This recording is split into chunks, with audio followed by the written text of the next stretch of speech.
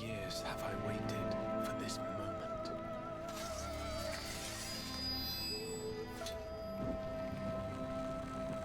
For the one that stood alone against the storm.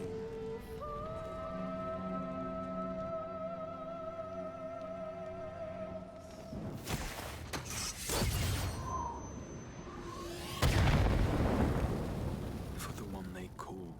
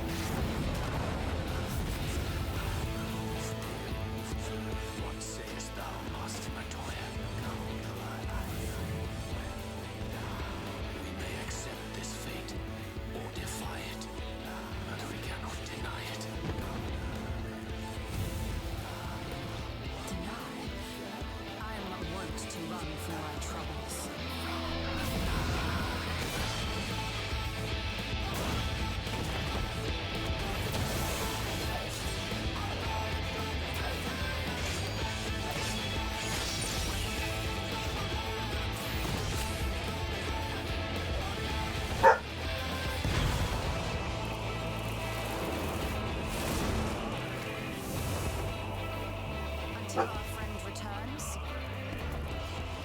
I will hold the line.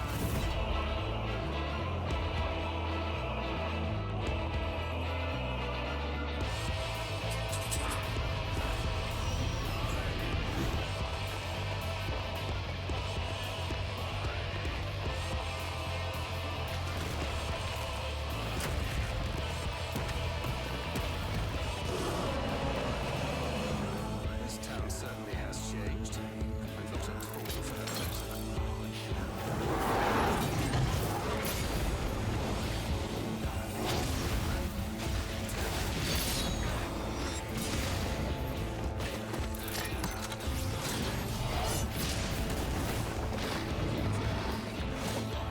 I'm not going anywhere. I promise you, Ophelia.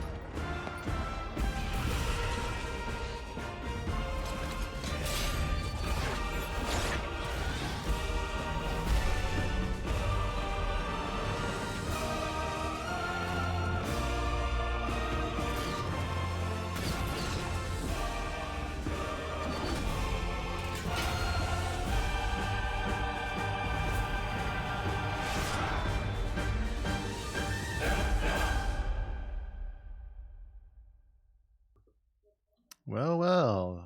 Hello, everybody. We are live.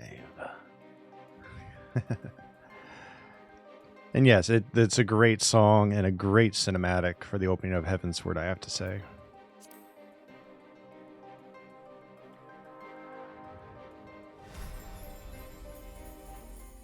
So last night, Tori, after you went to bed, and for those who saw the end of stream, we got a little cut off, but I did beat Leviathan, and we finished that cinematic there at the end.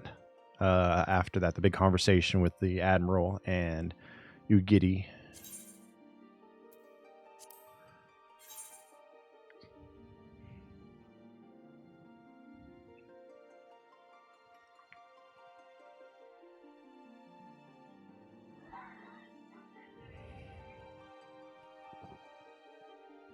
Seems like it.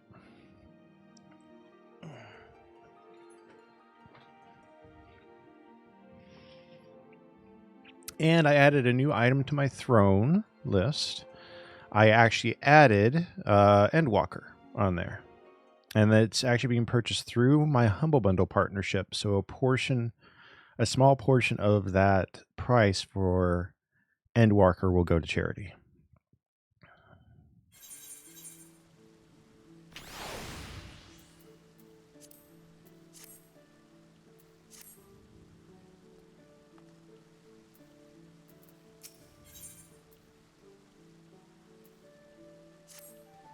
The Admiral has informed me of the arrangement. I have in my keeping a letter of introduction for Lady Ugidi. To the south stands a gate leading to a pier for smaller fishing vessels. Look for an inconspicuous Huron man there and present the letter to him. He serves as a gatekeeper of sorts. Now, before you go, I'm obliged to remind you that the members of the fraternity to which you would be introduced abide in the shadows of Lominson society. They value their independence more highly than pirates, and are united by a bond stronger than mithril. To wit, they are invariably wary of new faces. Though it be penned by the Admiral herself, mere words on parchment will get you only so far into their confidence. You must work for every ounce of trust they place in you. But here is the letter. Go to the aforementioned place and show it to the aforementioned man. Oh, and good luck.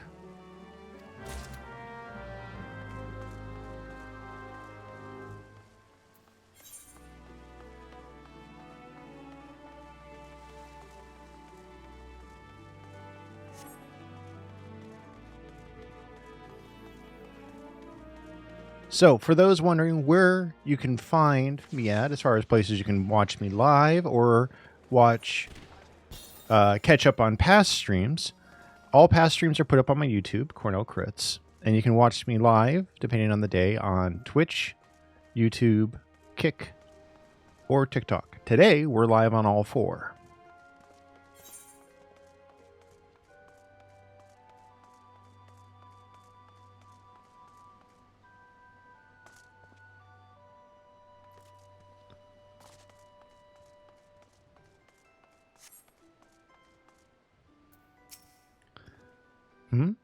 Got business with me, adventurer?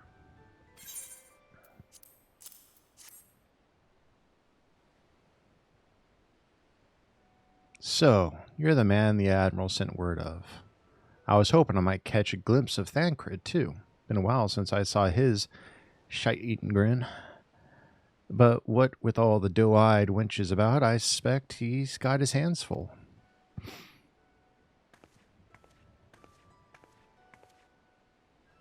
Ah, and you must be the Far Easterner, what Merlub says wants to train with us.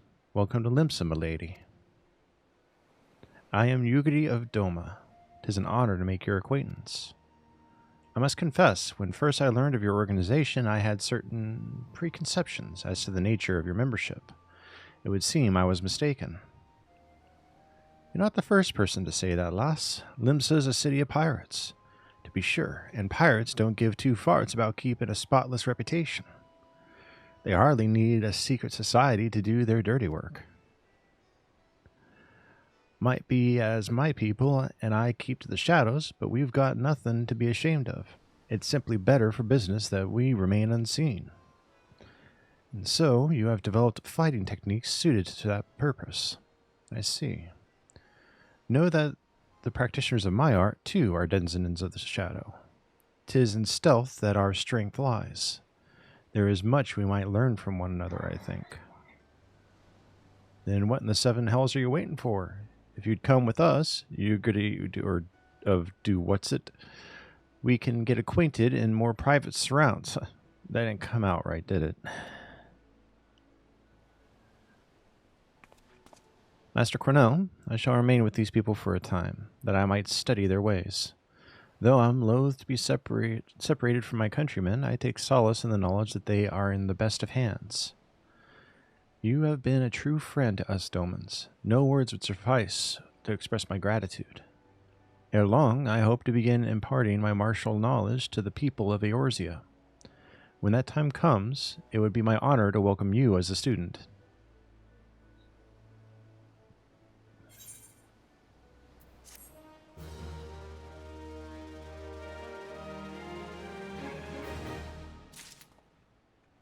All right, let's see what we got in that chest.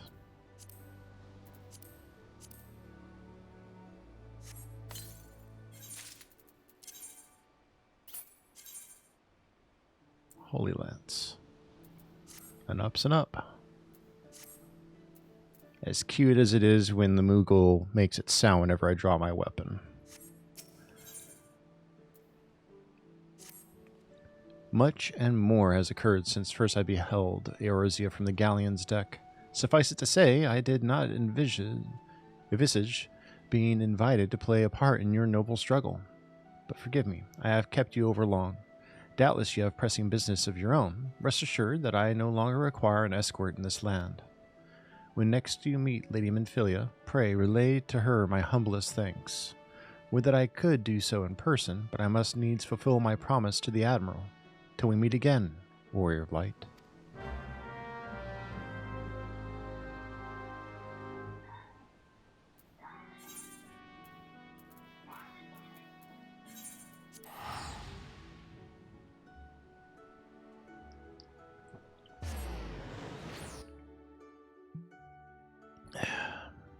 How has your day been, Tori?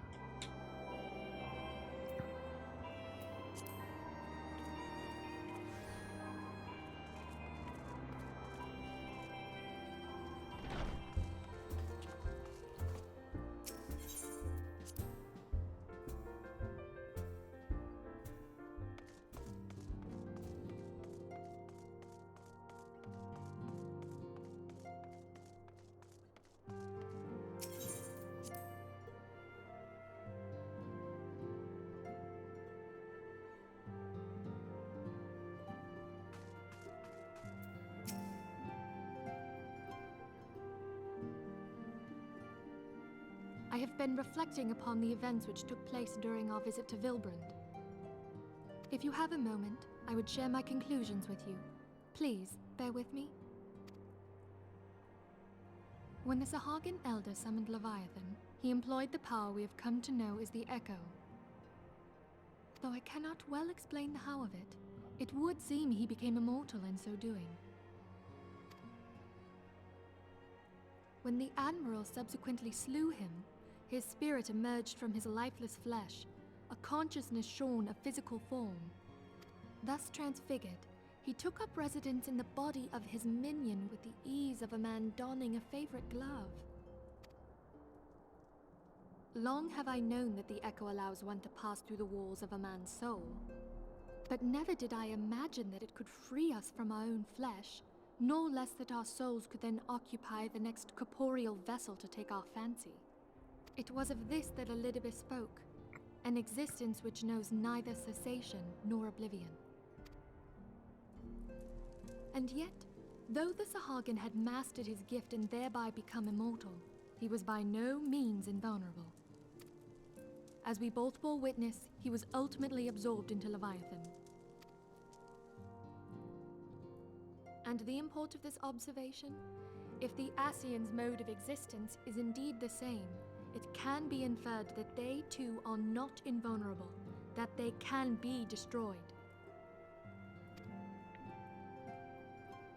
There exists a legend which tells of souls who are reborn upon the cusp of each umbral calamity, that they might stay the encroaching darkness. To most, it is but a fairy tale, yet recent events have given me cause to wonder. Could the legend in fact refer to the Echo? Much and more yet remains unknown, but I am confident that all will become clear in time. For the present, however, what matters is that the key to defeating the Ascians may at last be within sight. With Eorzea's aid, it is my hope that I shall fathom this matter ere long.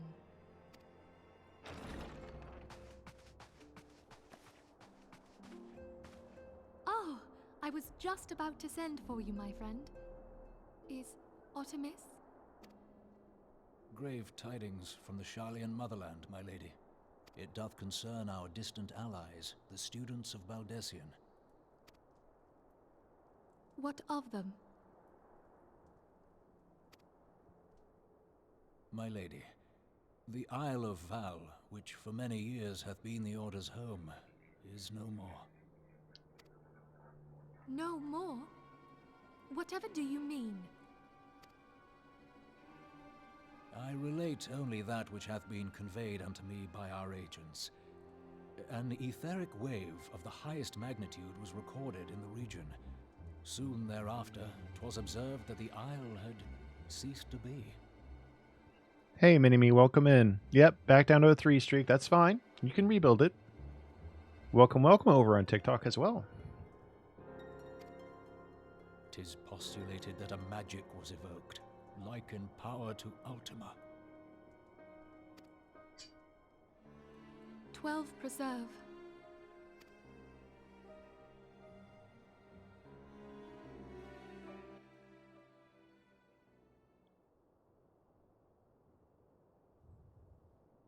If there are no other matters, I move that today's meeting be adjourned.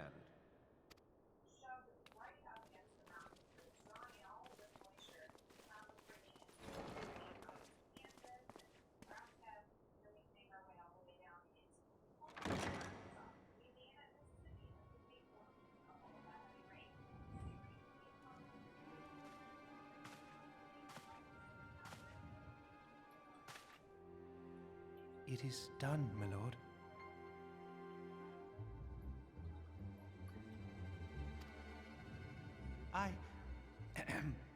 Forgive my impertinence, my lord, but these orders, I am uncertain as to what end they serve.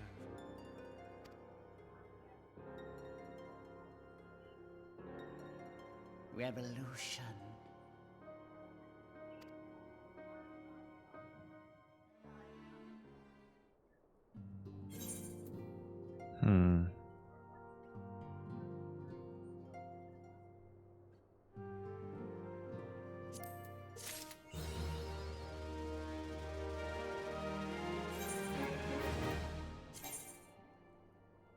That's okay, so that wasn't better.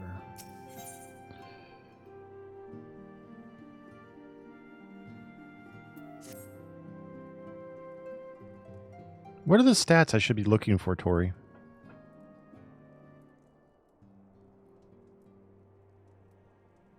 Okay.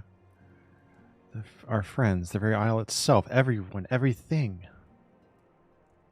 No, it avails us not to speculate. Eorzea will send word if there are any developments. Until such time as he does, we must remain firmly focused on that which is within our power to change. With that in mind, I would speak of a different matter, one close to home. All right, Tori. It concerns aetheric fluctuations which we had previously attributed to good King Mogulmog XII. That the king is no more is a blessing for which we have you to thank. Yet all is not well in the Twelveswood, or at least readings reveal an ongoing etheric disturbance of considerable magnitude. They may even suggest the presence of a primal. Needless to say, the mere possibility warrants immediate investigation. I would have you... Celia, I do not wish to interrupt, but we have a problem. What manner of problem? A band of refugees hailing from Ul'dah, this time, are come to Revenant's Toll seeking asylum.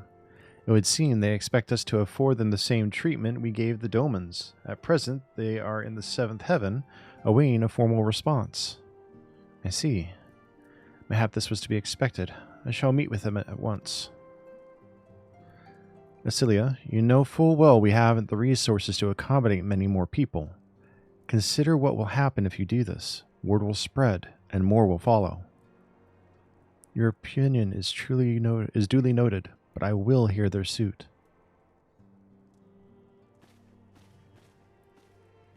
Cornell, I should be grateful for your presence at this meeting.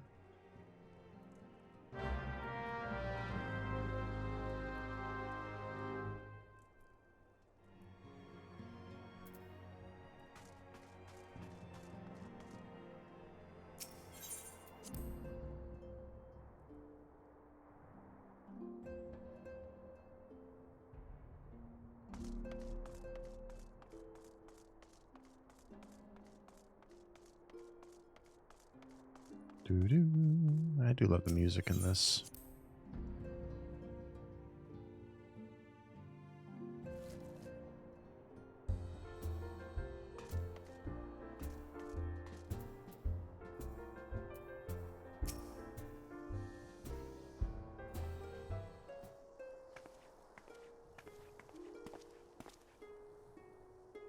I apologize for keeping you waiting. My name is Minfilia, and I lead the Scions of the Seventh Dawn.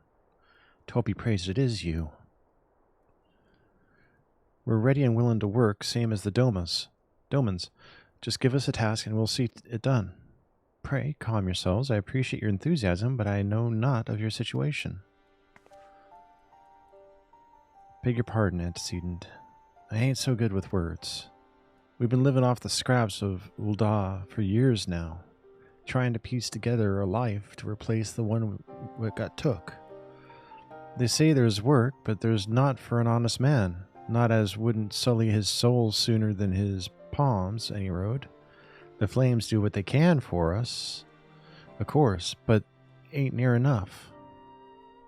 Strength crit directed. Okay, that's what I was focusing on. And it's only getting worse. When the calamity brought us to our knees, those rich bastards in the city didn't help us up. They climbed on our backs. I don't pretend to be clever, but even I can see what's coming. I knew we had to run. The only question was where, and then it came to me. Revenant's Toll. I mean, you took them foreigners in, didn't you? So you'd surely do the same for us. I fear the situation is rather more complicated. While it's true that we accepted the Doman's petition for aid, that decision was the product of extraordinary circumstances. I sympathize deeply with your plight, but pray understand that it is not possible for an organization of our means to aid all who have been affected by the calamity, and so it is with great regret that I must deny your request. But we've nowhere else to go. You turn your back on us? If I might have a word. Totoro, is aught amiss?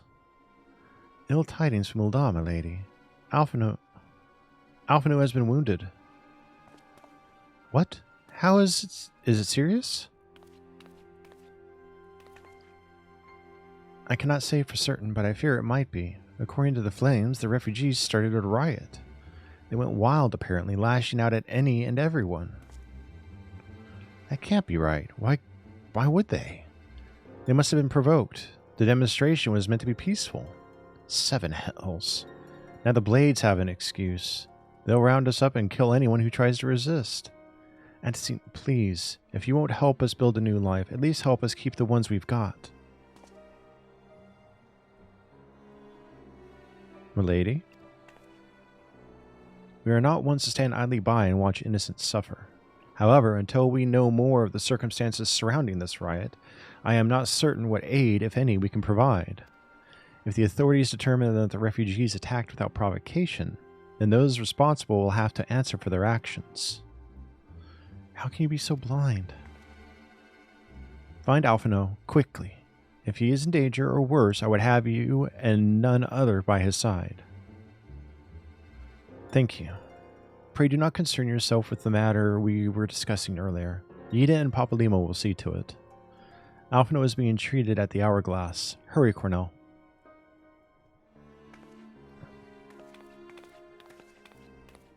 Alright. Where do you want me to meet you, Tori?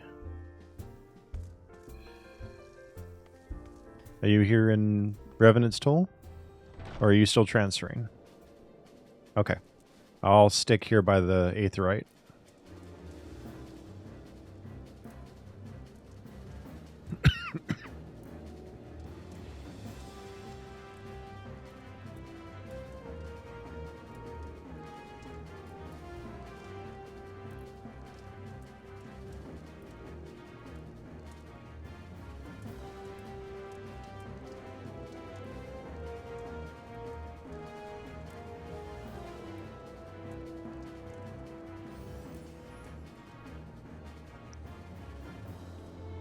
Hello, Nicole. How are you doing today?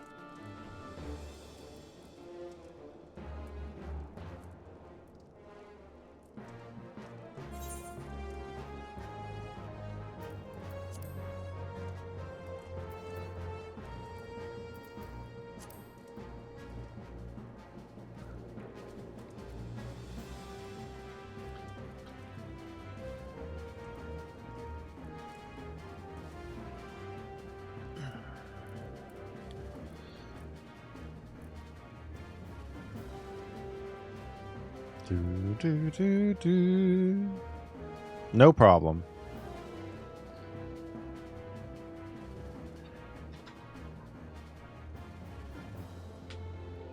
I'm just looking at how cute my dog is laying in his bed on his pillow. About to take a nap.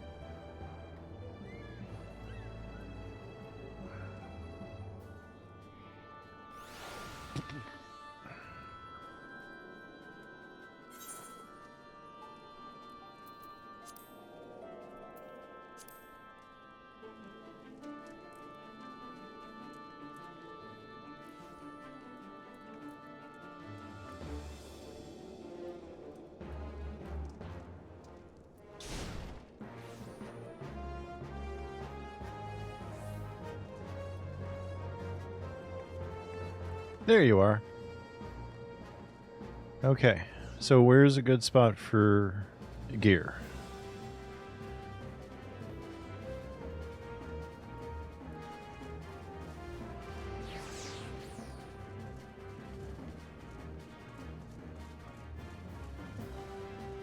Wait, is it the Tomes Exchange?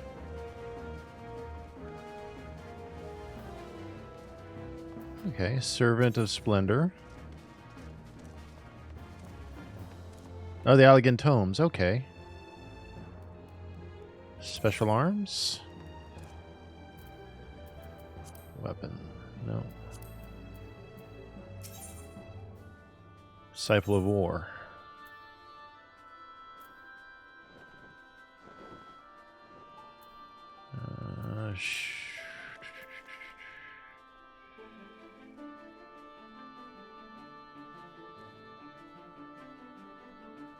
Dragoon Lancer.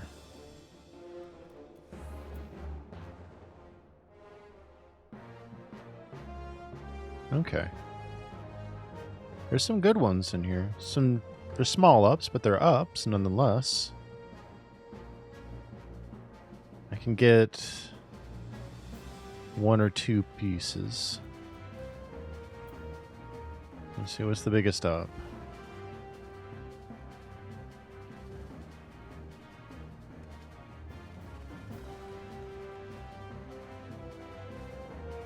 Okay. I'll grab the chess piece. That's all I can afford for now. I'll have to do some more dungeons and stuff to earn, or more raids to earn more tomes. Thank you for showing me.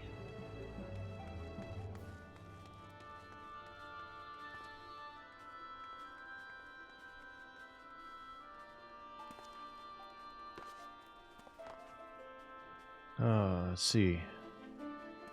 Now I gotta go to Ul'dan, search for Alphino.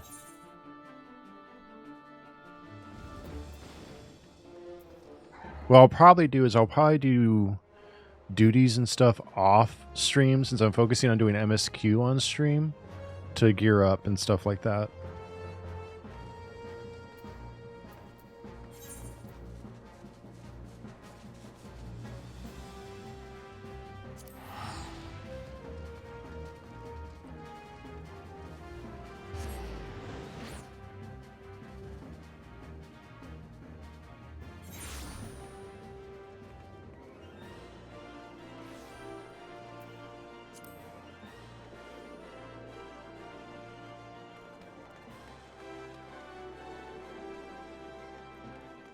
If that makes sense to you guys.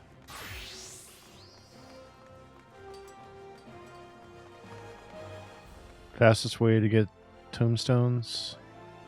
Main scenario roulette. Okay. Well, definitely. It said I have to do some stuff in the Crystal Tower eventually anyways to continue the MSQ. Unless they change that.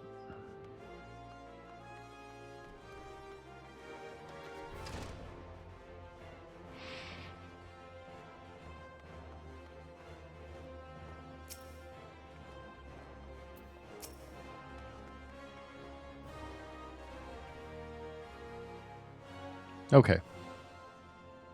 I'm not there yet, I'm guessing. You must have gathered by now that Tataru is given to exaggeration.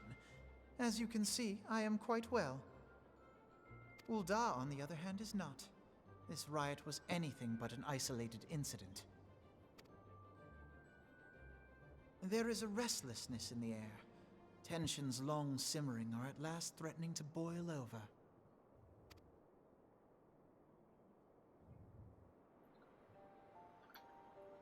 Ul'dah is a nation infamous for the great disparity between the wealthy and the poor. The majority of the populace accepts this state of affairs because they believe that every man bears responsibility for his own lot in life. To an Ul'dan, money is the foremost, and some would say the only measure of a man's worth. Small wonder that the wealthiest wield the greatest influence. So where do the refugees fit into this social hierarchy? What place is there for those who fled Alamigo and the destruction of the Calamity? Plainly, there is none. They have no wealth, no power, and no worth. To the Ul'dan way of thinking, they may as well not exist. You know, for once in a fantasy game, I'm going to say this, the men's tops are covering less than the woman's.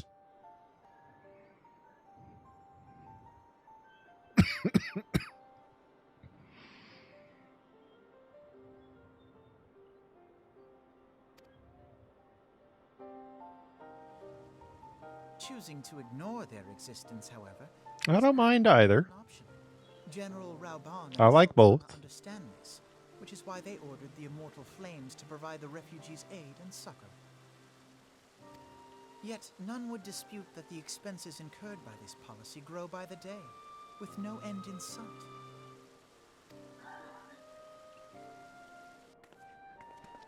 This has prompted more and more Ul'dans to question their obligation to aid these worthless wanderers.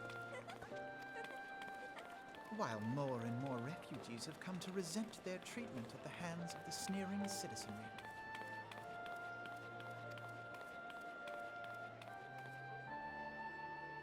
You know, even though this came out years ago, some of the social commentary is on point. Refusal to grant the Dolmens asylum bespoke a disdain for all refugees, an attitude shared by the rest of the monetarists. and you may be sure they make no effort to conceal their opinions. It was only a matter of time before the refugees united in protest. Nor is it any surprise that some among them would ultimately resort to violence. I mean, between Final Fantasy always telling pretty damn good stories, you also have Kojima, who somehow tends to predict the future of shit with Metal Gear.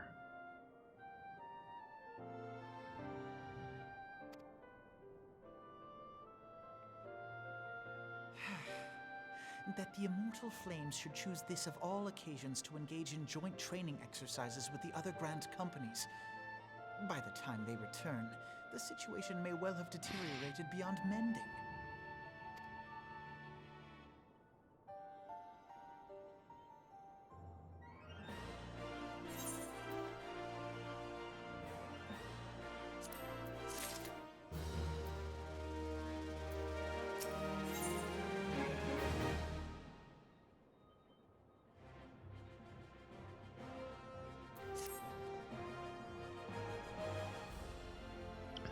As I told you before, it was all but inevitable that an incident of this kind would eventually occur given the rising tensions within the Sultanate.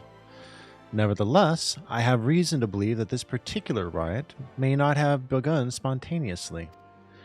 Have I piqued your curiosity? Good. Then you will accompany me to the Hall of Flames. I would hear what General Rauban has to say upon the matter. I always start the stream a little tongue-tied. I swear, I gotta come on here and do like some vocal exercises to warm up before I start reading this stuff because of how it's written. I mean,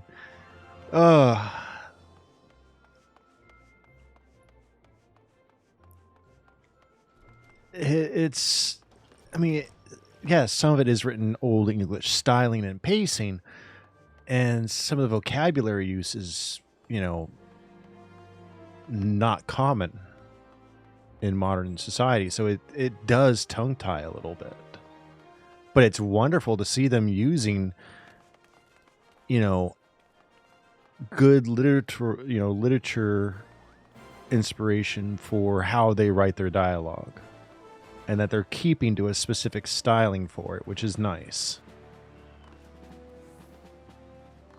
It finds a nice balance later. Okay.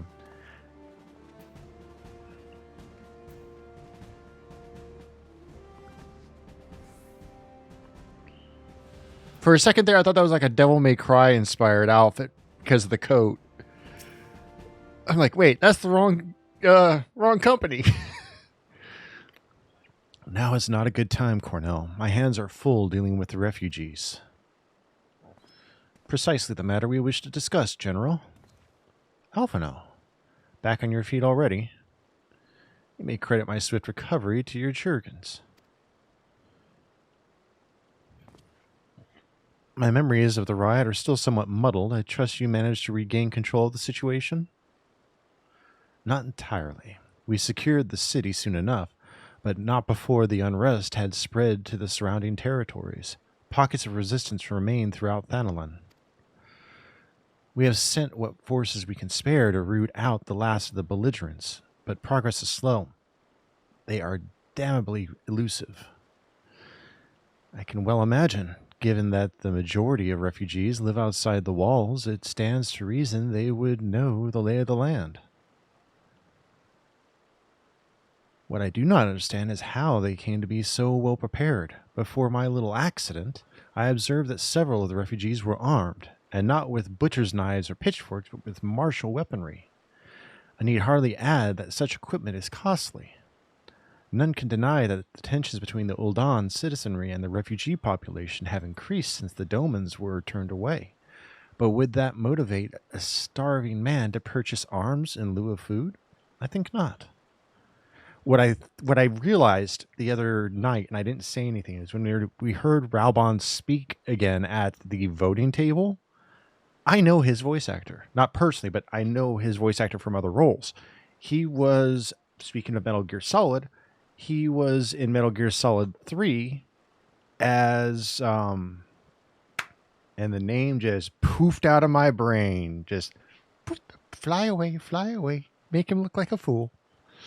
The villain. The main villain for Metal Gear Solid 3.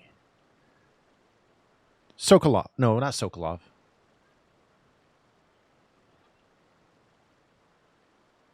Colonel Volgin. Colonel Volgin. That's who it was. Colonel Volgin. None can deny that. I already read that. I got sidetracked. Sorry about that. And what of those who have not even a single gil to spend, who could not survive without the aid provided by the immortal flames? Surely they would sooner sell a weapon than bring it to bear against their benefactors. Come to the point. Very well. My point, General, is that this powder keg of discontent was not set alight by chance. These events were deliberately set in motion, and now order must be restored. That is my first duty. Until it is done, any investigation can wait. I do not have time to discuss this. My scouts will be returning soon.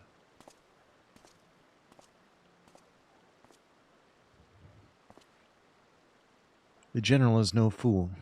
He keeps his own counsel, and with good cause. Were he to claim without the necessary proof that these riots were instigated by outside forces, the monetarists would accuse him of attempting to shirk responsibility.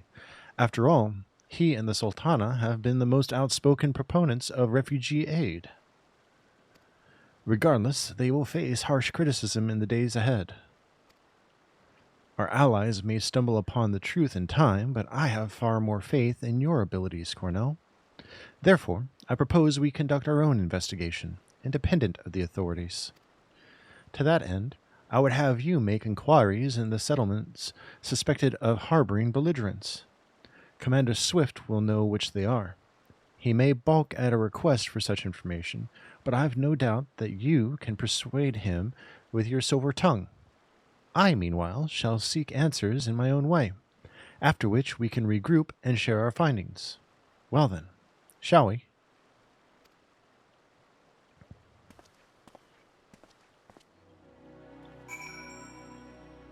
All right, give me 1 second. My tootsies are cold. I'm going to see if I have a pair of socks in my drawer and put them on.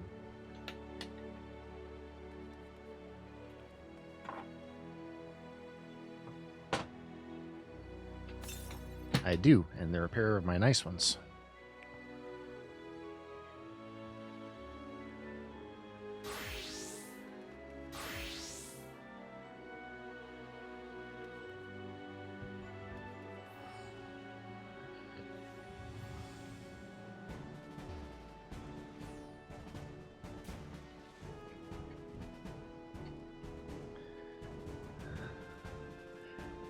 I was happy. Part 1 of this series went live last week on YouTube and got about 4 views, pretty low. I've been off of there for years, been very inconsistent with my content on YouTube, so I'm not surprised. And then the one I published this week got 12 and a comment, which I replied to. So I'm glad to see people coming in to see 14.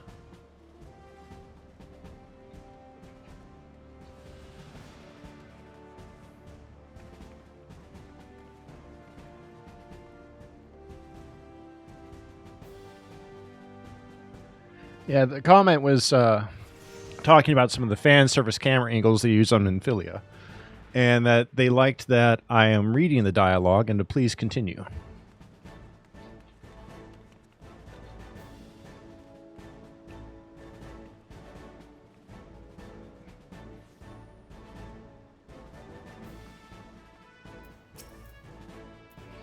You look as though you have something to say, Cornell. Do you? What you ask is no simple favor. Were such information to fall into the wrong hands, the lives of countless soldiers would be at risk. Even so, there is wisdom in your words. An able individual may be better suited to this task than their regiment. Very well, the Brass Blades have reported suspicious activity in the vicinity of Lost Hope. It may be unrelated to recent events, but we doubt it. I suggest you begin by speaking to the Blades posted there.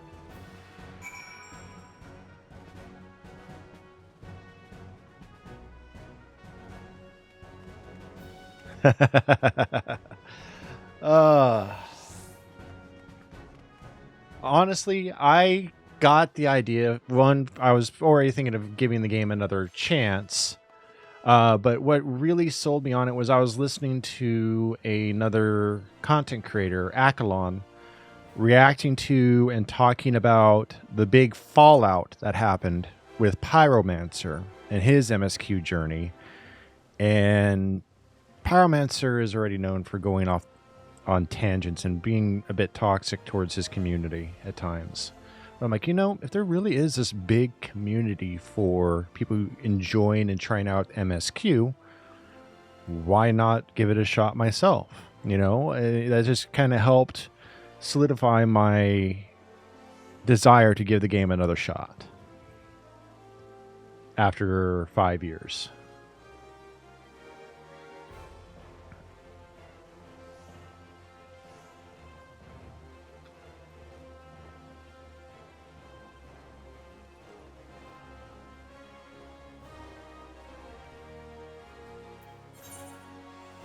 And I will always admit that I look at trends and look at that stuff. I have had a great experience.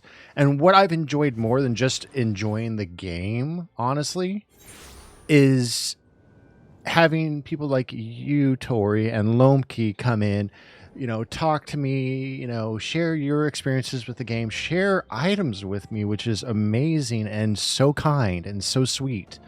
And just, to me, streaming is not only a way for me to try and make ends meet eventually, but it is also a huge social experience for me, because with having the disabilities that I do, like POTS and ADHD and autism, it's hard for me to get out and about. But here online, I'm a lot more comfortable. That's why I'm no longer a face streamer. I'm no longer a cam streamer, is because I'm more comfortable being a VTuber. It's more comfortable for me to open up that way. And so there's many layers to what I get out of streaming and what I enjoy with doing this. And getting to build a community that hopefully, will follow me from game to game as I try different things is all I want. I just want people to hang out with and feel like you're chilling with me on the couch you see in the back of my artwork, and that we're just friends chilling. And if people decide to support my channel and my adventures through subs, tips, memberships, gets on throne or anything like that, that's just extra icing on the cake to me. The core of what I enjoy is being able to create a community and enjoy the company. I've lost sight of that at times, I admit. But I was also under a lot of outside pressures to try and bring in a lot more money at that time. So there you have it. My honest thoughts and the honest me.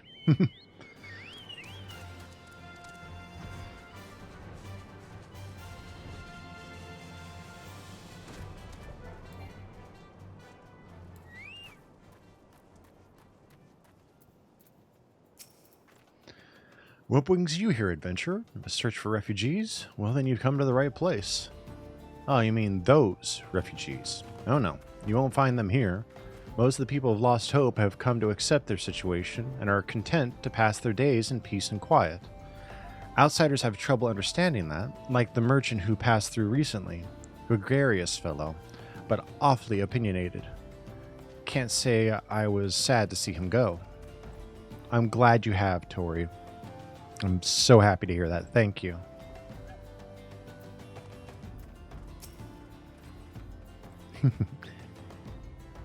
He's sleeping next to me.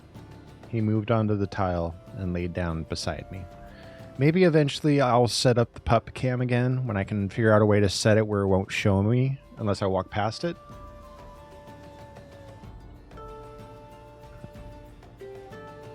A friend of the Sultanate, are we? I take it this means someone has read my report. The refugees who left with the merchant have yet to return, and I'm increasingly concerned that Zazawaka's suspicions were correct. You haven't the foggiest what I'm talking about, do you? Never mind. Speak with Zazawaka. He will explain everything.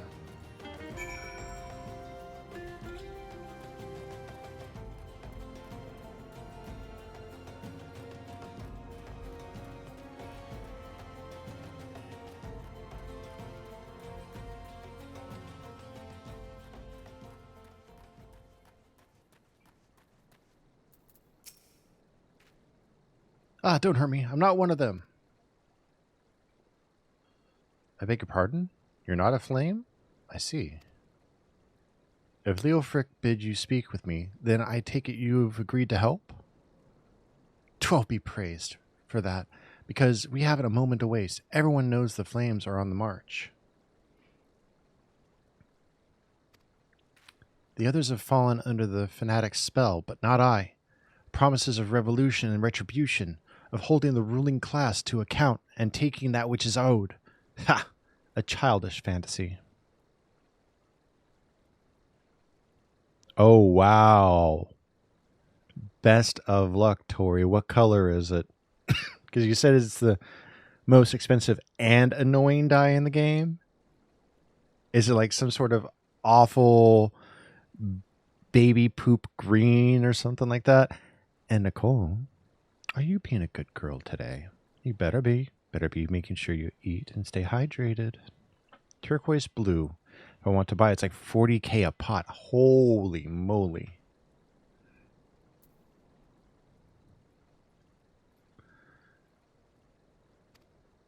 I did everything I could to dissuade the others from leaving, but few would heed my words. Now that one of our idealists has returned, however, the madness of the merchant's plan is plain for all to see. Look behind yonder tent and you will understand why. Even now he babbles incoherently, so traumatized is he by the bloodshed he witnessed. Try as I might, I can make little sense of his words beyond the fact that he was not alone in surviving.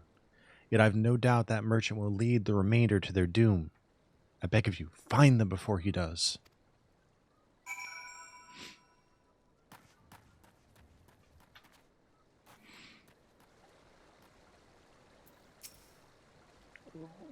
What are you doing? Don't draw. Don't draw. Why didn't you run with me? We could have escaped together. Then you'd be here with me. Be here to soothe me. What?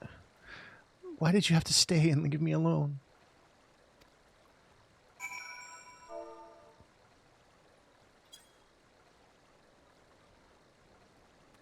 You've still eaten today, and that's the important thing. Who are you? What do you want? It's true I followed the merchant, and may the gods strike me down for my folly. What they will not give, you must take, he said. When we asked how, he revealed a cache of weapons he had brought and implored us to seize control of our fates. I thought about running then and there, but the others were so excited. He split us up into two groups, sent us off on our own. But when the flames found us, we didn't know what to do. Our leader tried to parley with theirs, but then they started arguing, then fighting. And then everyone was fighting, and the flames were shouting to give no quarter, and... Oh God, it's the other group. They're still out there. If we don't stop them, they'll be massacred like mine was.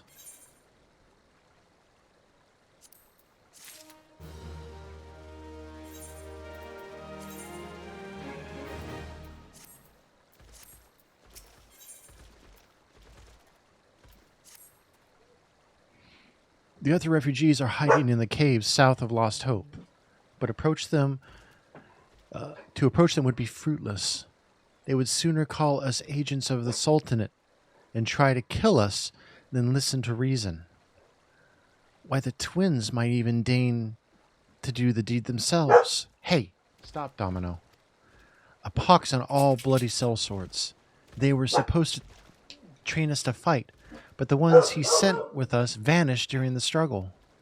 Oh, if only we had never listened to that merchant's ridiculous claims. He said our cause was righteous, that the gods would never suffer us to be defeated. Though, if they were forced to confront reality, that's it. Challenge the twins to combat and show my brethren that their strongest warriors are no match for one man. Mayhap they will they will agree to lay down their arms and renounce this plot.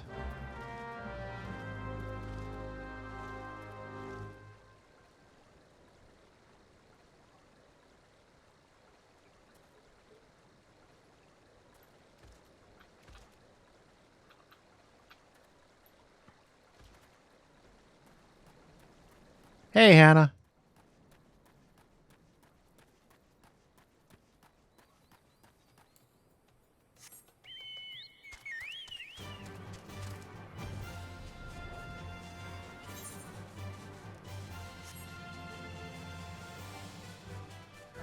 Bum bum ba ba ba ba da da da ba. Oop, roof of the world.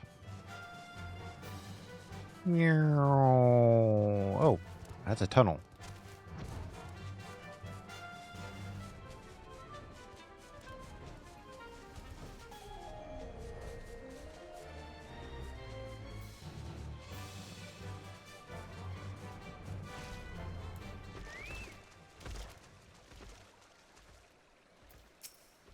Seven hells, they found us. Everyone grab your gear and make for the rendezvous point. So that's your game, is it? Sorry to disappoint you, lad, but we're more than willing to kill you ourselves.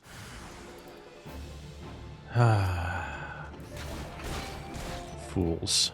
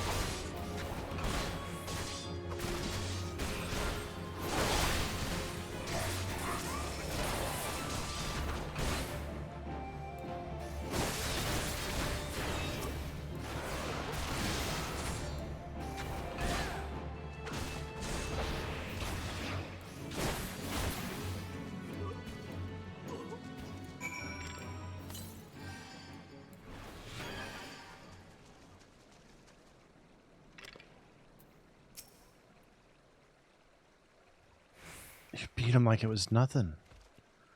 Thal Almighty, what are we going to do now?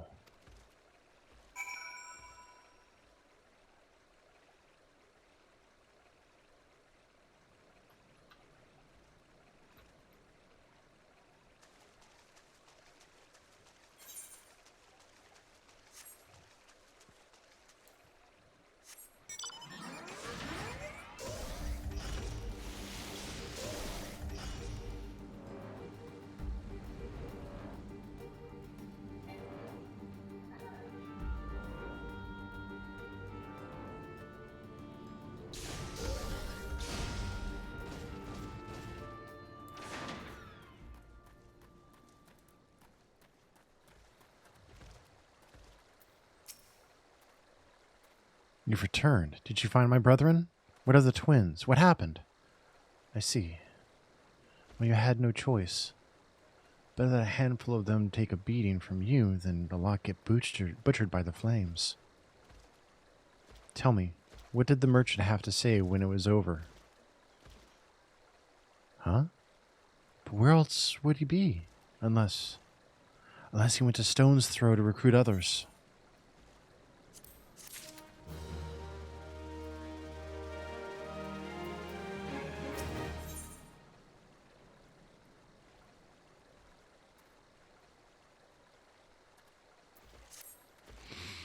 The merchant wished to approach the refugees in stone's throw, but was waiting until the flames withdrew their forces from the vicinity.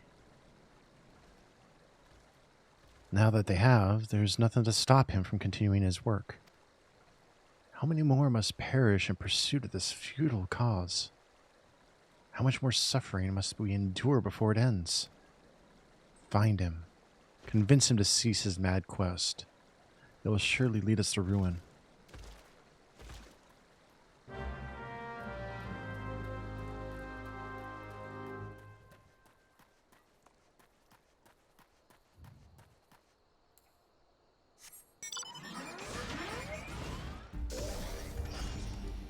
Oh.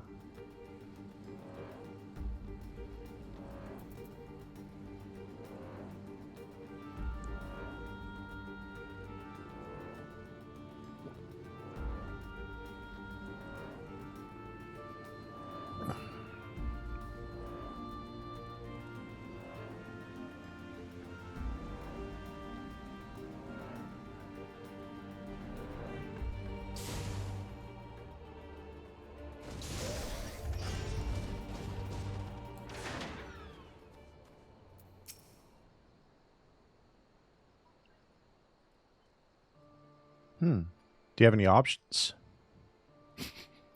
Have you seen my parents?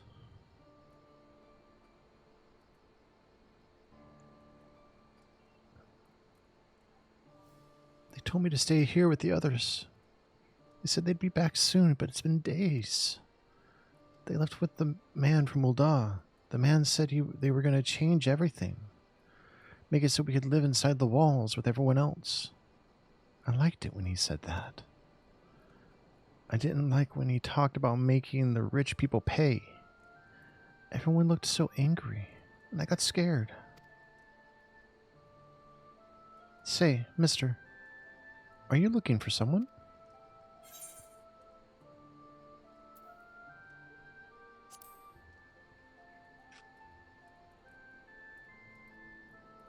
You mean the man who left with my parents? But I don't know where he...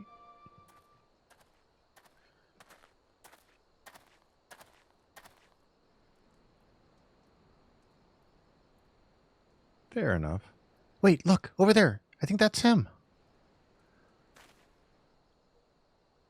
Well now, which of these gullible fools shall I be my next victim?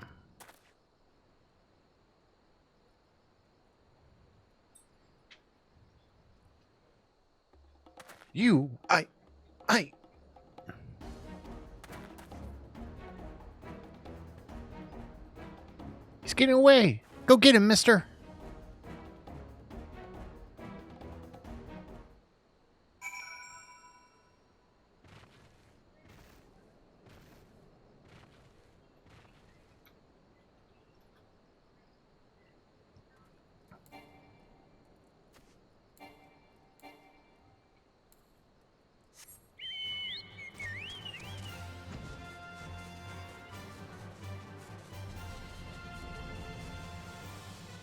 I don't know why today of all days I actually feel like voice acting out the lines. But I don't know, I feel good today.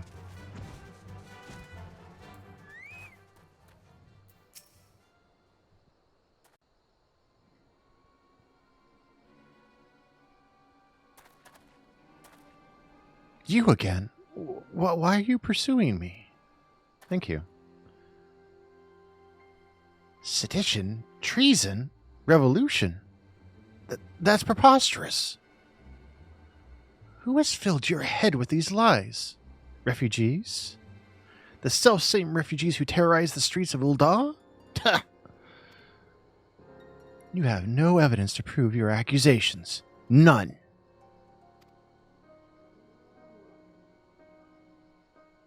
No, I will not accompany you to the Hall of Flames. You have no right to detain me. For the sake of argument, let us say I did do those things you claim. Surely you don't think I give a kicker's arse about politics? It was business. Only business.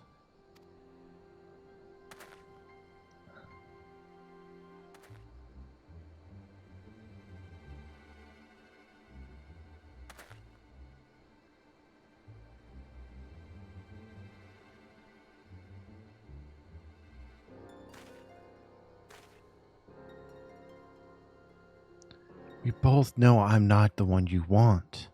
However, if you agree to protect me, I swear I shall tell you everything.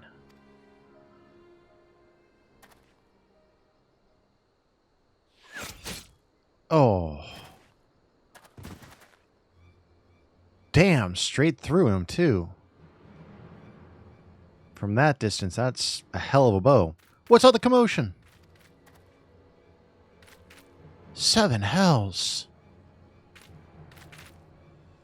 Tell the others to spread out and search the area. The killer may still be close.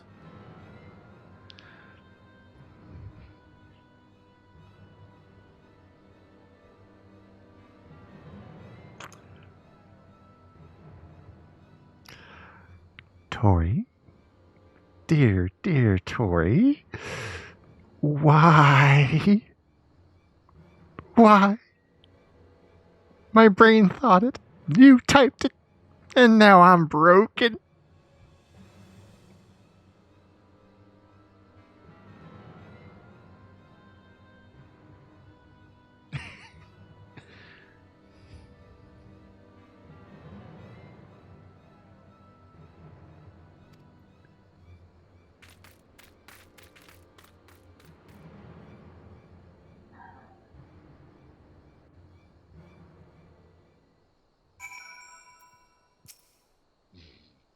Hold, adventurer.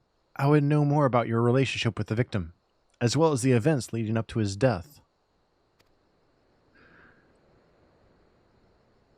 This man was responsible for the recent riots? Mayhap we owe his murderer a debt of gratitude. In any case, it is obvious you are not the one whom we seek. You may carry on with your investigation, Scion.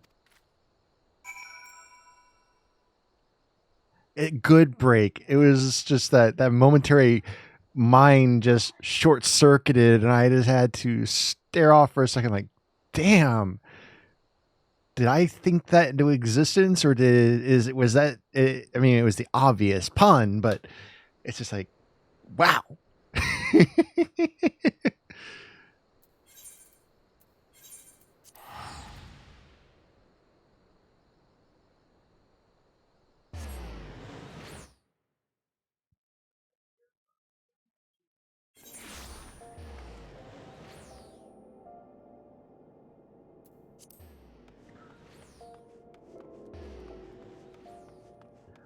On a side note, can I just say all these people who are complaining about Stellar Blade and all the outfits and clothing and stuff, I'm like, have you seen some of these outfits that they put into Final Fantasy XIV?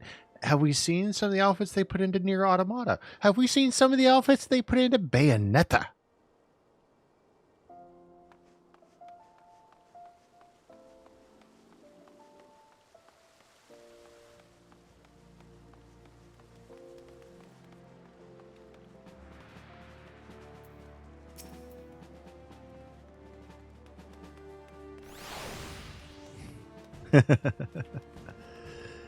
What news, Cornell?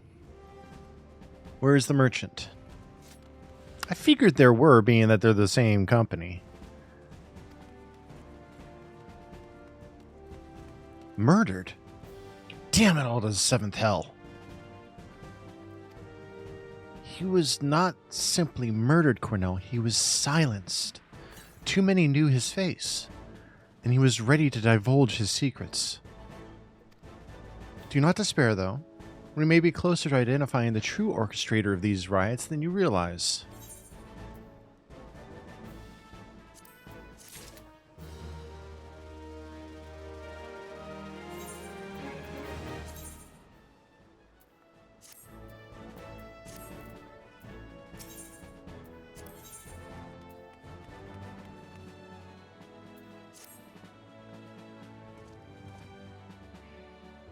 Oh, that's awesome. I love that they do that kind of stuff in game. See, in WoW, we do something kind of like that once in a while where people do a parade of mounts through one of the cities. And at least once a year, we do the parade, the March of the Murlocs. I think we do that in the game. And I know they do it at BlizzCon, where people will dress up as a Murloc and everyone will do like a parade as Murlocs. I want to go to BlizzCon again. I went in 2018. The Lalafell parades are hilarious because everyone turns into a toddler.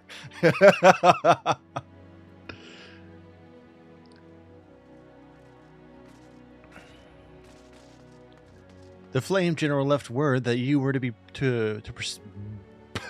let's try that line again, shall we? The Flame General left word that you were to proceed to the Fragrant Chamber as soon as you returned.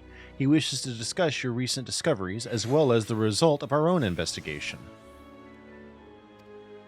Master Alphonil has already been informed and should be waiting for you outside. Pray, proceed to the Royal Promenade and with all haste and speak with Bartholomew.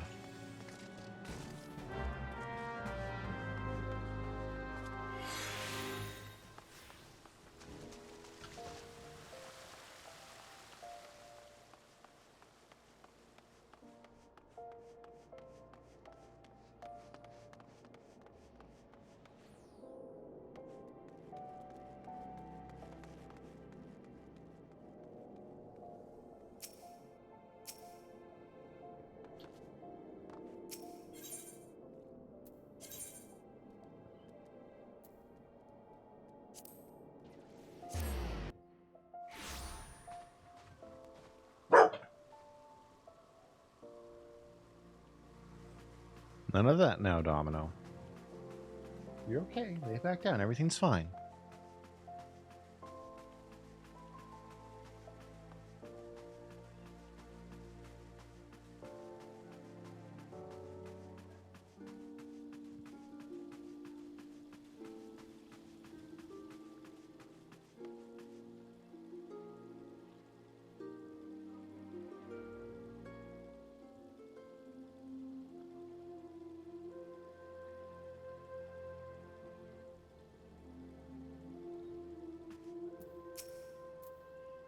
We have been expecting you, sir. Please proceed inside. I have a ton of those things. I need to sell them.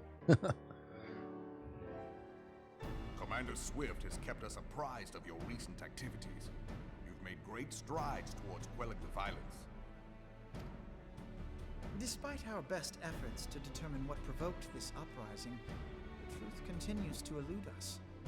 Have you uncovered aught which might shed some light on the mystery?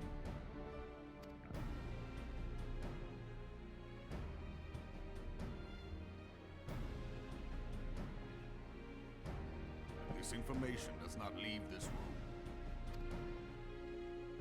The Syndicate's decision to reject the Doman refugees' appeal for asylum had lasting repercussions.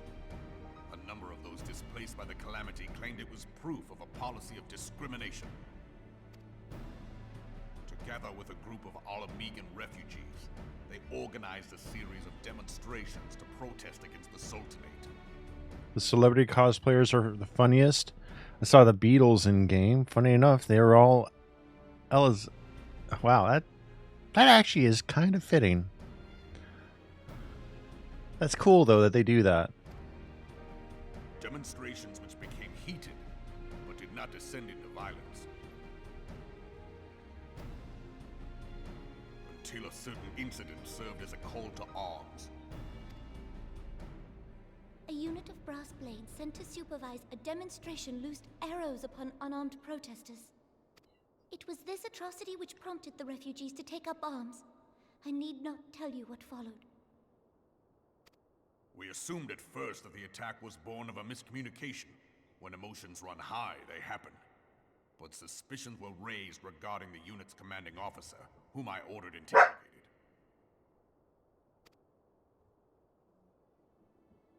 Sure enough, our fears were soon confirmed. The dog confessed that a merchant had offered him coin to give the order. A merchant in the employ of Teleji Adeleji. Also, OCP tends to run around in game and people try to find his characters. Once he was in Ul'dah and it almost crashed the US servers. That's great. And I've heard that he's really active with the community and he's pretty chill with people.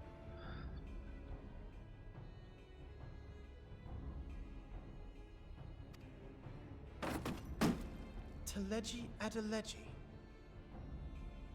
But he spoke in favor of the Doman's cause, and has ever seemed sympathetic towards the refugees' plight. Why would he do such a thing? Know you of the Cartano Reclamation Bill? It is a proposal to annex the Cartano Flats so that refugees may establish permanent settlements.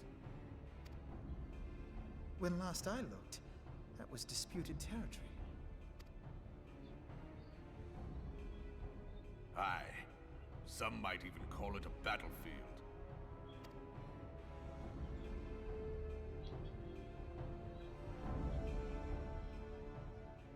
The destruction wrought by Bahamut was greatest at the Cartano Flats. That much is common knowledge. Yeah, the funniest thing I've seen is in PvP when he joins a random team, all fighting stops because nobody is sure if they can fight the game god or not without getting banned if they beat him. That is great. Man, I don't even know what I would do if I ran into him in game on stream, or if someone like that ever even showed up in chat to say hi, just to say hello. I would lose my ever-loving mind. The same thing would happen if I ever ran into a really big streamer. I was completely starstruck and dumbfounded when I met Taliesin and Evitel from World of Warcraft YouTube. What is less well known is that his rampage laid bare ancient Allagan ruins, of which no record existed.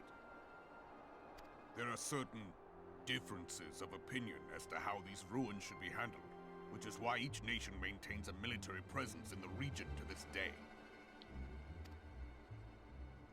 Yet differ though we may, we are still allies. Therefore, in the interest of preserving the Eorzean alliance, we have reached an agreement.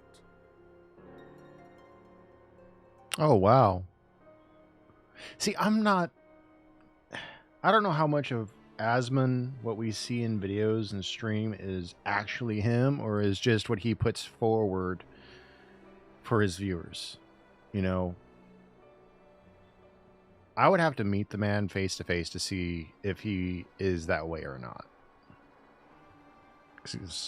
It's hard to tell. It's hard to get a read on him at times. Any conflict which may arise during the course of military exercises in the region shall have no bearing on relations between our nations. In full knowledge of this delicate state of affairs, Taleji Adeleji proposed the Cartano Reclamation Bill. A shameless bloody ruse which stands to benefit him in but one conceivable way. If successful, he will gain control over the disputed territory under the guise of assisting in the resettlement effort. And you can be sure he'll build an orphanage next to every Allagan ruin.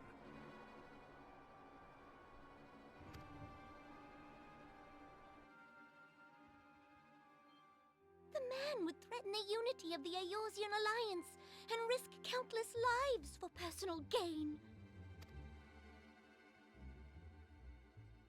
He walks a path all his own, independent of any faction and beholden to none of his fellows on the Syndicate. By inciting the less fortunate to violence, he hopes to convince others that the Cartano Reclamation Bill is the only viable solution. His sympathy for the plight of the Domans was not but posturing to gain credibility with the refugees. Of that there can be no doubt.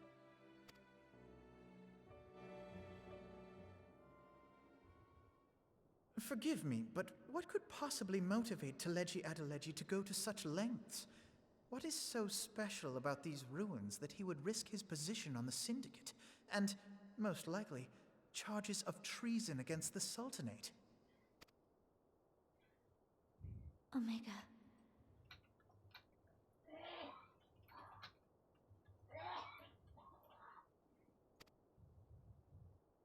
Pardon?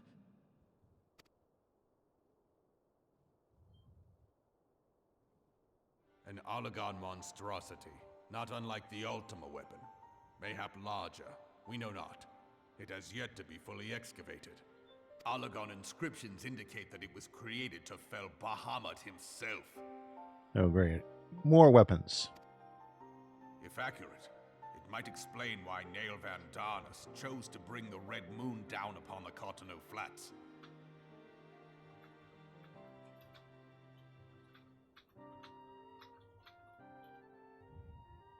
Given the ends he went to ensure Eorzea's annihilation, destroying the one weapon which could stay the Elder Primal may well have seemed like good sense. When first I bore witness to the power of the Ultima weapon, I doubted the evidence of my senses. And now you tell me there is another such weapon, one which could contend with Bahamut. Bahamut!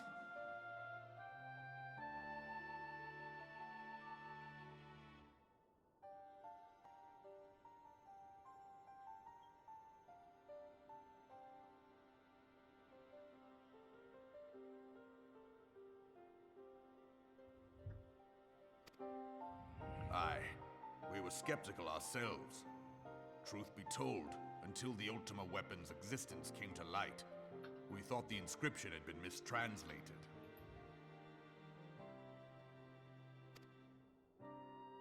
At present, Omega is more akin to a fossil than a tool of war, having long since ceased to function.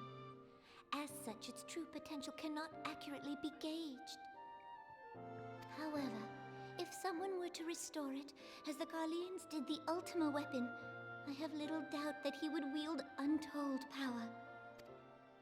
Power enough to subjugate Ul'dah like as not, and the rest of Eorzea besides, which is doubtless why Teleji Adeleji yearns to have it. That he should aspire to world domination. He who has ever walked 2 paces behind Lord Lolorito in matters of commerce. 'Tis in acknowledgement of his own limitations that he seeks this power. Woe betide us all should we allow him to have it.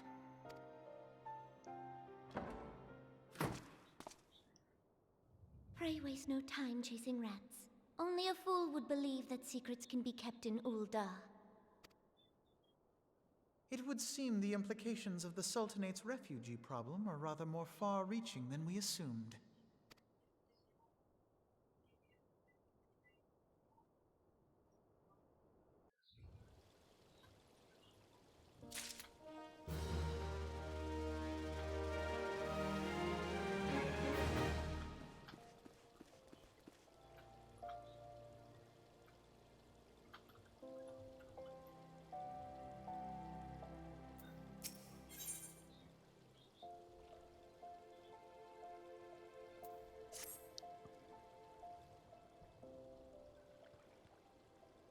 I should be glad to know the truth, and yet the thought that all this chaos was the product of one man's lust for power sickens me.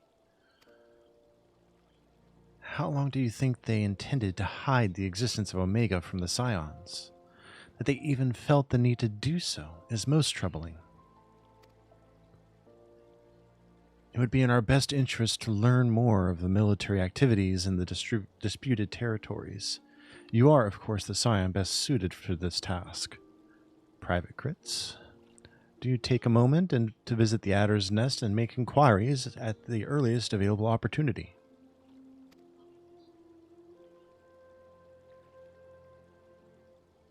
Begone, whelp. This is no place for children.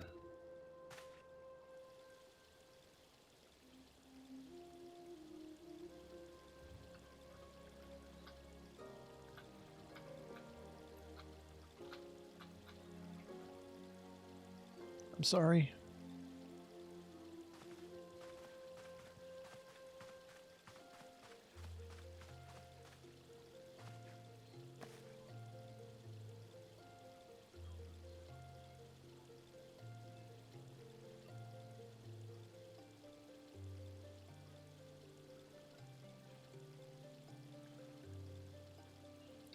I was looking for you, mister. You said you were looking for the man who left with my parents. You know this girl?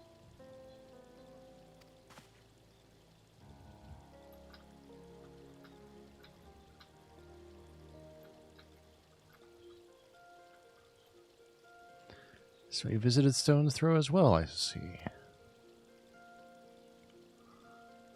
Did you find the man? Were my parents with him? They were not, I'm afraid. However, I can think of several places they might be. If you like, we can go and look for them together. Really? You'll help me look, mister? Of course, but first, I must needs finish speaking with my friend. He's telling me a secret, you see, so no one else is allowed to listen. Mayhap you could wait for me by that pillar over there? We require but a moment. Okay, mister. I'll be waiting. I'll take her to the quicksand. Mayhap Momodi will know what to do. A legion of Garleans, an aether-starved primal. Even dealing with an Ascian would be preferable to this charade. Sometimes I fear Minfilia is too ambitious. We rush hither and yon in response to threats as they rise, without concern for the strain it places on our limited resources and ourselves. Mayhap the time has come for a change. Cornell, this is Minfilia. I know this is sudden, but I must ask you to return to Revenant's Toll with all due haste. The situation in the Twelveswood has taken a turn for the worse. I'll explain in detail once you arrive.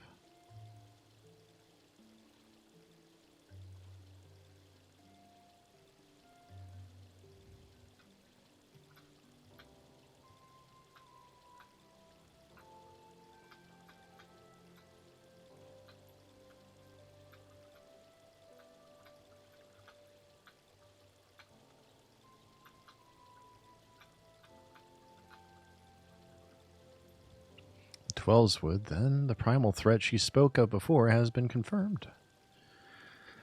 I have received no reports of Ixali activity, which leaves the Sylphs. Go, Cornell. You know as well as I that the appearance of a primal takes precedence over all. Oh, and when you arrive, do inform the antecedent that, while I'm grateful for her concern, she needn't fear for my safety. I am more than capable of protecting myself.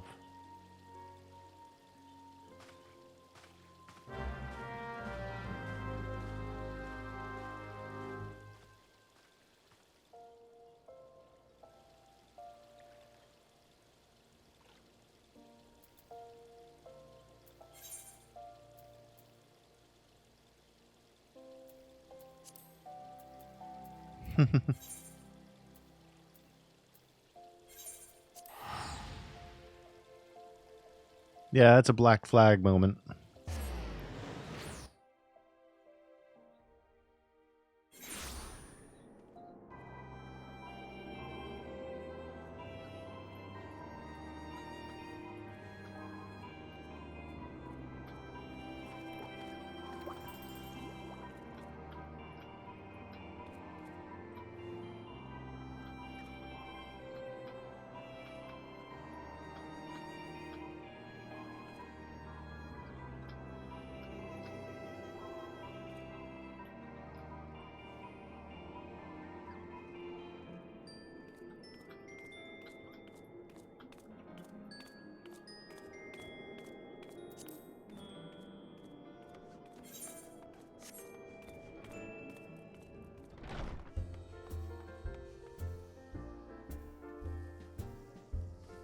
Mm-hmm.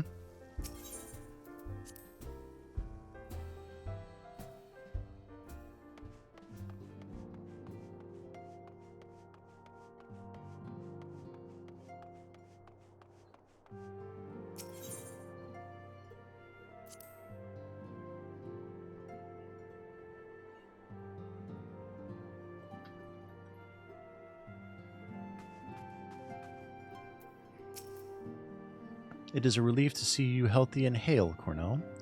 The latest news from Ul'dah was most disturbing.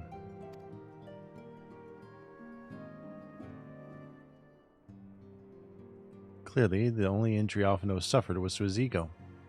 Doubtless it will heal ere long. The other scions will need to be present for this meeting. If you are ready to begin, I will summon them now.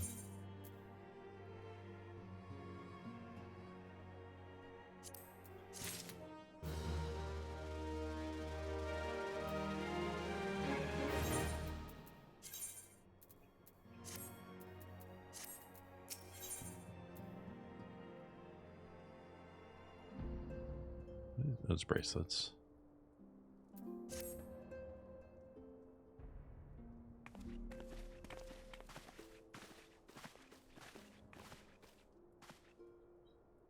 Thank you for responding to my call with such haste.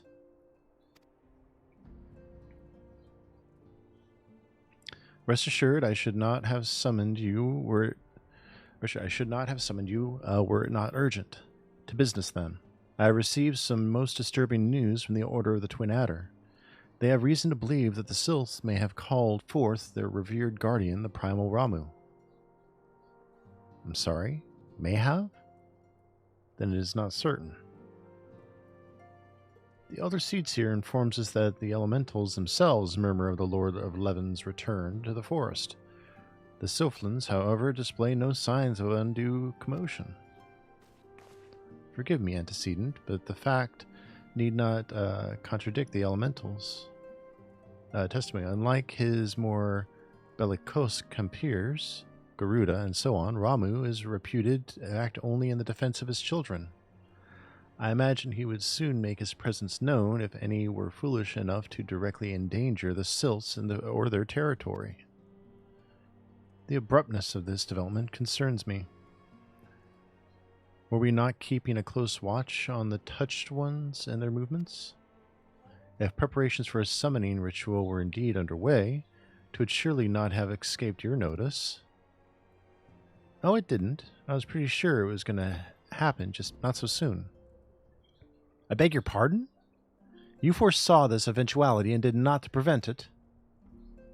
I told Papalimo. I suppose I could have reported things to Menphilia earlier, but there honestly wasn't much we could do except wait and see. You know how the Sylphs feel about people poking around their territory. They already summoned Ramuh once right after the calamity, but that was because the Garleans came tramping through the forest.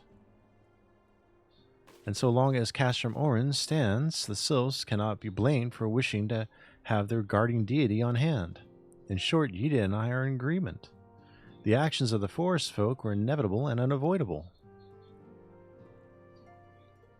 And I maintain that observation would have remained the best policy had it not been for the sudden influx of strangers into the Black Shroud. That, alas, we did not foresee. By all accounts, the recent violence in Ul'dah, a number of refugees to seek... By all accounts, the recent violence in Ul'dah drove a number of refugees to seek safety under the concealing canopy of the trees. 'Tis like that the Sylphs perceived this panicked migration as yet another invasion and quickened their efforts to summon their god. I am put in mind of Titan and the kobolds once again. It is the affairs of men which have paved the way for Primal's coming. Indeed, one cannot help but wonder what manner of place Eorzea would be without the civilizing influence of mankind. But be that as it may, this regrettable development does afford us a unique opportunity. Cornell, through your dealings with the Sylphs of Little Solace, you once succeeded in preventing an untimely conflict with Gridania. I wonder, might one who has treated with the Sylphs so fruitfully in the past not achieve similar success with their patron deity? If Ramuh can be convinced of our intentions, it may be the first step to breaking the cycle of primal summoning. A fond hope. Were such a thing possible, we would not have been at war with the Beastmen since time immemorial. But maybe this time we can. Let us continue this discussion anon. We must needs first consult with the nation most affected by Ramuh's presence. The Elder Seedseer has requested your personal involvement, Cornell. Pray report to Commander Helowix at the Adder's Nest as soon as you are able. Steel yourself for the worst. While I hope for a peaceful resolution to this matter, experience suggests that your meeting with the Lord of Leven will prove less than amicable. In such an event, your fellow scions will of course lend you whatever support you require.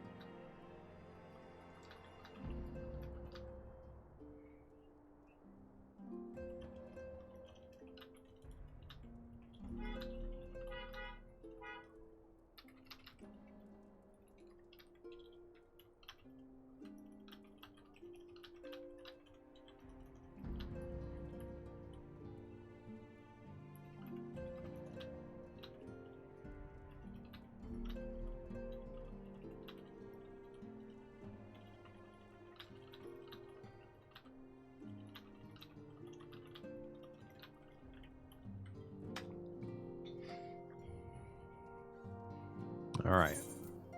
Back to the Black Shroud. But while we're in Gridania, I can spend seals. Yes, it's company seals you can use to buy Aether tickets.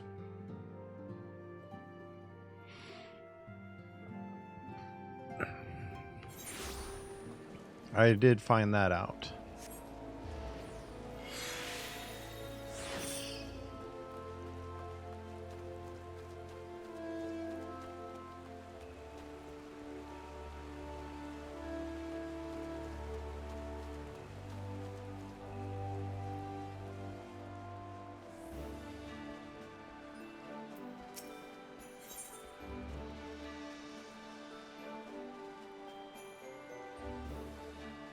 Huh? By what?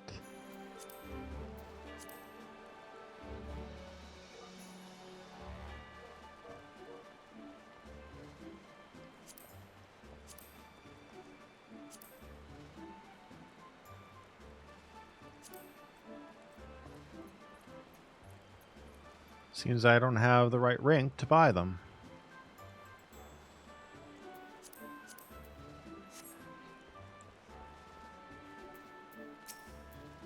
Private Crits, your arrival has been most anticipated. The appearance of a primal is ever cause for alarm and unease. Ah. Okay. Though my men stand ready for any eventuality, I know of none more qualified than you to snuff out this threat. Indeed, I would have you do so without delay. The Elder Seedseer, however, would speak with you first. She is of the opinion that your diplomatic rather than martial skills may better serve our cause. I will leave further explanation to our learned leader. Pray, make your way to the Nofika's altar to conjure. The conjurer in attendance will admit you to the Lotus Strand.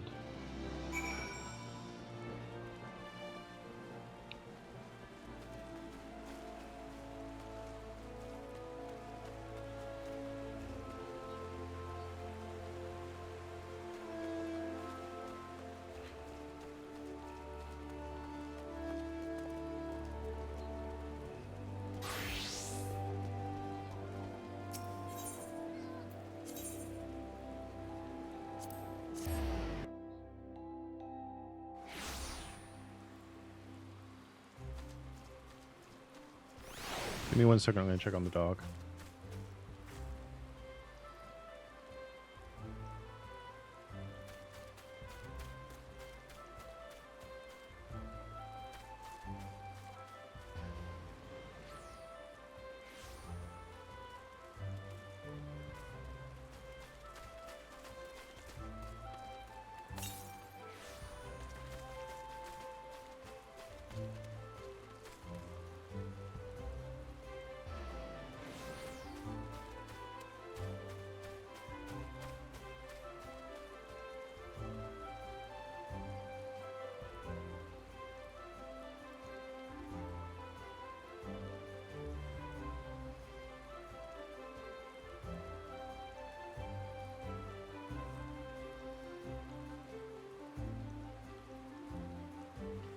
Alright, I'm back. Gotcha. The other scions have already arrived, sir. May I show you in?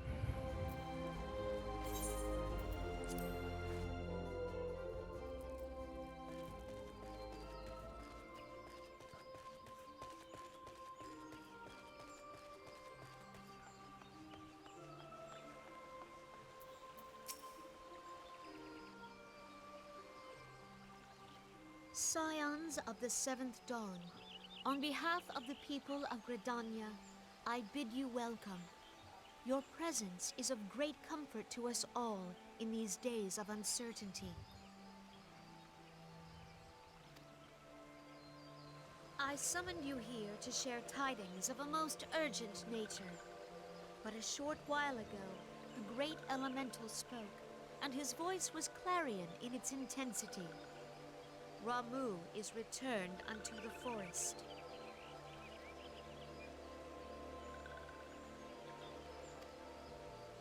Scarce had his words ceased to echo in mine ears when we were visited by an emissary from Little Solace.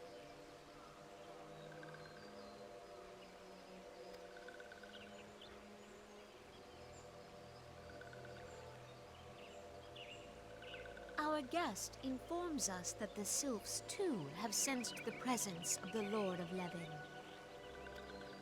Though his exact whereabouts remain unknown, we may safely assume that the primal was summoned within the heart of the Sylphlands.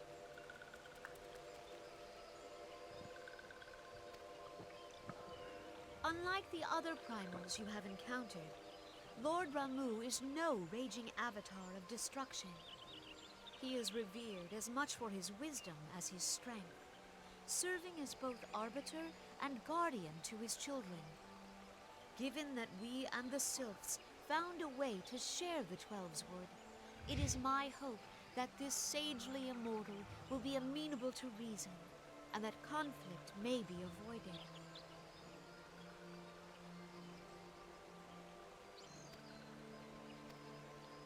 Blessed as you are with the power of the Echo, you are one of the few among us who may commune with a primal without fear of influence. I would ask, therefore, that you represent us in this most delicate of negotiations.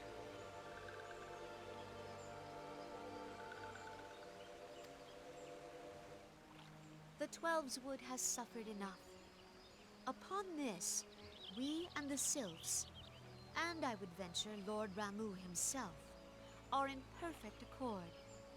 Let us not endanger our shared home by engaging in unnecessary hostilities. Dear friend, I beseech you, safeguard the peace which exists between our peoples.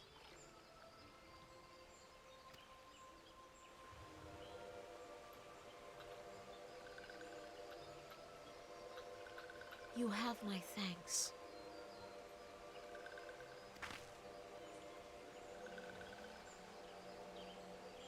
Pray make for little solace, then. A member of the Order of the Twin Adder awaits you there. He will advise you on how to find the Lord of Levin.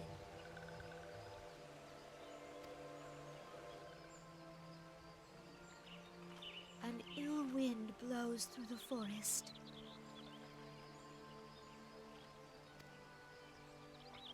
Yet, it is not only the Twelveswood that flinches at its coming. All the lands of Eorzea shiver in dread anticipation. Have care.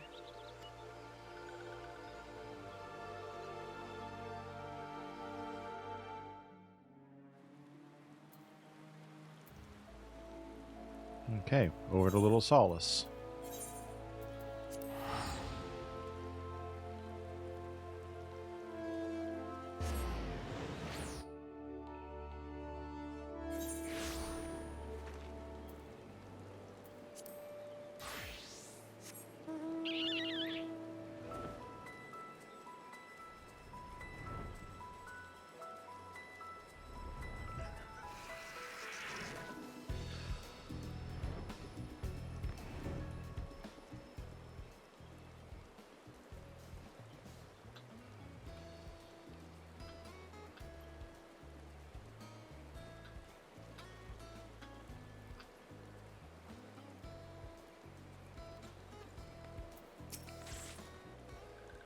Private Crits, I was told to expect you. I understand you go to treat with the primal Ramuh himself, an unenviable task, but one for which I have no doubt you are well suited. Oh, okay. I appreciate that. I've been told that your fellow Scions are conducting an investigation of the area as we speak, that we might ascertain the location where the Lord of Levin might be found. I would ask that you abide here until they return with their findings.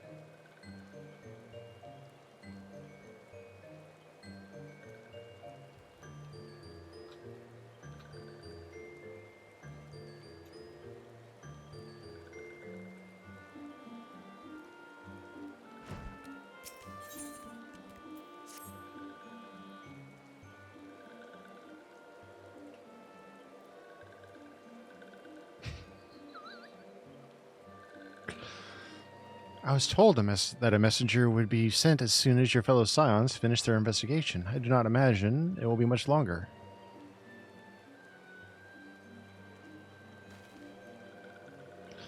This one returns, and returns with good tidings. Wise ones have finished searching and have wisely identified the precise location where the touched ones summoned Lord Ramu. Your timing is impeccable. My fluttery friend, might you be so kind as to escort this good man to his fellow scions?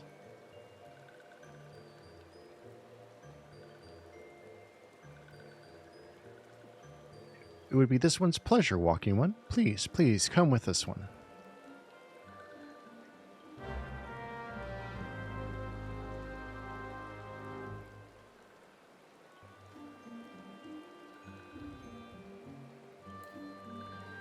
I should probably refill my drink before I go much further.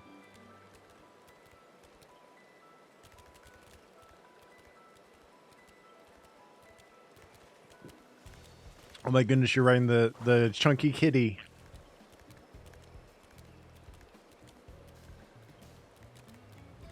Let me refill my drink real quick.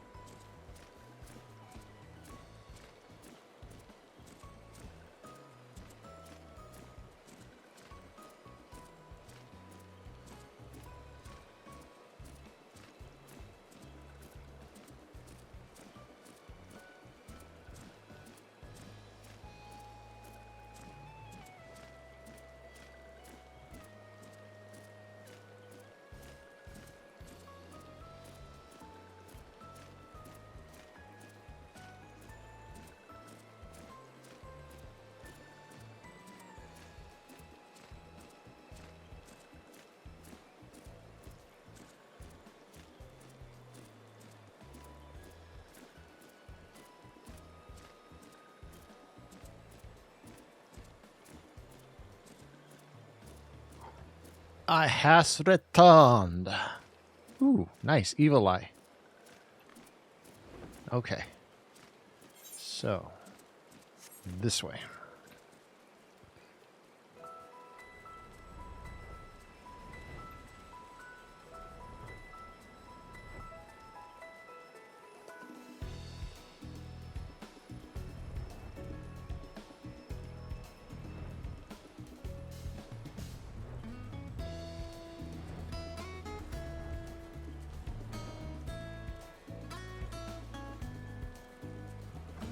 No.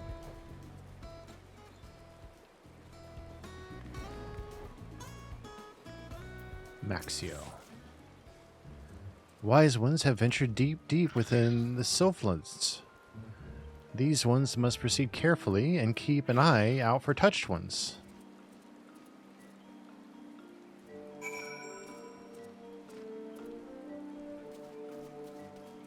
I'm guessing I'm pretty close to fighting Ramu.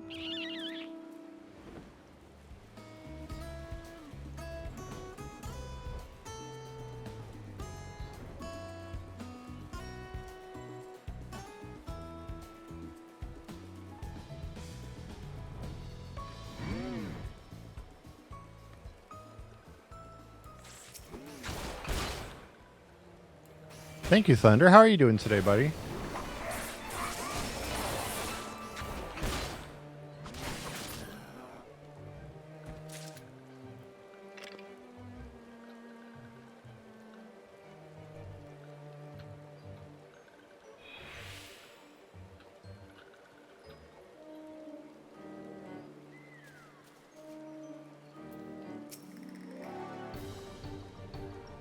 This one is most sorry, but this one can go no further.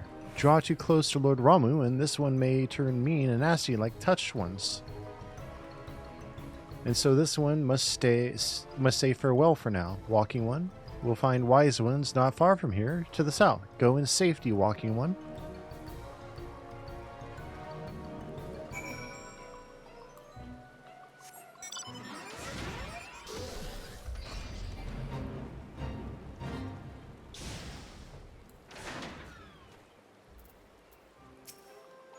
So it's actually you. I'm relieved. For a moment I thought we were dealing with another one of those confounded sylph tricksters.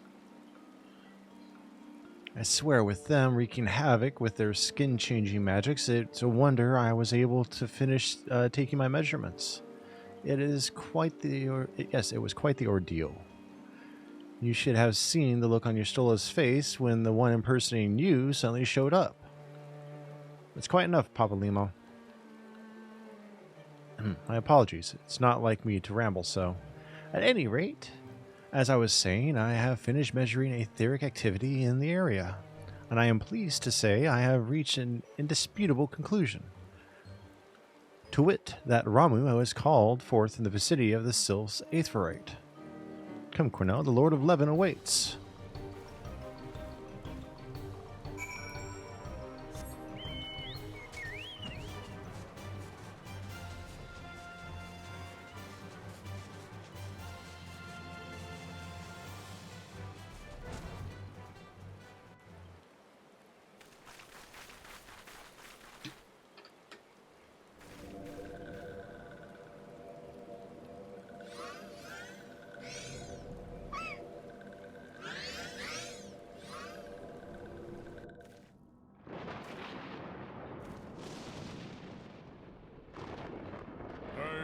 Betrays thee, servant of hiding.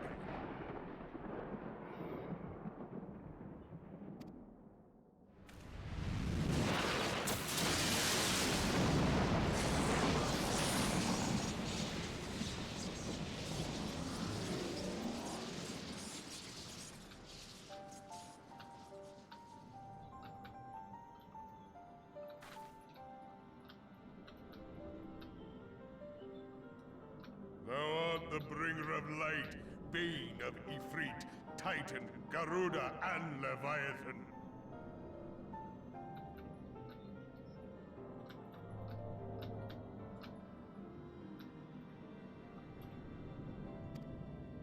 I am Ramu, guardian guardian of the children of the forest.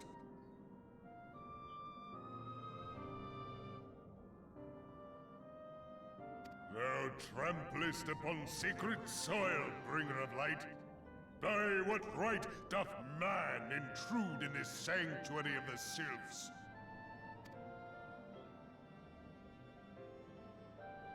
The Gridanians proffer peace?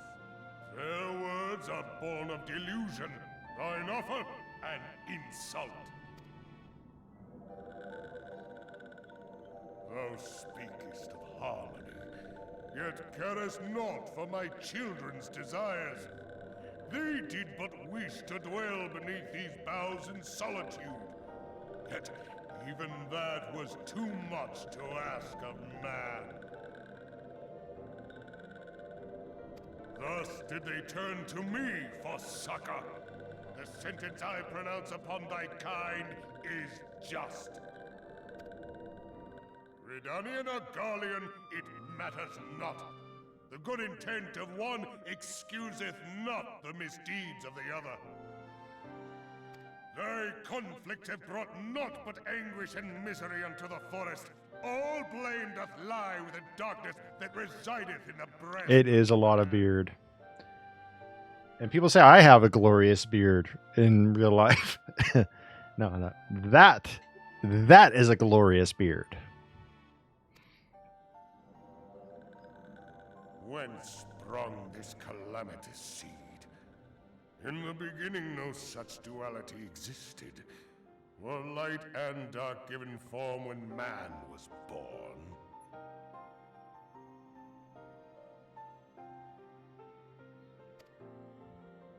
It would explain much. Not least why strife and sorrow follow ever in thy wake. Thou canst not deny the urgings of thine own nature.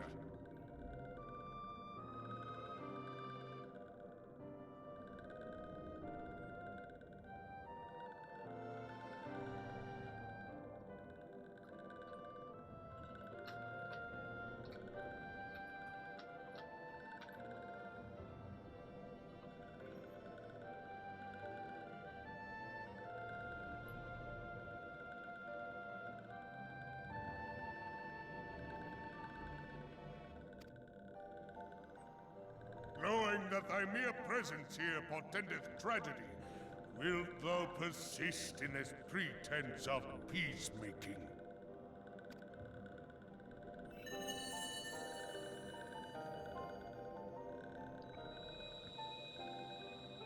Thou bearest the crystal which I bestowed upon my wayward charges.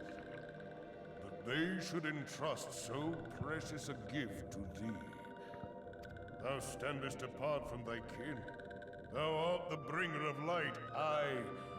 But there is something more in thee. Very well.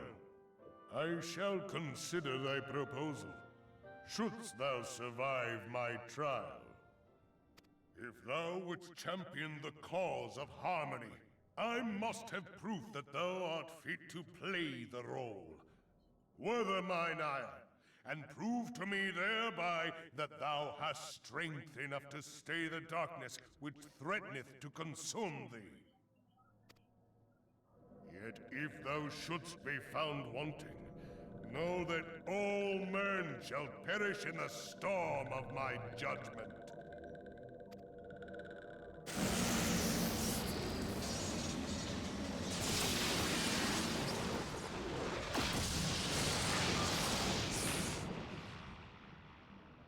Come to me, bringer of light. I shall await thee on the field of battle.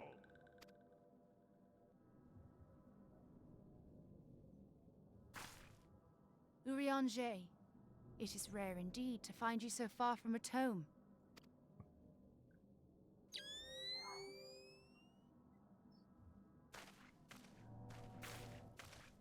The Lord of Levin himself.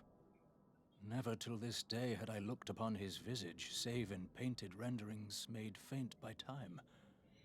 Ever shall this scene remain etched in my mind's eye. Beg pardon, my lady.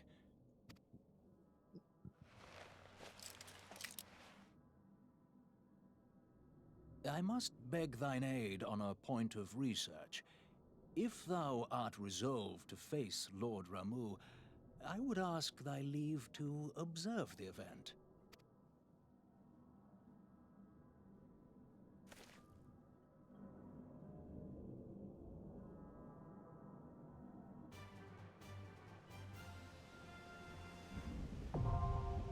Striking tree hard, now accessible. Okay, so me and you just need to jump into a party. Tori. There you are. You were waiting, Peach. That is cute. That is adorable, I must say. So, invite.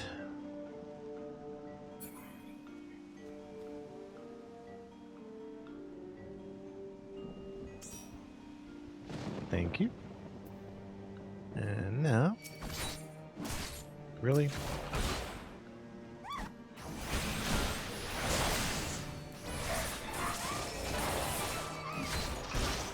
Oh, okay.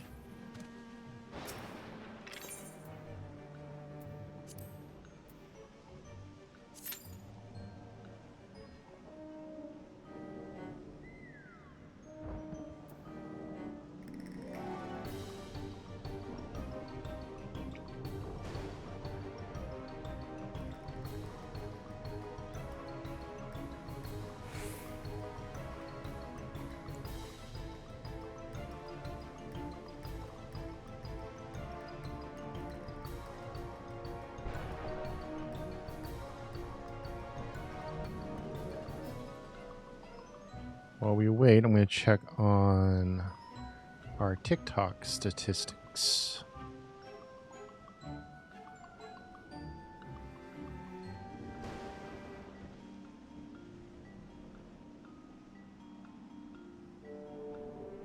Hmm, 130 views, not bad.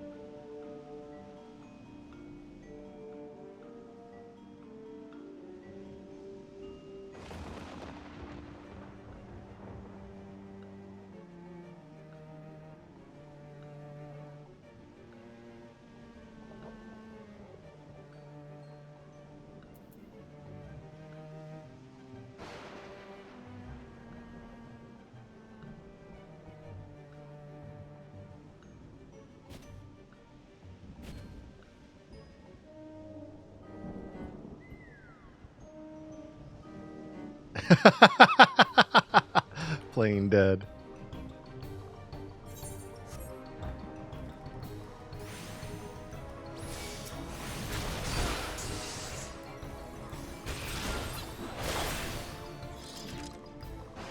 Damn.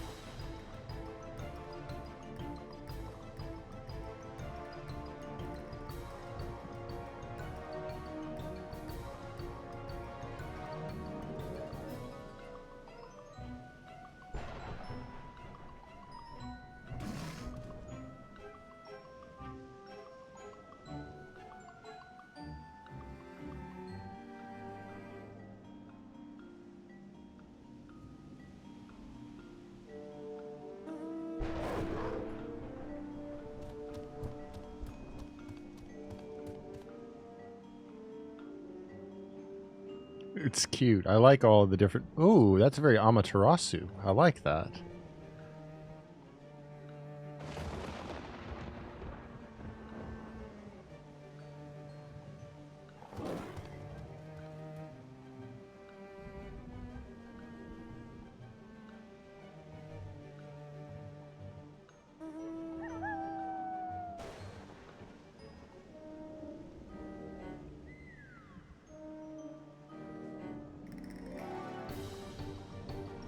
That one's really pretty too. Oh, there we go.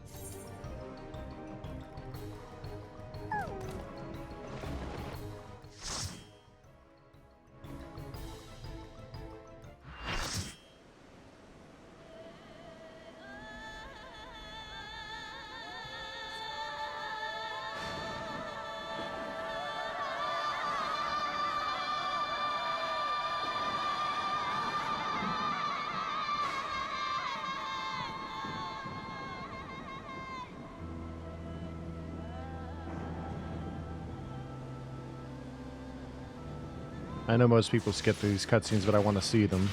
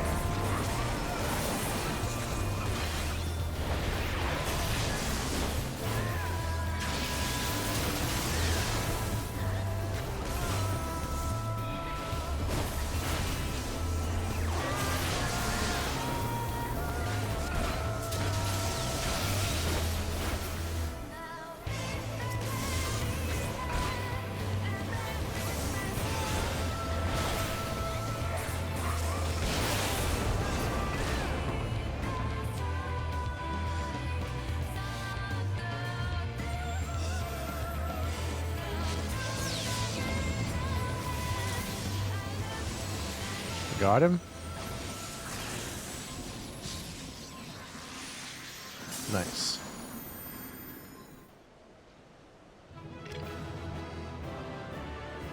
That was a good fight.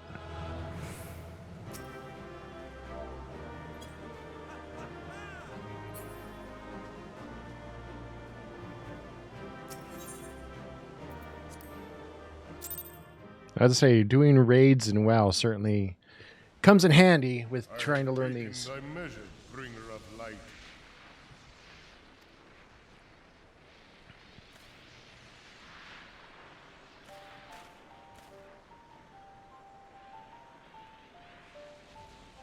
And I judge thee a worthy champion.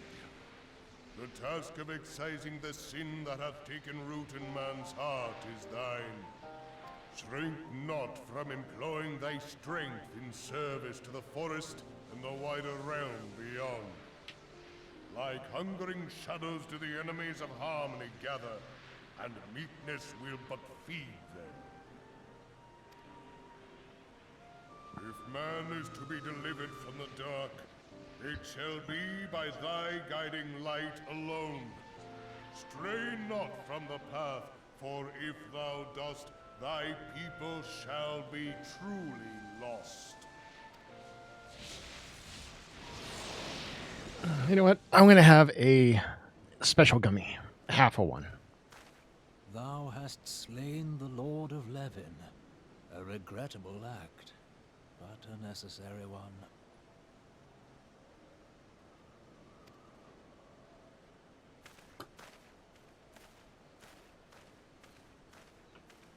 In witnessing thy struggle, a truth hath been revealed unto me. If I mistake not, it may yet prove a chink in the eternal armor of the Ascians. Sour apple. Interesting. But let us conclude our present business. I shall expound upon my findings at the Rising Stones anon. Thank you for the hydrate.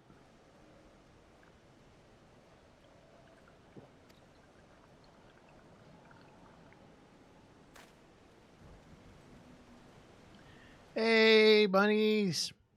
How you doing? Wait, is that Bun Buns? Or is that just bunnies? That's the Bun Bun.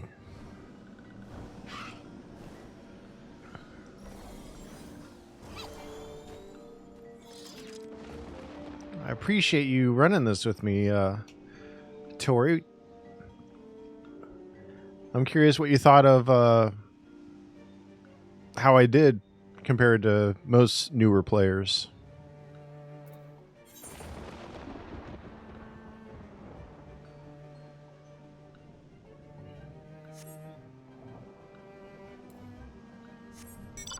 Thank you.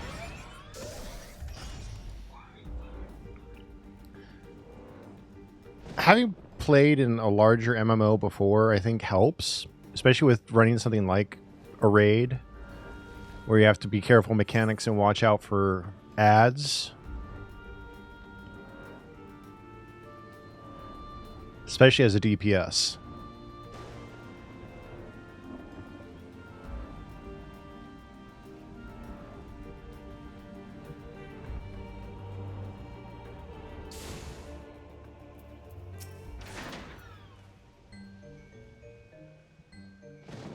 Ah. Okay. Okay. See, I never played tanks where I ate into my own health to do better damage or hold threat better. I always played self-healing tanks in previous games like Paladin and Death Knight in World of Warcraft. Private Crits, you have returned. Dare I ask how Rami received your visit? Yay! Yeah, I kept using my one skill that lets me do damage and heal.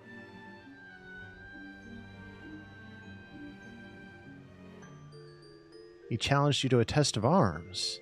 It is well, then, that you have some experience in such matters. How have you been, Bun Bun?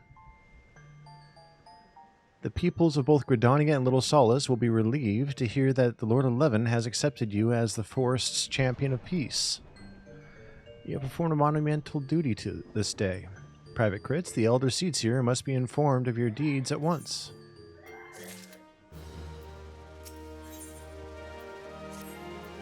The Elder Seats will wish to hear of your experiences firsthand.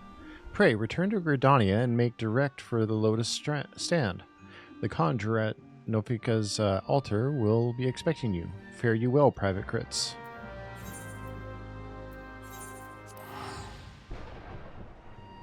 Been pretty good so far. How about you, love? How's stream? Stream's been going really good. I've been enjoying myself today. We're actually live on 4 total platforms today, Bun Bun.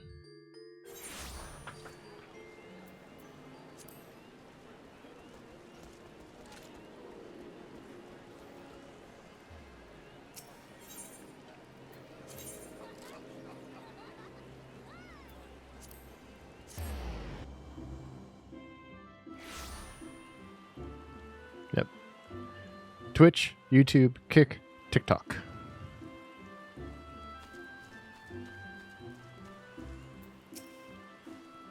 Welcome back, Honored Scion. We who know of your mission have been most anxious to see you return. The Elder Seats here awaits you within.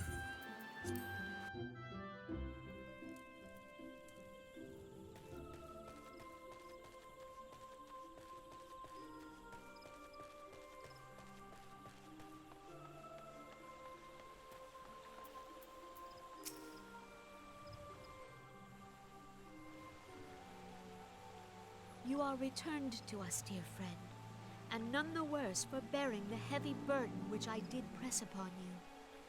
Most glad am I of this. I am informed that your efforts to negotiate a peace with Lord Ramuh ended in conflict. Pray tell me, what befell?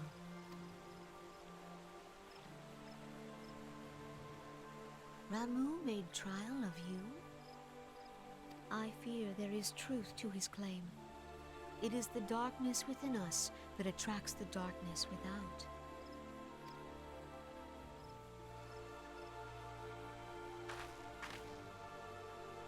It cannot be denied that misfortune follows man.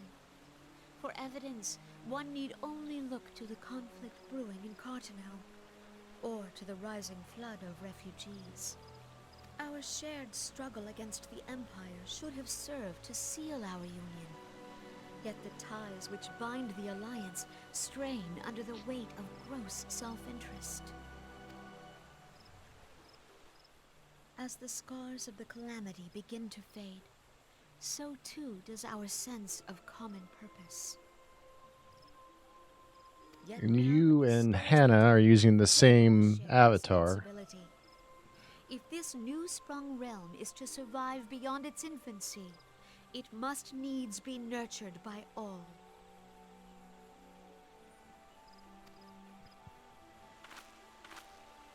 Eorzea must be as one. Yet I fear that dream is still far off.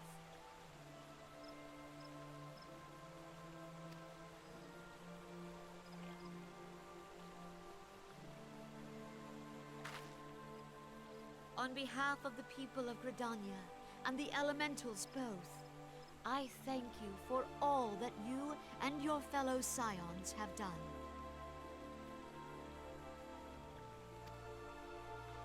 Full oft have I been compelled to look to you for aid of late, and offered all too little in return.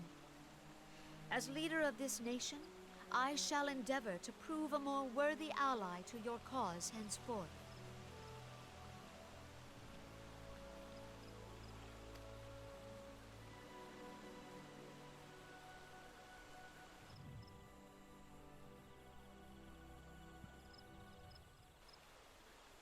Lord Ramuh has departed, yet the keening of this ill wind grows no less insistent. Voices of the forest, pray speak and I shall listen. What unseen evil begets this unease in my heart?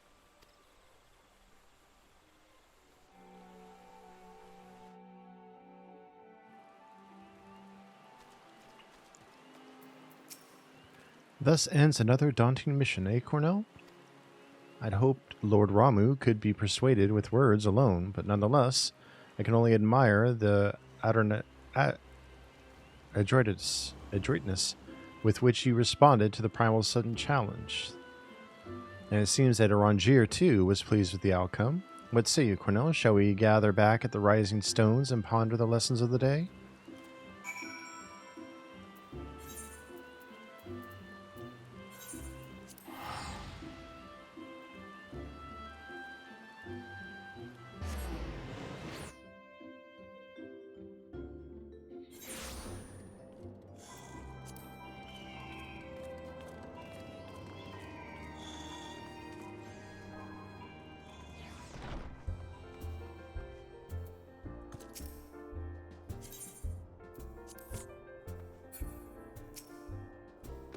I'm guessing you logged out, Tori?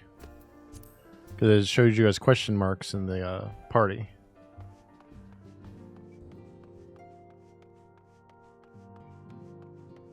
Oh, why did it show you as question marks then? Oh, I'm not used to that. I'm sorry.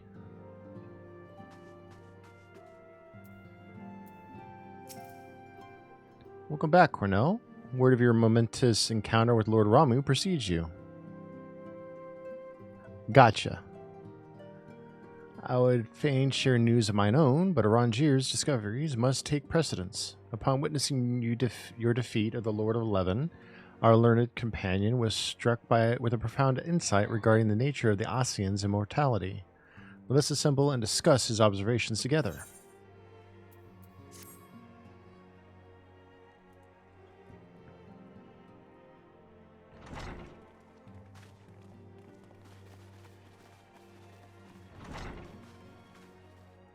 If everyone is ready, let us begin. Eorzea, the floor is yours.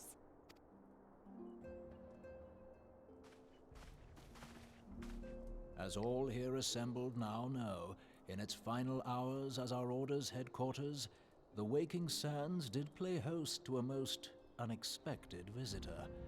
I speak of the Ascian clad in white, Elidibus. That's cool. Unwelcome though his presence was, his words that day did serve to confirm a truth long suspected, that the Ascians are eternal beings, to whom physical destruction is as a temporary inconvenience. In the intervening time, Eorzea and I had striven to discover a means by which the Ascians might more permanently be slain. And 'tis my belief that we have found the thread that will allow us to unravel the twisted skein of their existence. In the moments prior to Leviathan's most recent manifestation, the Sahagin elder who summoned him was observed to undergo some manner of ascension. The etheric readings taken by Y'shtola at the time of this transfiguration have proven most enlightening. The disruption to the flow of ether was sudden and dramatic. So tangible was the agitation, I scarce had need of my goggles. The significance of Y'shtola's readings might better be understood in the context of mine own, taken at the instant of the Lord of Levin's demise. Unlike the Primal, the Sahagin was not subject to etheric dissipation.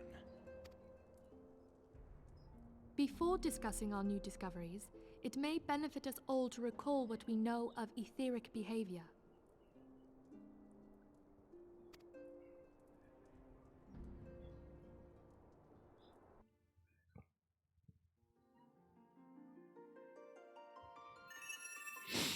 Let us begin at what some might call the end. When we who dwell in the material realm die, our spirits dissolve into the flow of ether and are returned to the ethereal realm. In turn, the restless energy which suffuses that plane streams back into our world, giving rise to new life. 'Tis as the heavens did decree, the way of all mortal souls. Twixt this world and the next do the ethereal currents swirl, bearing the very essence of life. Thus doth the cycle of birth, death, and rebirth continue unabated. primals behave somewhat differently. In order to manifest and then maintain a physical presence in this realm, they must consume vast quantities of ether, most often in the form of crystals. Though they may seem to live, their flesh is but ether given shape.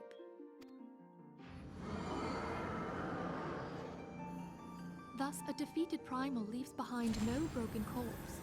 Rather, the essence of its form seeps back into the land whence it came, and the energy of its shattered spirit is called back to the ethereal realm.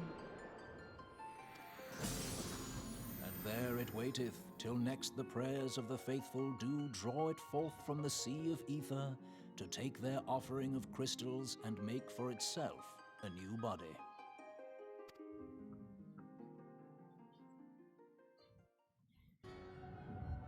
Which brings us on to the third group, the so-called immortals.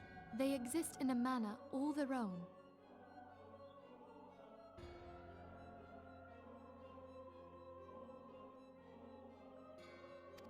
Quite. Even as the Sahagin elder fell to the Admiral's musket shot, I witnessed the release of an ethereal cloud, which immediately took possession of a nearby minion.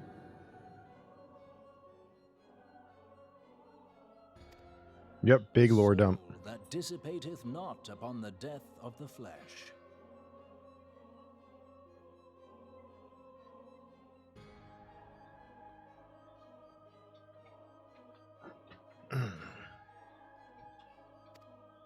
The secret of life everlasting, and in the claws of a Sahagin no less.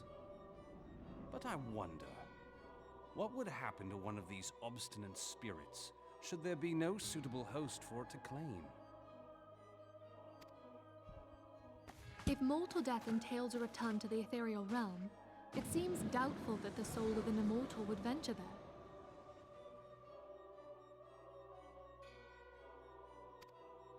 Nay, it merely withdraweth the distance, unto the shore of the ethereal sea, perchance, but no further. Yes, it exists in neither this realm nor the next, abiding instead in the space that lies between them.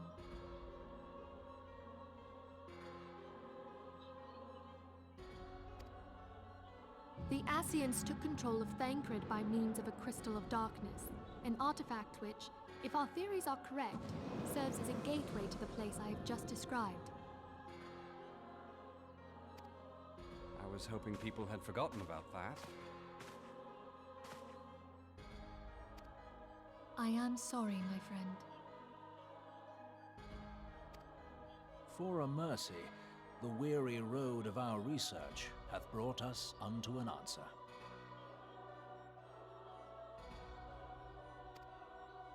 The Sahagin ascended to an immortal state, but he did not possess a crystal of darkness through which to flee this realm. Thus was he consumed by Leviathan.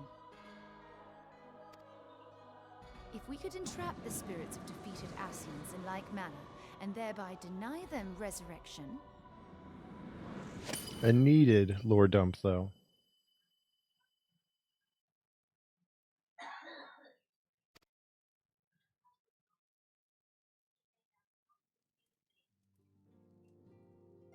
Therein lieth the path to victory. Thou art most perceptive, my lady. Only when we have trapped the bodiless soul within an ethereal prison can we hope to defeat its unnatural constancy. Thus might even an eternal paragon be consigned to oblivion. Yeah. It is nice that they put it behind a visual. These feats are, of course, far easier said than done. At present, we lack a viable means to entrap and extinguish an Ascian soul. Yet, I believe it to be possible. The pieces of the puzzle lie before us. We have but to put them together.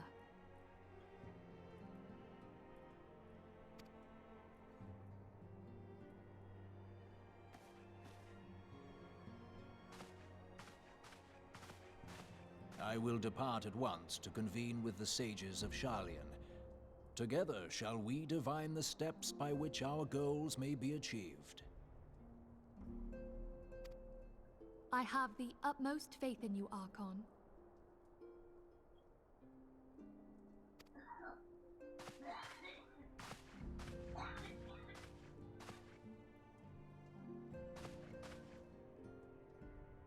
Beg pardon, antecedent, but I would raise one final matter. Even now, a Sharlayan survey party seeketh to ascertain the fate of the students of Baldessian. Their findings shall soon be known to us. Though you harbor feelings of dread, I bid you surrender not to sorrow, but abide instead in hopeful prayer. I shall, Archon. Thank you.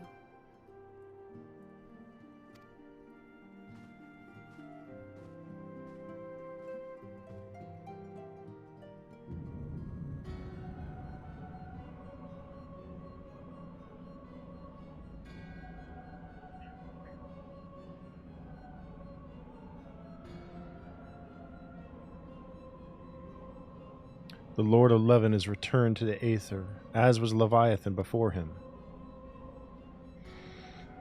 Ramuh's acquiescence was most intriguing. So I was thinking of Organization 13. Inferno, Vortex, Crag, Whirl, and Levin all have now been humbled by the Bringer of Light. The limitless potential of man, Heidelin's servant, grows mightier by the day. Yet he prospers at great costs to his mistress, whose strength is all too finite. 7 times have the masses survived the rejoining, but their souls are grown weak and wane. Yet even as it enervates, the ardor empowers our master. All that remains is to nurture the strength of the gifted, to forge the final key. And that is the task of which we bend our every effort.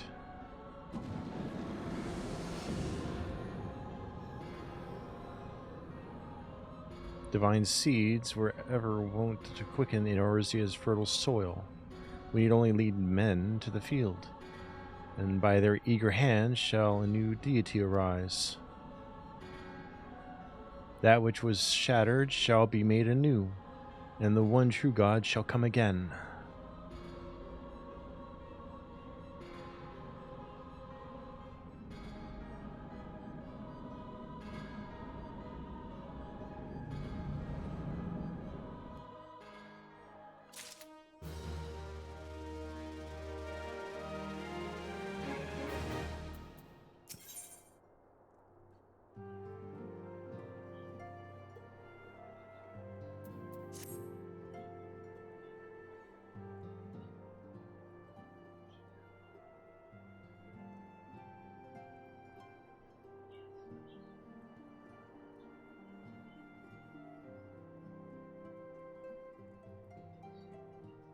Now that the matter of Ramuh has, for the present, been put to rest, there is something I would show you, Cornell. It is a letter of thanks signed by the leaders of the Eorzean Alliance, acknowledging the Scion's tireless service to the realm. It mentions in particular the names of all the defeated primals: Ifrit, Titan, Garuda, Good King Mogulmog XII, Leviathan, and now Ramuh. Needless to say, there is only one among our number to have faced them all. And though these words of gratitude were addressed to our order as a whole, I feel that they were meant for you above all others. I too must offer my heartfelt thanks for all that you have done. In the course of your duties, you have never once failed to answer my call to arms. You are a true hero, Cornell, and Eorzea is that much the safer for your presence. Pray do not misunderstand me. I said safer, not safe. I know only too well that we can ill afford to lower our guard. The Ascians may be relied upon to sow chaos in this realm until such time as they are forced to stop. But even without their encouragement, you may be assured that man would foment strife on his own. And that is to say nothing of the beast tribes. Unless we learn to live in harmony, the primals too will return to plague us again and again and again. And yet, despite all of this, your deeds serve to inspire the people, to give them hope for a better tomorrow. And there is no greater gift that we have the courage to strive for what might otherwise seem an impossible peace. We owe in no small part to the dangers you have faced on our behalf, and the people you have won over to our cause in doing so. Our list of enemies has ever been long, but think of the allies with whom we are now blessed.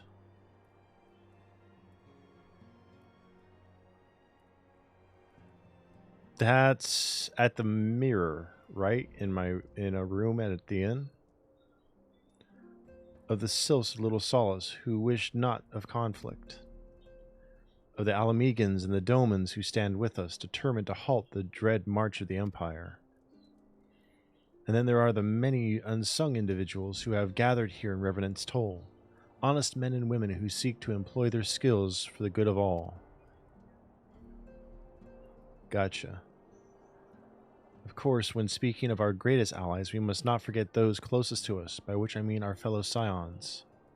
Thanks to their many and varied talents, our order is uniquely equipped to combat the far-reaching corruption of the Ascians, and combat it we shall.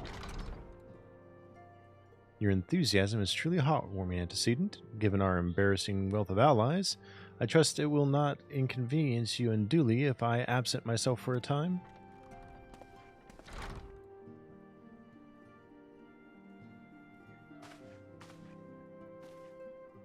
Alphino, I take it the troubles in Ul'dah no longer require your attention? They are yet rumblings of discontent, but the air of simmering violence is largely dissipated. 'Tis to report such that I stand by you now. That and to speak with you concerning the new organization we discussed. I have a message for you from You recall the refugee girl? The one whose parents were missing? They were found unharmed. She wished me to pass on her thanks to you. Why, Alphino, am I to understand that you made the effort to remember the poor girl's name? I look forward to reading all about her in your report. I do hope you left nothing out.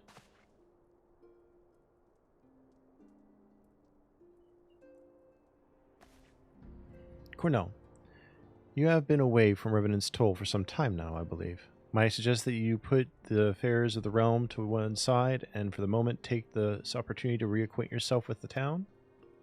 Which reminds excuse me. Which reminds me, one of the Doman children recently inquired as to your whereabouts. Yozen was his name. I believe he has some small matter he wishes to share with you. Why not oblige him with a visit?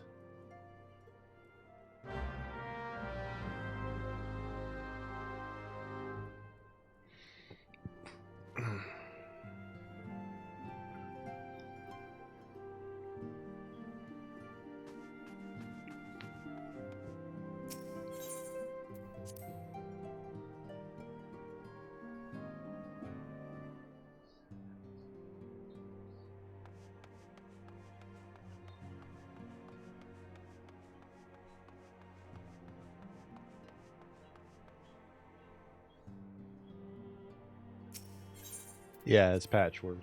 I'm actually going to go in and do it. I was just thinking about that after you mentioned it. Excuse me.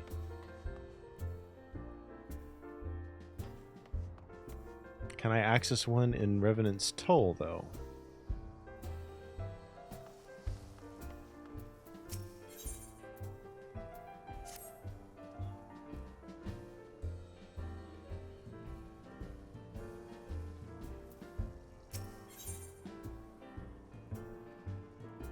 In Mordona? Okay.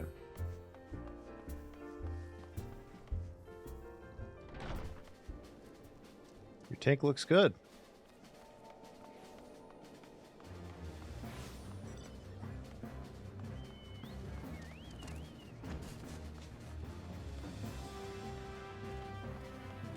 I'm guessing...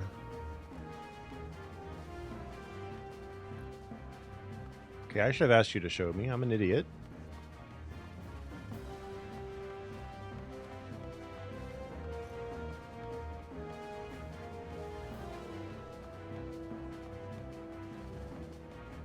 Okay, not in Mordona. Okay. Well, I know where to... Then I'll go to Black Shroud, because I know where that one's at. Oh.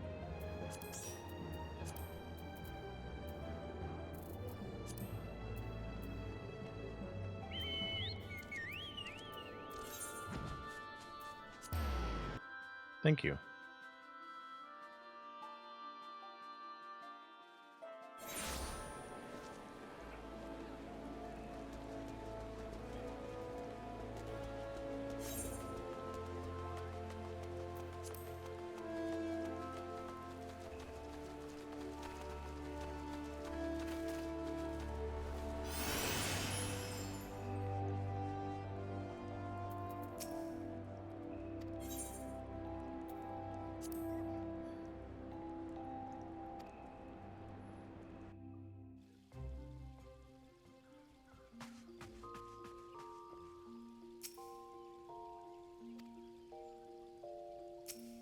Oh, I've not unlocked it yet.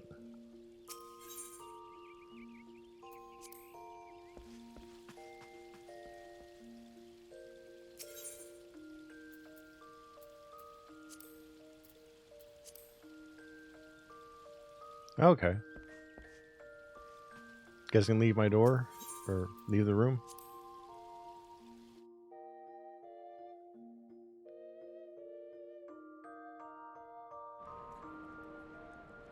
All right.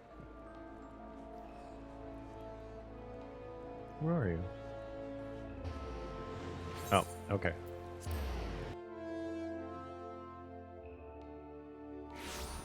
Let's see.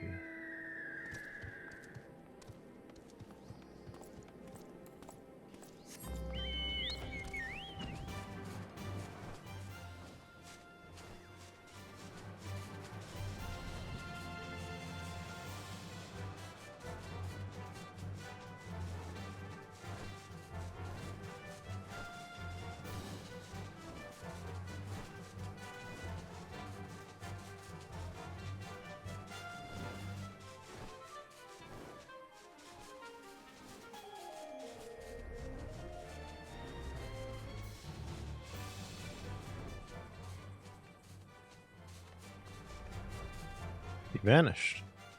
Oh, there you are.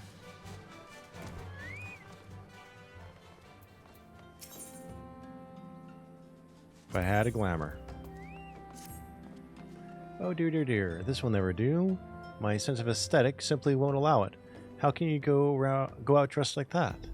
My dear, if only you'd spare a thought for style and coordination. I hope your garb holds up during a scuffle, because there's little else going for it. That's it. I made up my mind.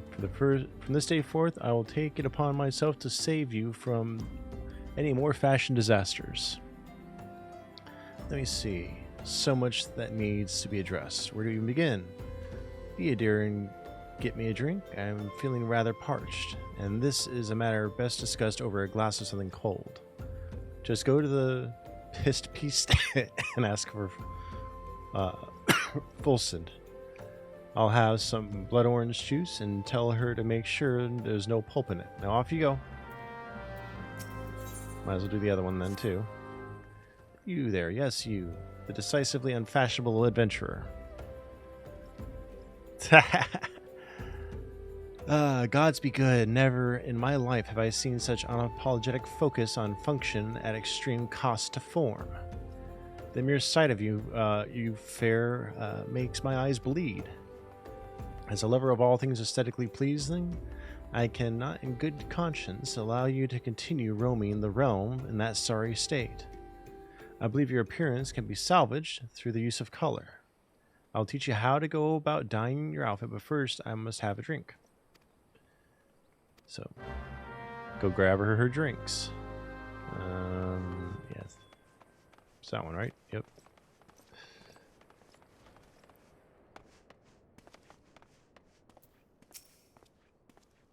Oh, Sweegum sent you, did she? That woman, I'd never known anyone so lazy. Would it kill her to come and get it herself? Here you are. You shouldn't let her push you around, you know. Give her an ilm and she'll take a mom.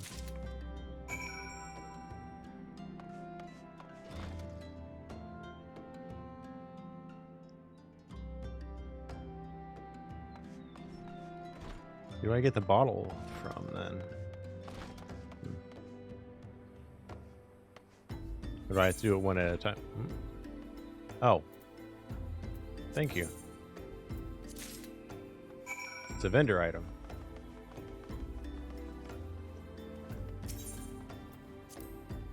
Pray tell, have you brought me my orange juice? Lest you have forgotten, the merchant who sells it can be found just inside the northern gates. Gotcha. Phew, that's a relief. Finally, I can teach you how to bring color into your life. Listen well. There are handy items called colorants, which allow folk to dye their outfits a veritable rainbow of colors. These colorants are so simple to use, adventurers have no excuse to be fashion unconscious. Lest you worry that dyeing will affect your garment's precious properties, you may rest assured it will not. The practicality you adventurers love so much will not suffer for the change in appearance, and change for the better. It should also gladden you to know that garments can be dyed repeatedly, so there is no fear of getting locked into one color. The garish pink that seemed like such a wonderful idea a dozen glasses of red can be undone. And that is all you need to know about dyeing gear. Now, what are you waiting for? Get out there and bring some color into your life.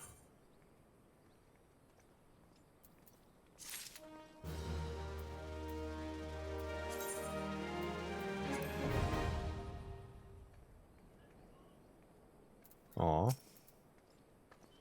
So how's that drink coming along?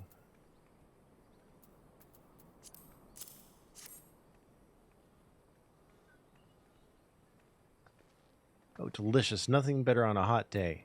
Some say I have expensive taste, but life is too short to settle for second best. Of course, this extends to my choice of wardrobe, too. Now that I'm feeling refreshed, shall we get started? Do you know, dear, you'd look a lot less drab if you knew how to apply glamours.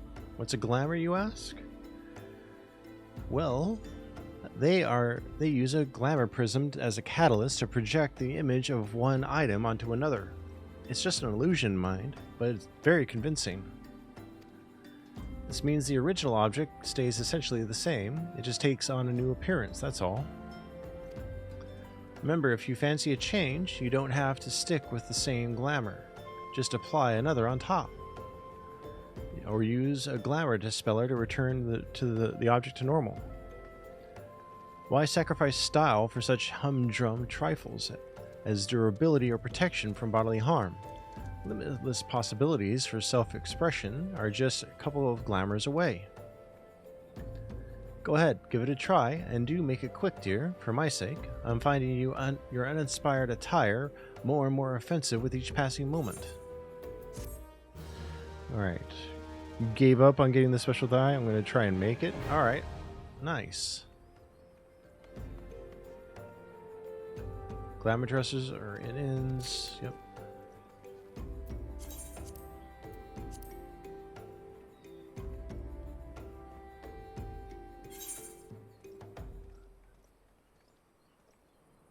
Oh, wow. Thank you so much. All right. Now.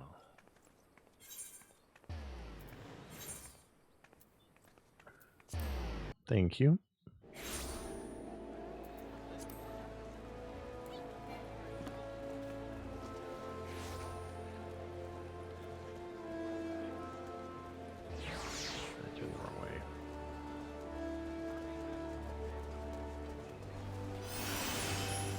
It seems to change where I land sometimes. Yeah, very quick.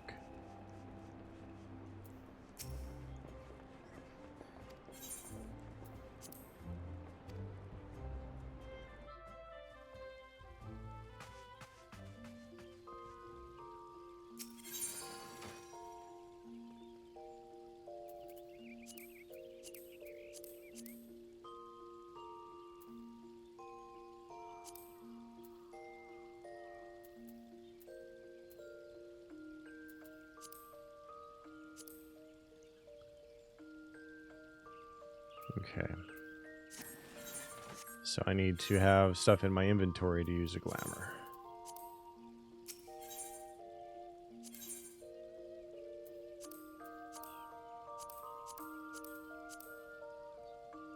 What?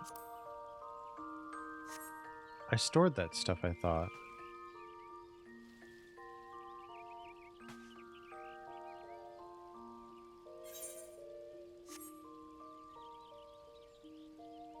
Hmm.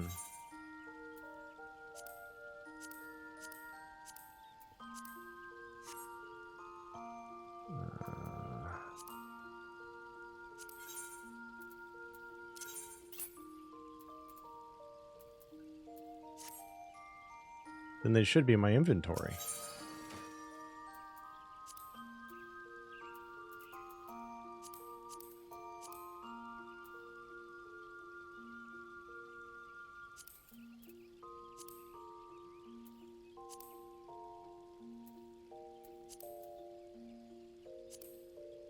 Ah, okay, there we go.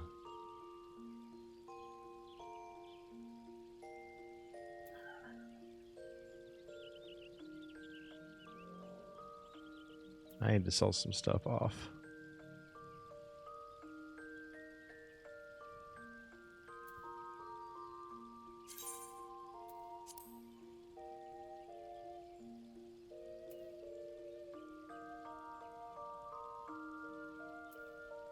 Trying to think of what were the name of the other sets?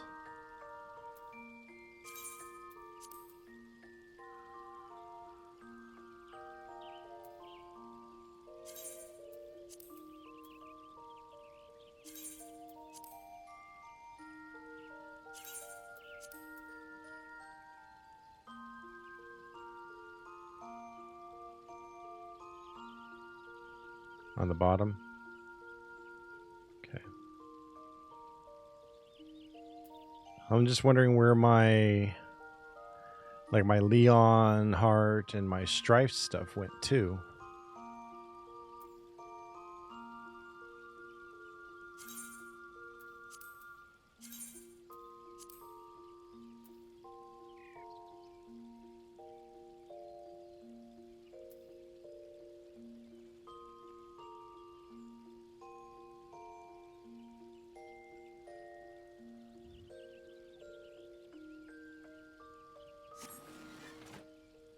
I haven't called a retainer yet. I didn't see anything in here, that's the thing. Remove item.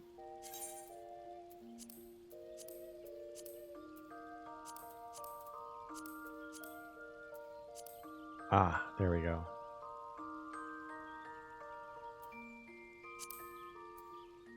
Oh.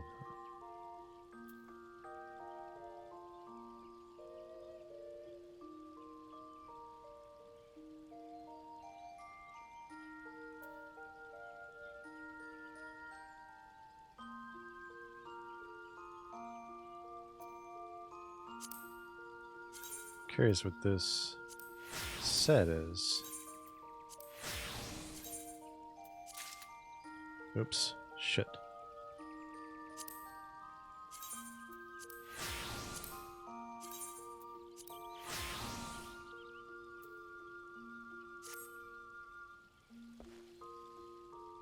Oh, I like that. I just need to fix the item I actually put in to my inventory.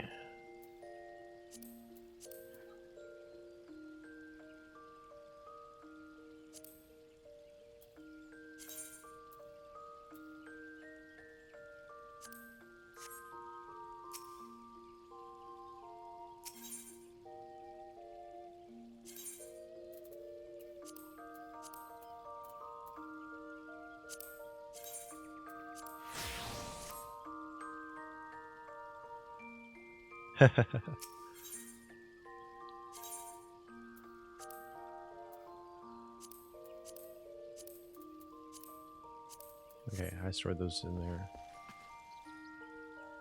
Yeah, I really like that set. And then dyes I just use directly from my inventory.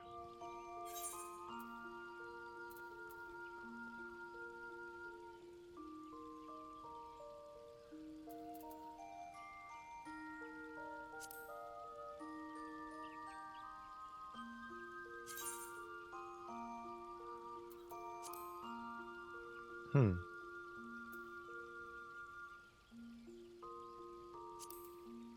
only item I can dye is my chest plate. Interesting. Oh, wait.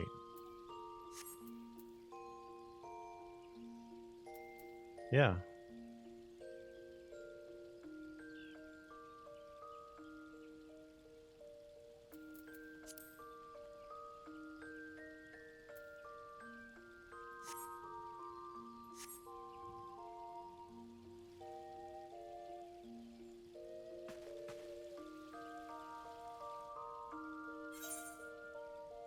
Oh, okay.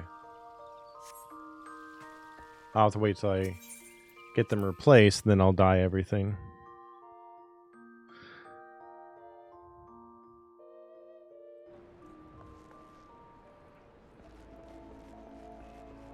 Alright. Let's go back to Yozen. Yep, no more patchwork.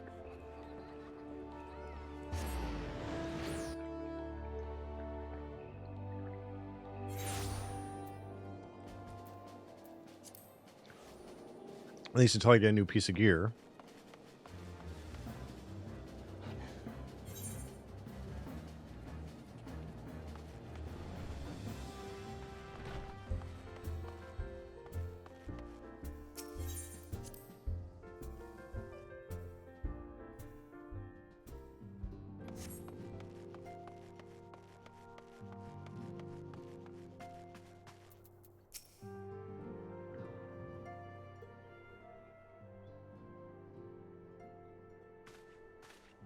Look, it's Mr. Cornell. He's back from his adventures. We heard you were fighting primals, and that they're some of the strongest enemies you could ever face. I wish I could have seen you in battle. That's what glam plates are for. It also how you can change class without suddenly being naked. Oh, fair enough. Anyway, we all want to be heroes too. So we finally formed our very own Doman's Adventurers Guild to protect all the Domans. Yeah.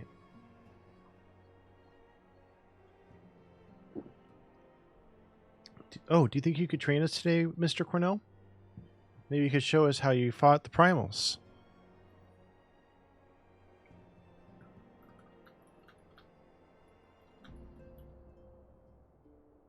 What's all the commotion? Mr. Boulder and Mr. Coltonet, did you know that Mr. Cornell is back? So it would seem. Welcome home, Cornell. My companion and I but recently became full members of the Scions, and I believe proper introductions have yet to be made. I am known as Hoary Boulder, and the bookish fellow is Coltonet. Though we remain largely unproven as adventurers, we have taken it upon ourselves to instruct the Doman younglings in the arts of combat. I told you, Mr. Boulder, we are not younglings anymore. We are adventurers. And we were just asking Mr. Cornell if he could give us some special training. I think we're ready to hunt monsters alongside him, don't you? Well, you've certainly been diligent with your drills, but I'm afraid the fiends of Mordona are still ever so slightly too dangerous for you. I have a counter proposal. What if I were to cross swords with Cornell? A demonstration of skill at arms, if you will. Ori, if I didn't know better, and I do, I'd say you were merely seeking to test yourself against a legend. Well, mayhaps I am.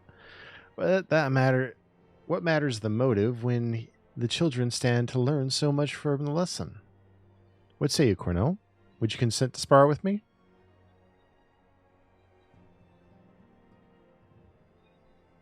Hooray! We're to have a tournament. Come on, everyone. We must prepare our gear for an outing.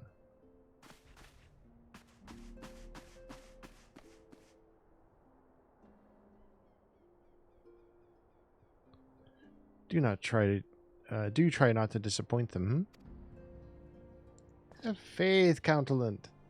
I shall summon every last ounce of my strength to make this a worthy contest. The fields to the east of town should prove suitable for our purpose. I very much look forward to our bout. Okay.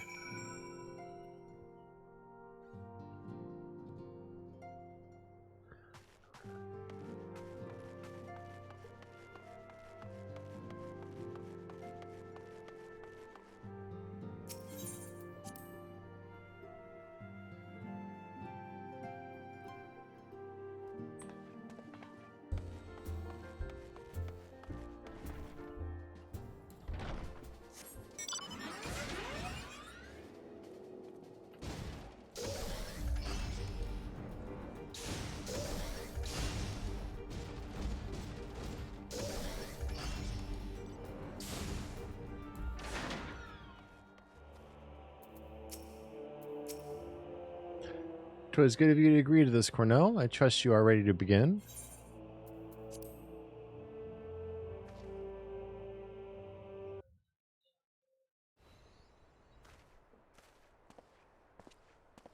Very well. Let us not keep the younglings waiting any longer.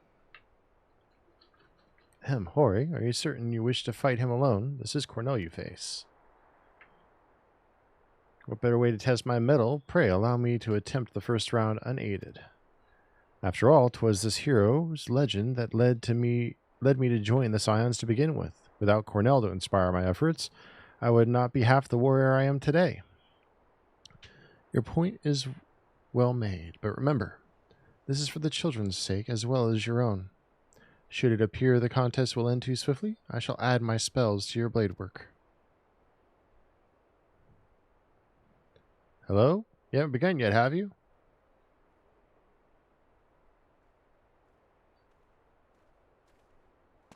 Yida? What? Who are all these people? When I heard about your sparring match, I told everyone I could find, though thought you could use a crowd to cheer you on. Yes, and there are still more to come. When I mentioned Cornell's name, the reaction was quite enthusiastic. Oh wow, talk about the pressure being put on these two. While my own popularity seems but a sickly shade in comparison. You best claim victory, bringer of light. Your burgeoning reputation is at stake. Well, our teacher won't be beaten so easily. He's a master swordsman. You can win, Mr. Boulder. We shall soon see. On your guard.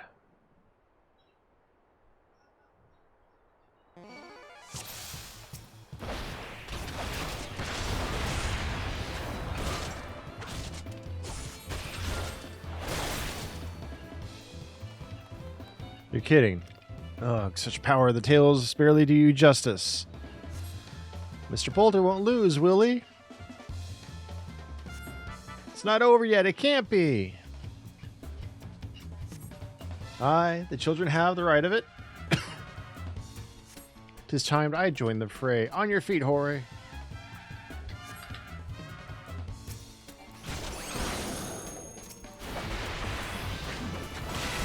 Thank you for the hydrate. I will once I finish the fight.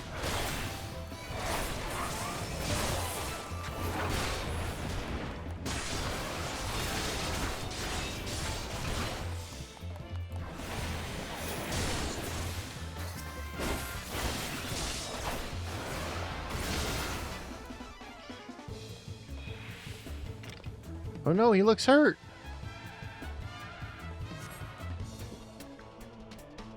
Mr. Cornell is so strong, but you can't give up, Mr. Boulder. Can't disappoint the younglings.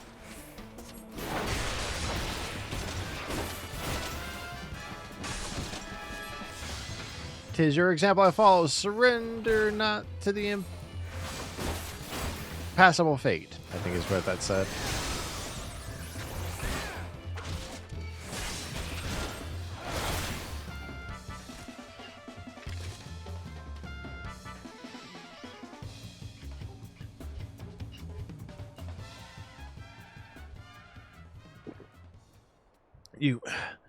You have bested me. I yield.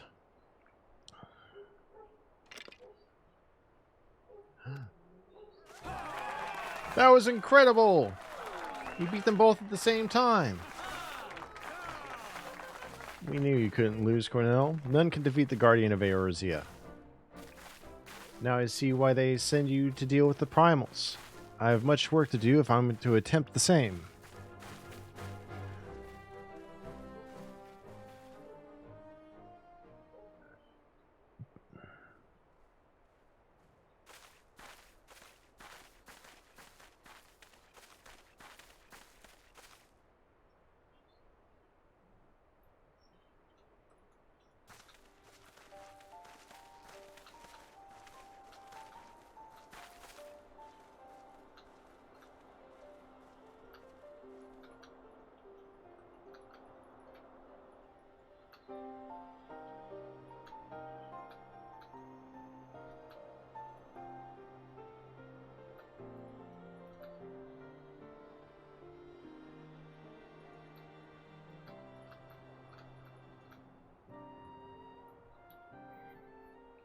Impressive as always, Cornell. 'Tis ever a pleasure to witness the spectacle of your martial prowess. And judging by the smiles on these many faces, they too appreciate the hard-won strength that keeps the perils of the realm at bay. Guardian of Eorzea, yes, this is a most fitting title. Do you recall when first we met? 'Twas the memorial service for the Battle of Cartano. At the time, I was yet attempting to understand the land of Eorzea. I sought to grasp the reason why Grandfather willingly sacrificed himself to protect it. I shall speak plainly. My initial impressions were less than favorable. Dire problems abounded, and yet the effort I saw expended towards their solution was haphazard and half-hearted. I thought Eorzeans a foolish and childish people. Considering the shambles their home was in, I would not have been surprised if some had chosen to swear allegiance to Gaius and the order he proposed to enforce. The Legatus' single-minded military invasion precluded any such switching of loyalties, of course. Okay, catch you next time, Tori. And thank you again for all the help today.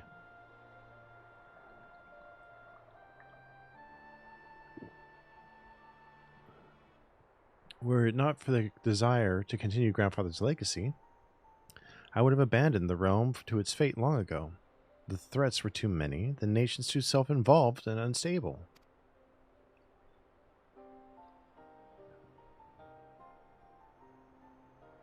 'Twas you who convinced me the salvation of Eorzea was possible.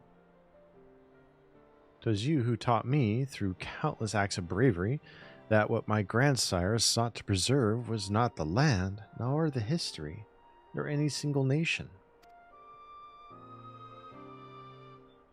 It was the people, these wonderful, oft infuriating, stubborn people that suffer blow after terrible blow, only to drag themselves back up to their feet to face another day. Though he never put such feeling into words, I believe Grandfather's admiration for this inextinguishable courage grew into a fervent wish. A wish to aid Eorzea and its inhabitants in charting a course to the future. A wish that has now become mine own.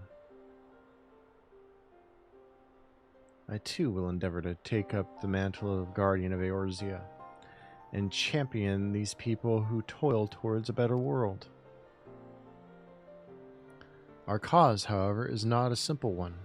The troubles that plague us are of a scale that cannot be solved by the scions of the Seventh Dawn alone. Now, what is needed to tackle the root of the primal threat and effectively counter the schemes of the Ascians is a new, expanded organization that operates beyond the limitations of nations and borders. If you would aid me in building such an organization, then pray let us continue to discuss this back within the walls of the Rising Stones.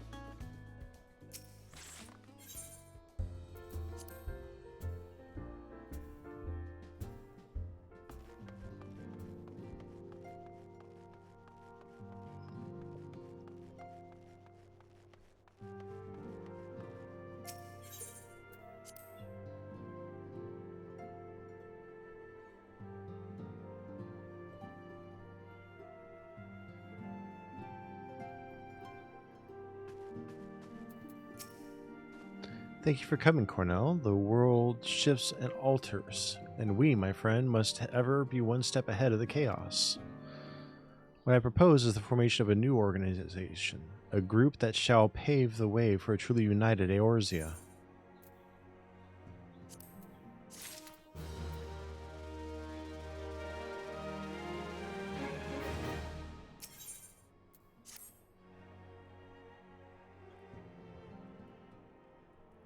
Pray, forgive me if I tread over old ground, but I would first speak of the grand plan.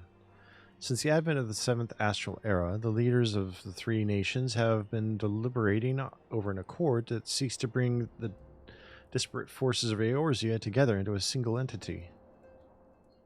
A realm-wide grand company, if you will. The military might of such an institution would be drawn from every corner of the land and directed against threats that no single nation could hope to overcome alone. Yet, while the purpose of this hypothetical organization is undisputed, the logistics of its formation have become the source of endless debate. And the longer these discussions continue, the more I sense the impetuous towards unification draining away. Thus have I been campaigning for the creation of what might be considered a trial company. It will be on a much smaller scale than what we hope to eventually achieve, but capable of the same manner of unrestricted operation accorded to the Scions. It is my hope that the successful utilization of such a force will lend momentum to the lagging deliberations. Also, being a primarily military outfit, I mean to assuage fears of its misuse by placing the fledgling organization under the authority of the antecedent. The Scions work tirelessly to protect Eorzea and its people. But, as you yourself have witnessed with the refugee revolt, there are limitations to what even we can achieve. With this new company under the Scion's command, however, we will be capable of responding to a wider range of difficulties without straining our resources or overtaxing your formidable talents. The goals of my proposed organization and those of the Scions are ultimately identical, a point conceded by all concerned. But before I can move forward with establishing this precursor to the true border-spanning Grand Company, 'tis yet necessary that I visit the three leaders and gain their official approval. A tiresome and time-consuming task, which is why I would ask that you accompany me on the journey, and attend to the business of recruiting our inaugural members, while I am otherwise engaged with bureaucratic formalities. Thank you. 'Tis reassuring indeed to know that the bringer of light and his discerning eye will be selecting our future allies. Our first destination will be Limsa Limonsa. Let us rendezvous at Bulwark Hall.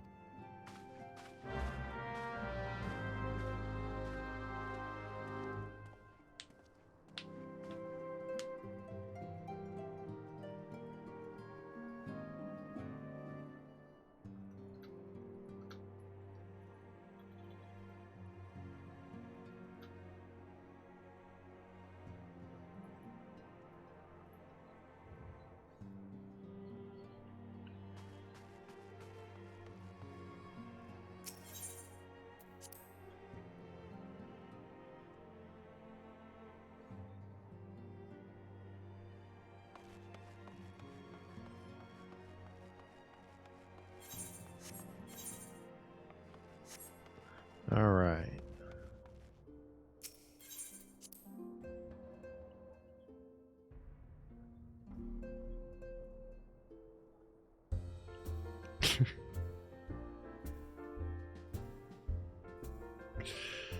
All right, Bulwark Hall.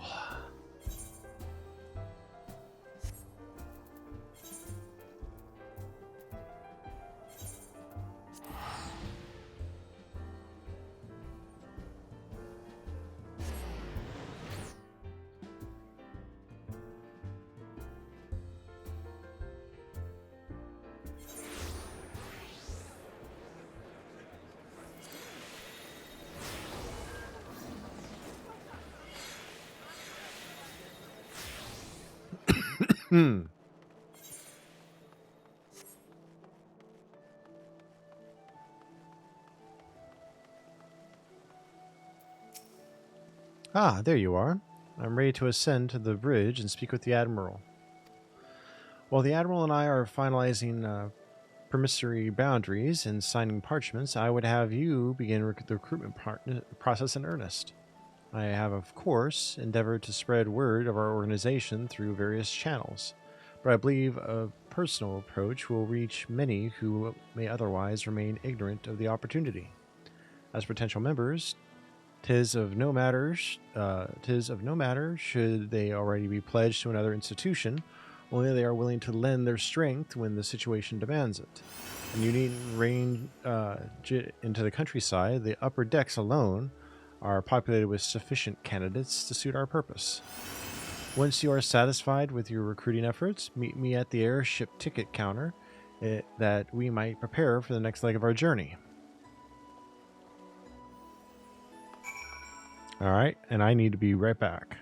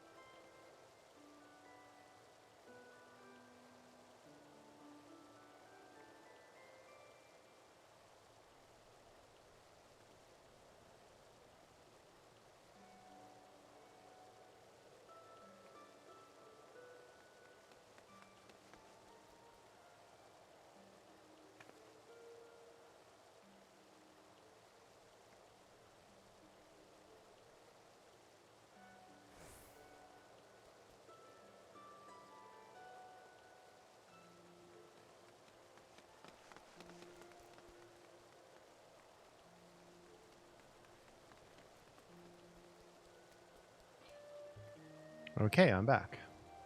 Let's go to the upper decks.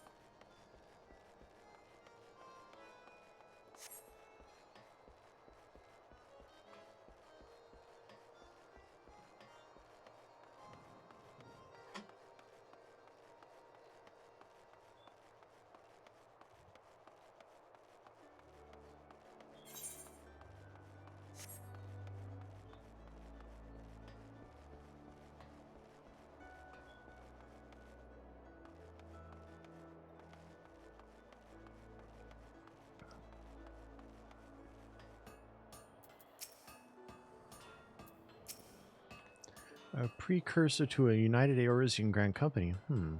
While I do admire the scope of your ambition, my responsibilities here at Laldik and Vermelis keep me close to the forge. I have not the time to be traipsing hither and yon across the realm should you require my skills as an armorer. However, I might be willing to accept some special commissions.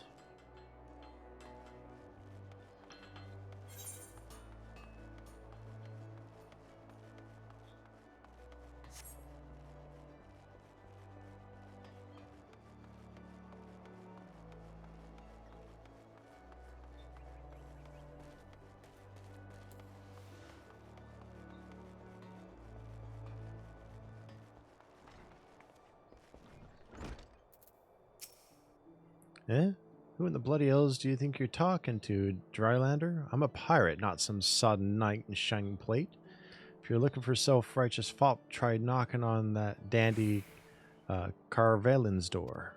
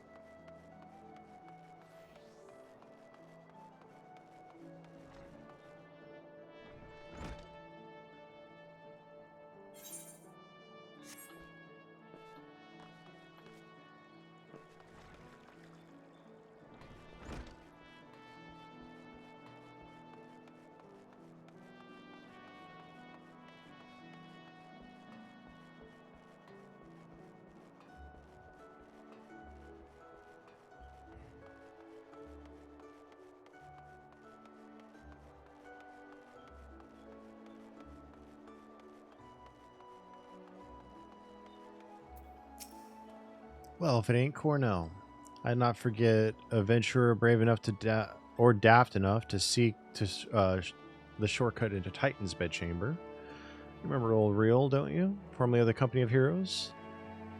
3 whistles at Bronze Lake. Hey, it ain't often I drag my arse out to Limsa for a drink, but I'm right glad I did. How fare you these days? You're looking to put together a new crew? Top tier work? Sounds like a right lark, it does. Alrighty, lad, count me in. The heroes may have gone their separate ways, but I ain't ready to climb into me grave just yet.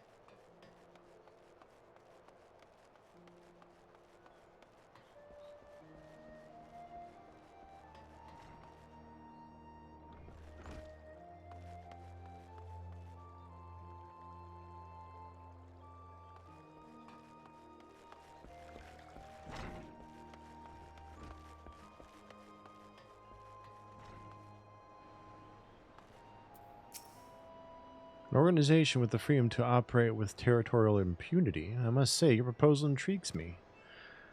But the Krakens well know that there is a time to act and a time to watch. I'm afraid this trial company of yours falls into the latter category.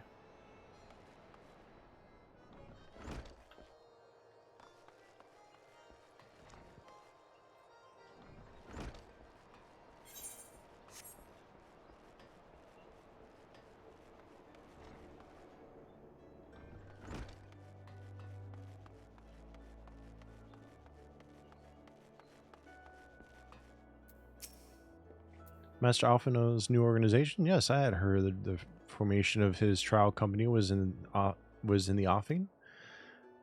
'Tis with regret, however, I that must decline your invitation. As commander of the Yellow Jackets, the protection of Limsa Lominsa must needs receive my full attention.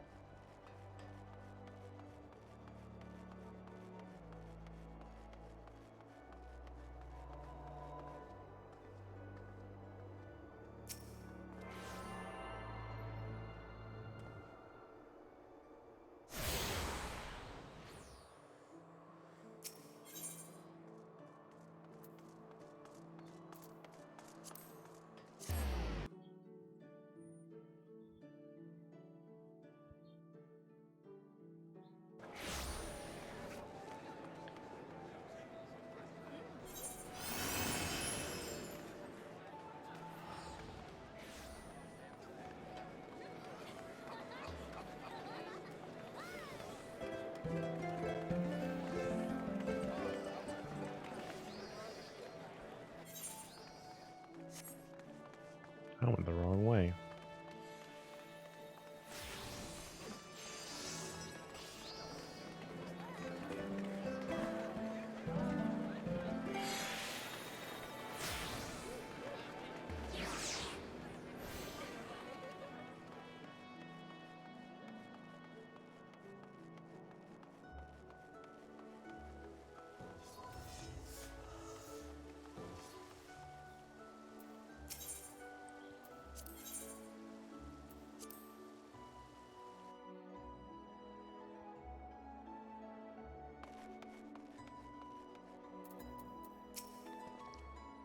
Cornell, your recruiting went well, I trust. I'm curious as to how many proposal was received by the rough and ready folk of Limsa.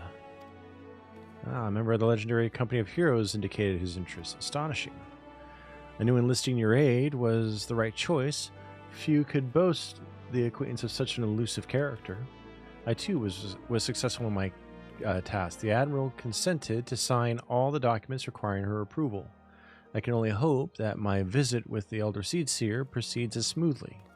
Pray, continue on to Gridania at your own pace. I shall await your arrival at Nofiga's altar. Yeah, I'm getting tongue-tied again.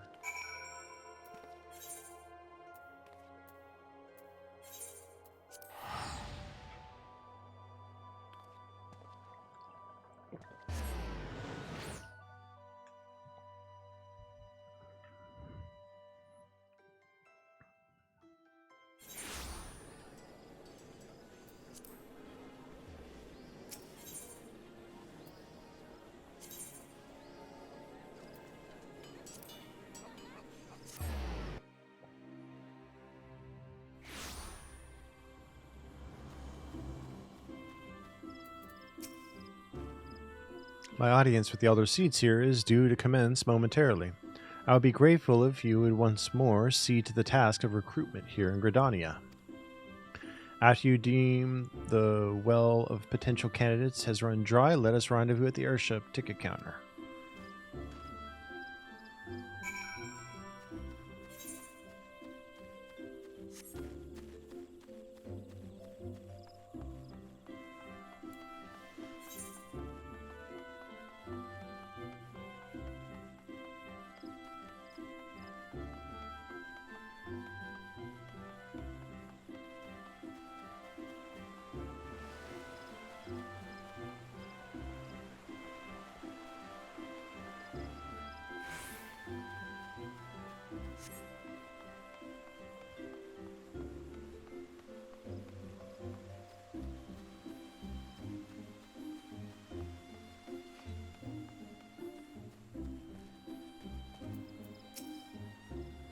Oh gods, can it truly be you?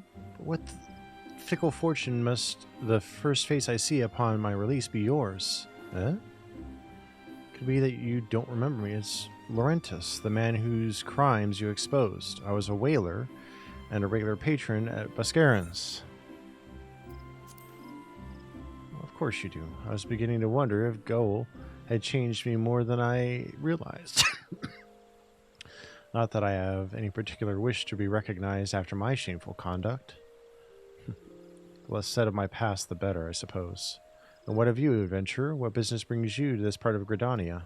Recruiting, huh? And what is your policy on reformed convicts? As matters stand, the Wood Whalers will have not more to do with me. This is just maybe my second chance I was looking for.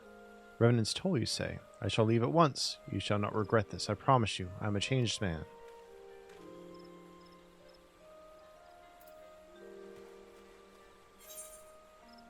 Alright. Forward and then north.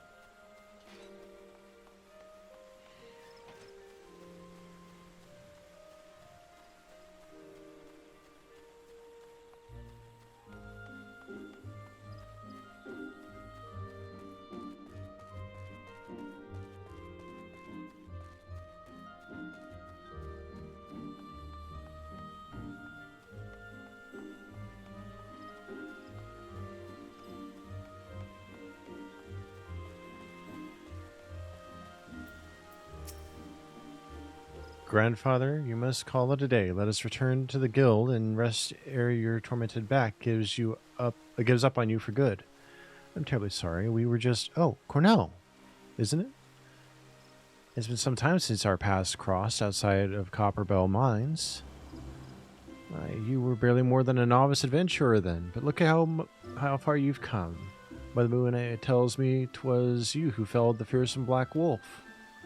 And now you seek stout-hearted souls to fill the ranks of a new order. Well, your cause is undoubtedly just, and my old companion here would be much relieved to see me in good hands. Yes, I'll do it. This is the very thing I've spent my entire adventuring career working towards. I shall join your company just as soon as I've seen Isildur safely to home.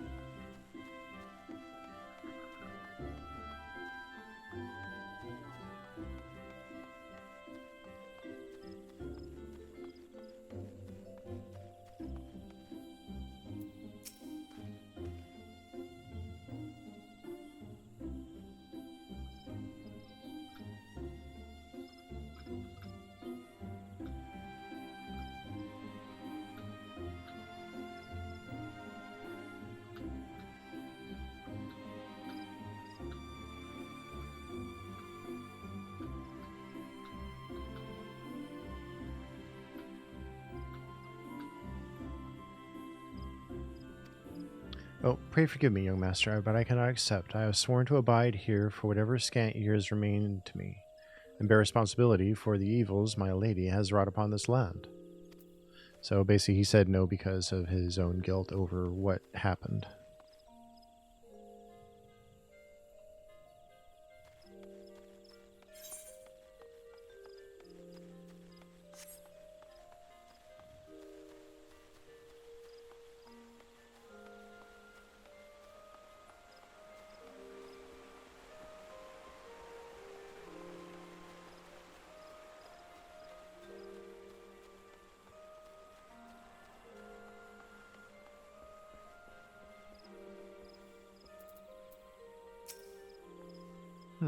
Tis not often a guild officer such as myself gets recruited, and this company of yours certainly sounds to have some promise, but its duties appear less than focused. I must refuse your invitation until such time as your organization is more organized.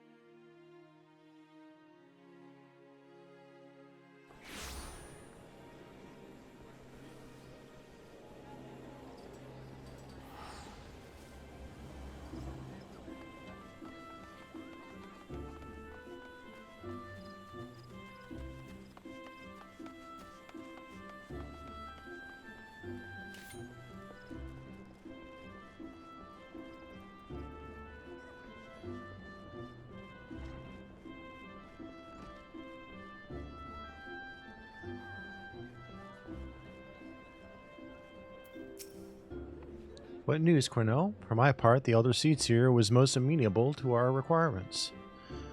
A former wood whaler and a seasoned adventurer? Our company will not lack for variety, that much is certain. An interesting harvest indeed. Shall we strike into Ul'dah whilst the iron is hot? Let us meet at the Royal Promenade and endeavor to conclude our remaining business. Our journey draws to a close.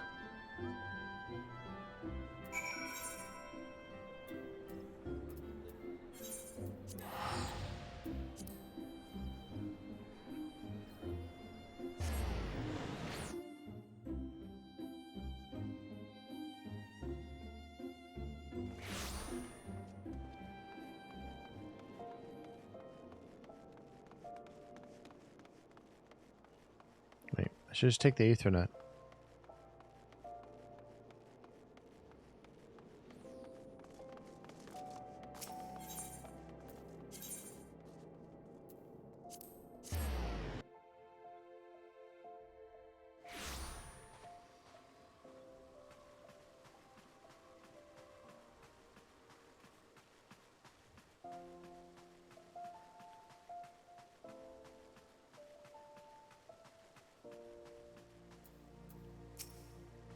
Ul'dah, the Gilded City, where one's fortune defines one's worth. Hope some manner of fortune is with us, and that this final leg proves as successful as the previous two. Might I suggest ascending to the lower level before beginning your recruitment efforts? I do not think the Sultana would take kindly to us poaching her from her personal guard. Let us meet back here at the promenade when our respective tasks are complete. Good hunting, Cornell.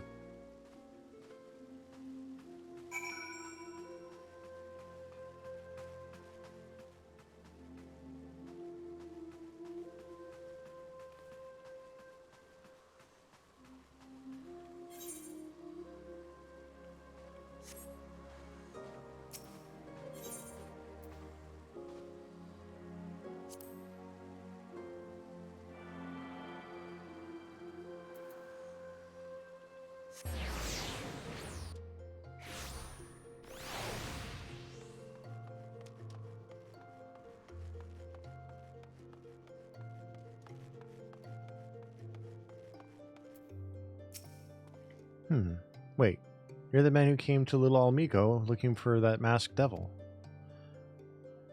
Who knows what might have happened if you hadn't? I'd probably be dead, and a whole lot more of my friends besides. We were such fools. Anyway, that disaster really got me to thinking about our homeland, and about the outsider who saved us from ourselves. I realized how easily I had been manipulated, and vowed to make of myself a more worldly man, so here I am. A new company of champions? And you say it will take me to all corners of the realm?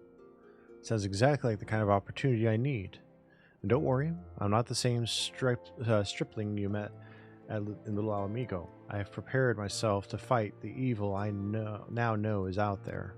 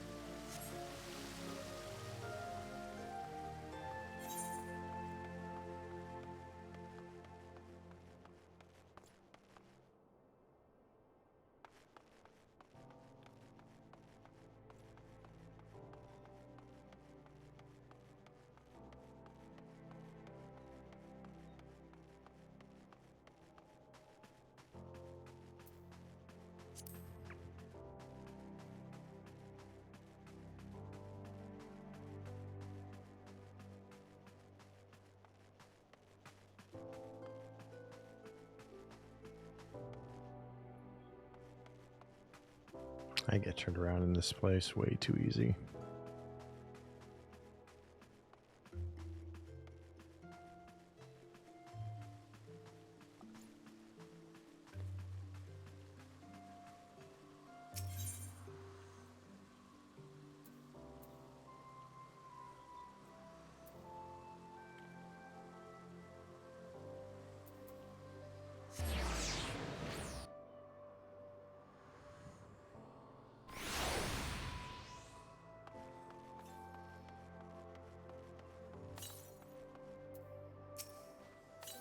A company that looks to cure the ills of the realm entire?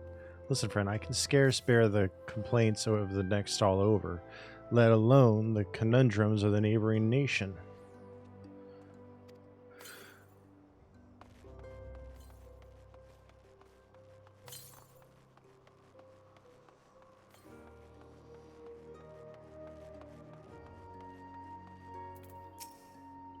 Aye, you'd be surprised what rumors drift down to Pearl Lane. I know of this glorious new company of yours, and just how far I'd go to avoid getting involved with it. Whispers on the street say your organization is funded by a corrupt coin, by syndicate money. If you think you're recruiting for a just cause, then you're a bigger fool than I took you for. That is disquieting.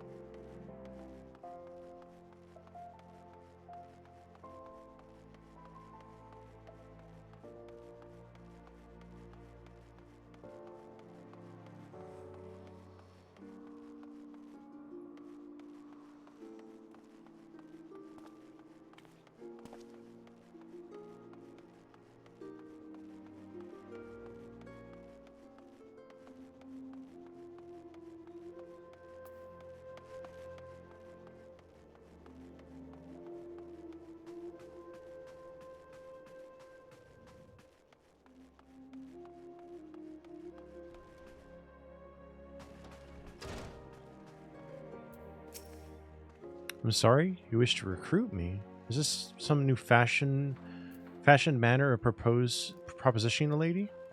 I'm afraid you're wasting your time. This lady has already spoken for. Good day to you, sir. She thought I was hitting on her.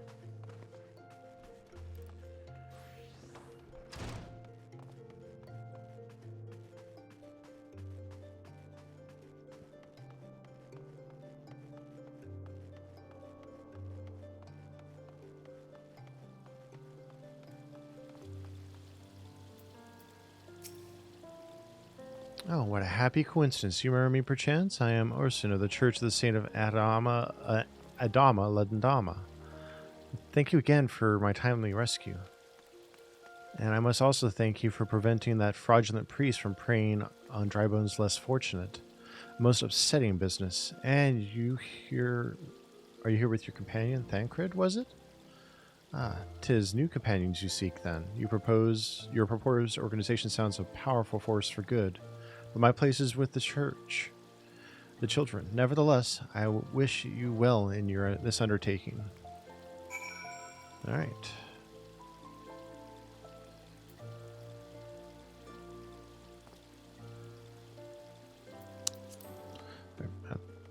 For some reason, I think I could teleport to the shards on my own.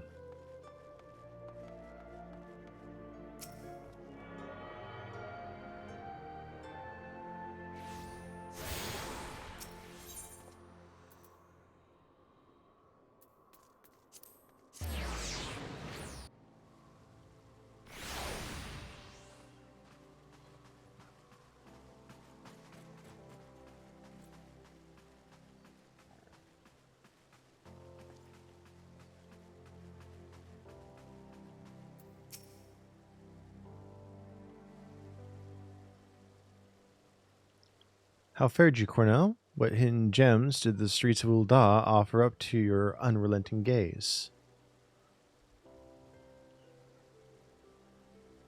Single Alamegan youth. You've certainly given us an admirable start, even if our ranks are yet somewhat thin. In these troubled years following the calamity, talk of Eorzea's salvation must seem akin to grasping at clouds. But there are those who have risen to the challenge nonetheless, and the hope that inspires these people was born in no small part from the victories you yourself have won. Thank you, Cornell. I will not squander the precious gift that you have placed into my keeping. These recruits will become the foundation of a new beginning.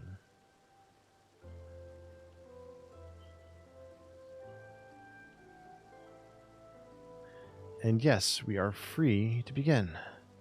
As you have no doubt surmised, the Sultana also graced my trial company with her blessings. Our first wave of recruitment is over, the documents signed, and the finances secure. There is naught to prevent me from taking the next step.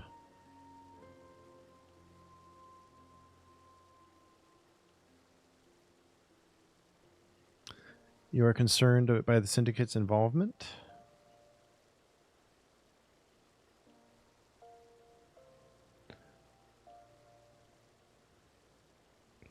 As was I. Thus was the origin of every coin of their contribution carefully scrutinized and recorded. The organization will not be built on corruption.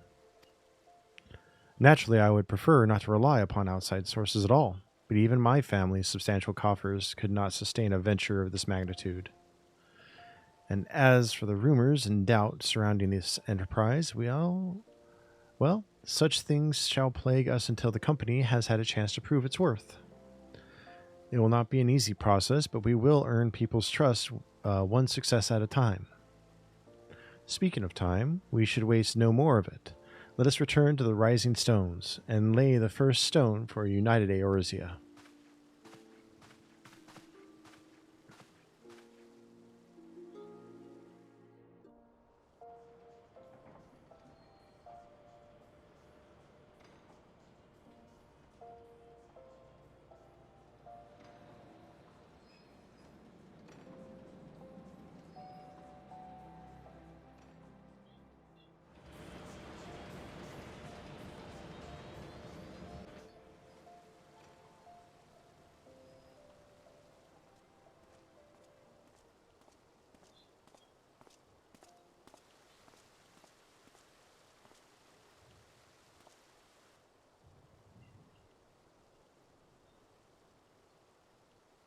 Tell me, General, what think you of Alfino's bold endeavor?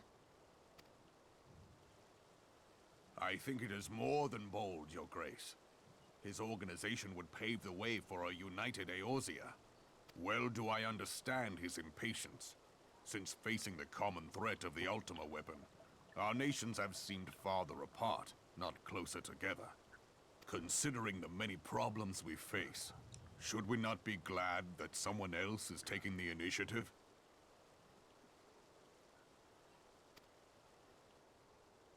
We have all pledged our cooperation, yet the grumbling continues behind closed doors. Ul'dah is not alone in her duplicity. I myself have doubts as to the good this organization will achieve. With the inclusion of the finest soldiers of the 3 grand companies, it promises to be a fearsome military body. But whom will it serve? Even under the watchful gaze of the Scions, it is not unthinkable that such a force could perpetrate a great wrong. Does it not concern you that a significant proportion of its financial backing came from the coffers of the Syndicate? That those... Oops. I have trust in the Scions, Your Grace. They have spared us no end of trouble at the hands of the Primals. If they seek reinforcements, I deem it unwise to deny them. As for their finances, full many gave generously. And though our nobles proffered a sizable sum, their coin did not spill from the pockets of Lolorito and his cronies.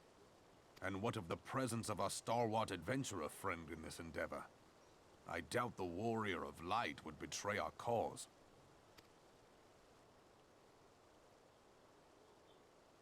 Yes, there is that, I suppose.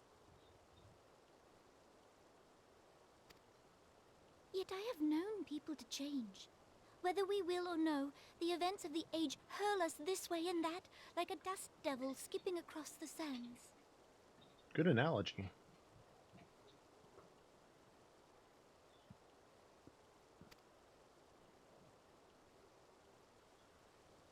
Cannot be done about Telechi?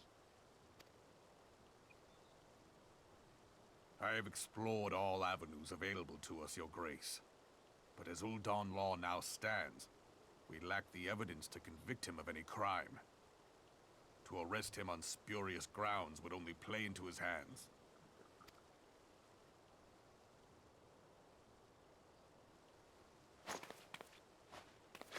He has all but committed treason, and yet we can do nothing?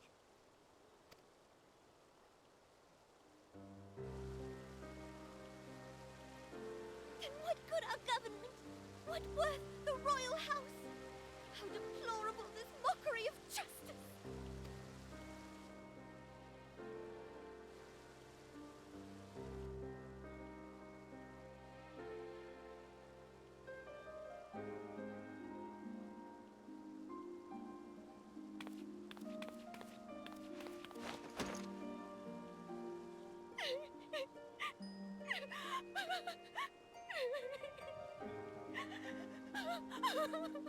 Have faith, Your Grace.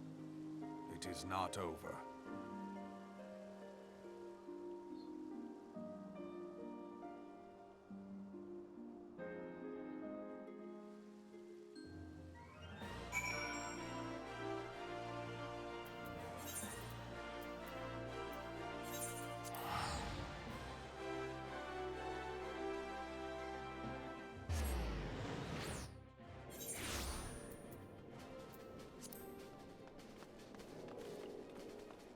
All right, back to base.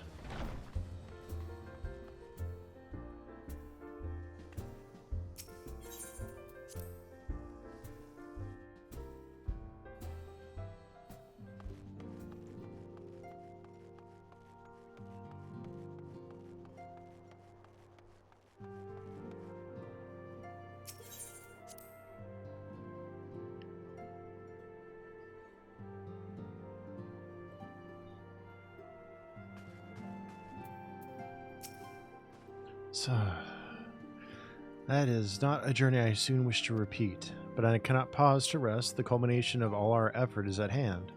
I must see to the preparations for the inaugural ceremony. Thank you for allowing me to monopolize your services, Cornell. I'm certain the antecedent will be relieved to see you free for other duties.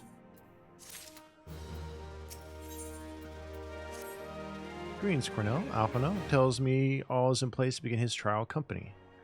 The Scions shall certainly be grateful to have the support of such an organization. The inaugural ceremony is set to take place here at the Rising Stones.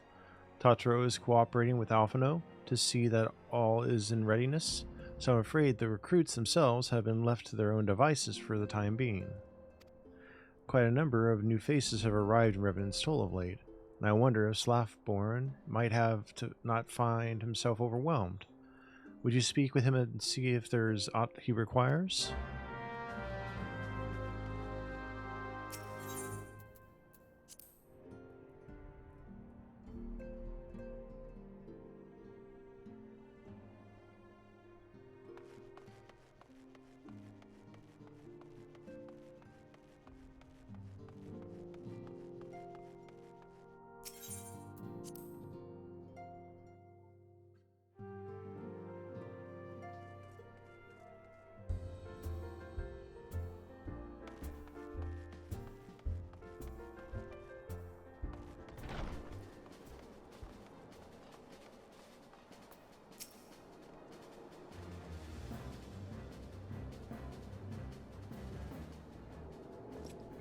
What can I do for you, Cornell?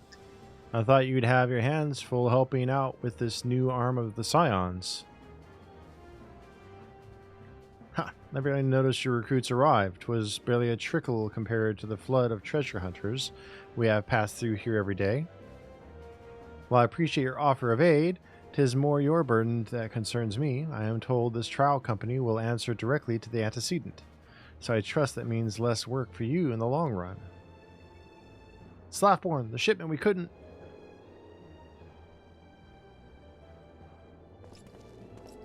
Godswoman, what befell? We were bringing a shipment to Revenant's Toll, provisions earmarked for the frontier effort. But just as we sought to cross over into Mordona, we were set upon by brigands. I believe they may have been heretics. There were many, too many. We only escaped with our lives by abandoning the supplies. Pray forgive us. There is not to forgive. Provisions can be replaced, but smart soldiers are hard to find. Take your rest, and I'll have someone along to tend to those wounds. What to do? If heretics are involved, then this is like to be more than a case of simple thievery. Ishgard will need to be informed. Whence did these supplies originate? House Fortemps. We collected the provisions from Camp Dragonhead proper. Understood. Let's just see that they are apprised of this development. Cornell, were you not on good terms with the Knights of House Fortemps? Oh, damn it. Yes, I realize that I contradicted my earlier hopes to lighten your load, but I need someone who can help bring this incident to a satisfactory conclusion. Our favorable relations with Ishgard are far too important to risk half measures. Thank you for understanding. I'm certain Lord Hausafont will be glad of your assistance.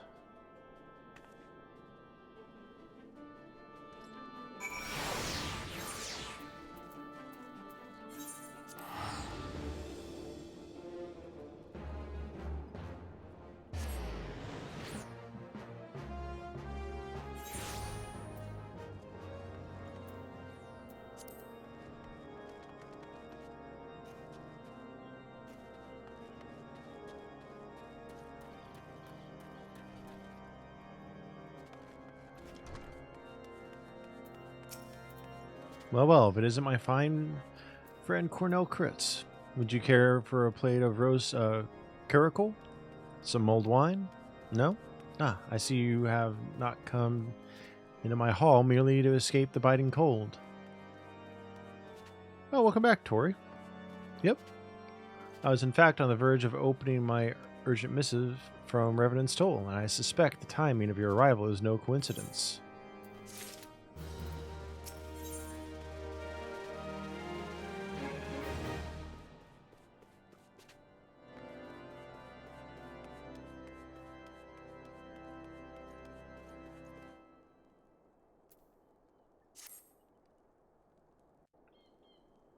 Gotcha. What'd you make?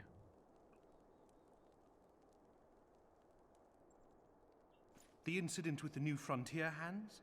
No, you need not elaborate. I have been following their progress with no small amount of interest.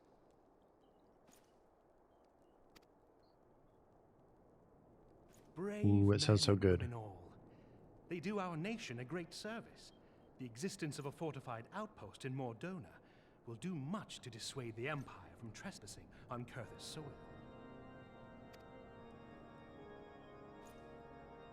Right glad am I that you have chosen to lend your support to this endeavor.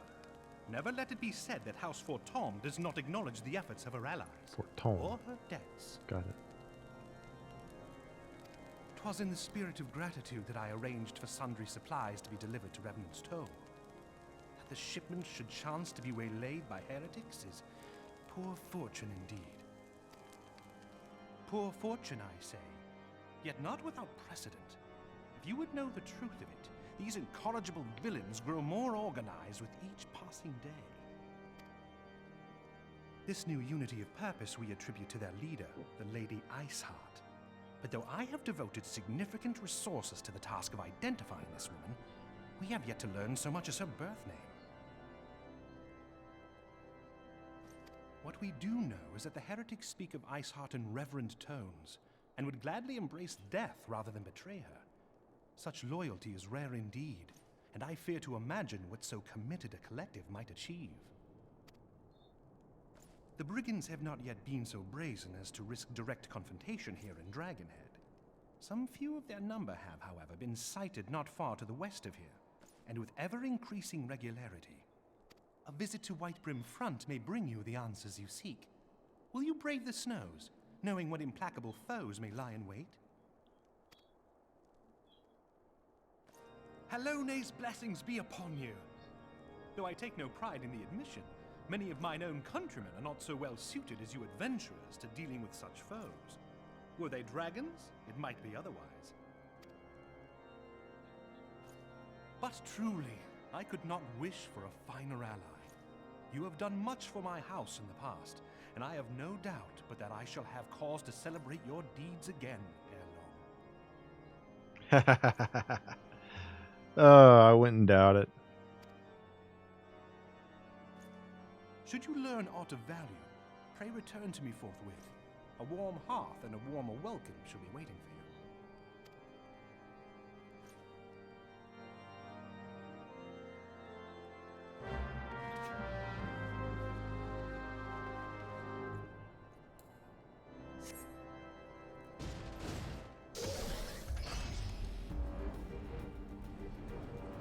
Uh-oh. Let it charge, mini-me. You're okay.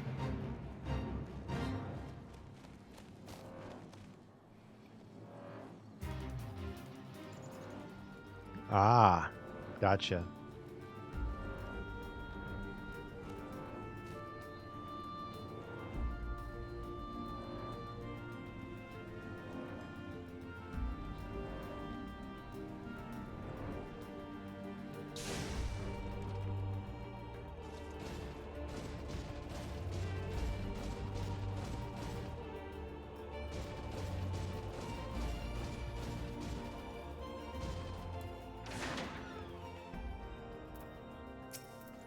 Cornell, is there aught you would ask of me? Pray, speak plainly. I'm a man of action and need no honeyed words. On the trail of a band of thieving heretics, you say? By the Fury. But you do seem destined to cross paths with those villains. I must confess, then, 'tis a sad truth that the wilds hereabouts have indeed grown thick with their number. They strike swiftly, without warning, and are canny enough to evade our most able trackers. But 'tis not merely their newfound organization that confounds us. The heretics themselves seem somehow changed. I know not what manner of influence this Iceheart wields, but the men we face seem utterly lost in the grip of righteous fervor. 'Tis an unsettling and unnatural zeal. Mayhaps you would care to question one of their recent victims? As fate would have it, your arrival came moments after a traitor was waylaid on the road. A patrol found the unfortunate fellow lying senseless in the snow, and carried him into our infirmary. Assuming he has regained the use of his faculties, The merchant might recall some small detail that could aid you in your task.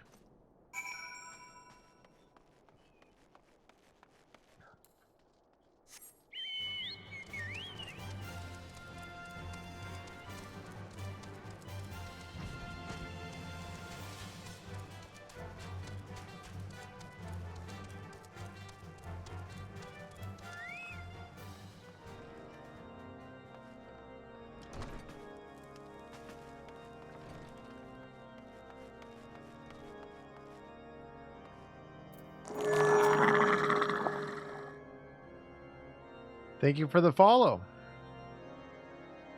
Welcome in.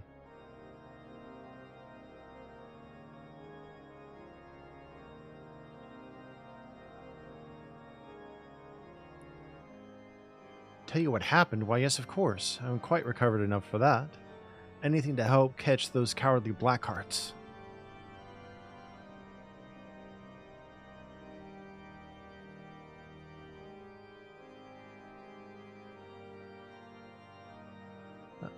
I was traveling my usual route to White Brim Front, and when a sudden blow sent me reeling.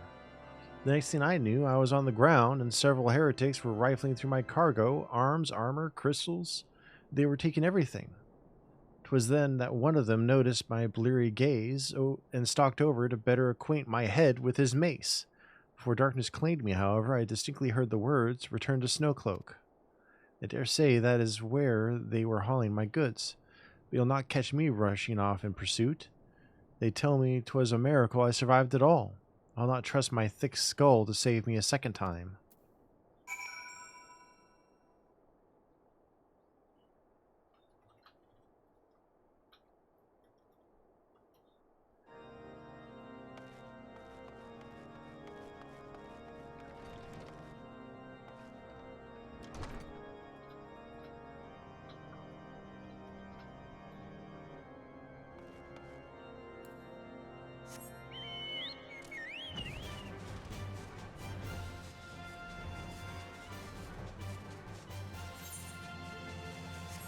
Bum ba da ba da bum bum bum bum bum ba bum ba da dum bum bum.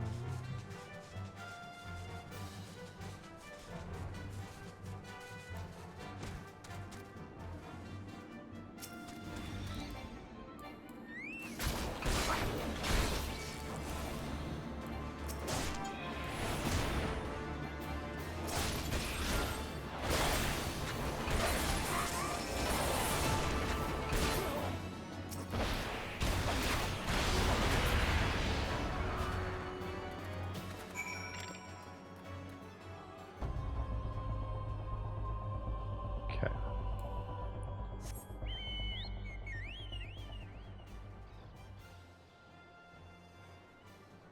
One second, guys. I will be right back.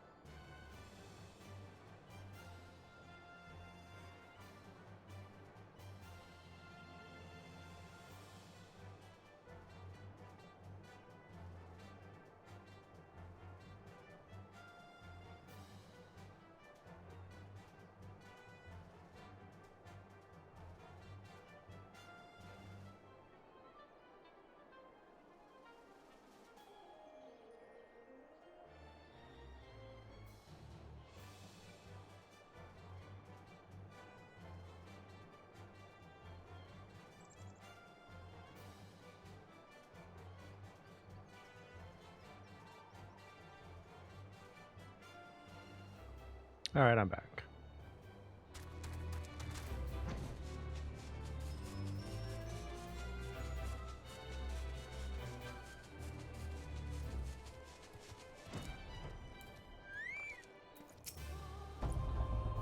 Draw your weapon foul. Wait, I recognize you, adventurer. You come seeking heretics? We share a common purpose. We are on patrol when we chanced across one of their raiding parties and pursued them here. By rights, we should have had them cornered in this ravine, and yet they are gone, vanished like icy wraiths.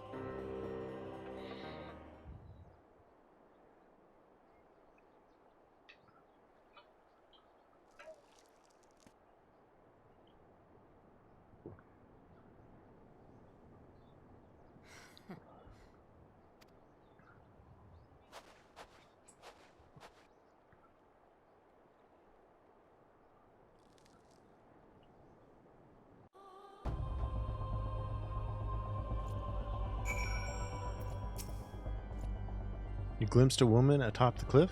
Could it be Ishgard herself come to sneer at our folly? And to where did she disappear? The heretics must have discovered a passage through the frozen wall, some hidden tunnel that escaped our notice. We have not the men to risk further investigation. 'Twould be best we were to return to Whitebrim Front and lay our suspicions before Lord Drillamont.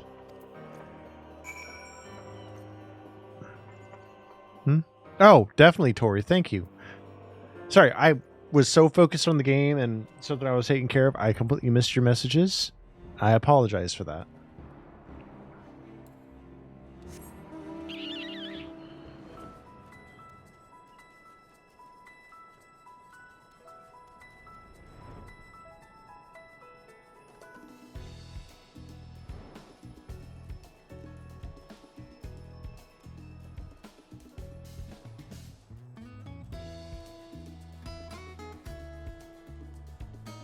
Actually, I haven't come across a single event since I left ARR that allowed for NPCs, actually.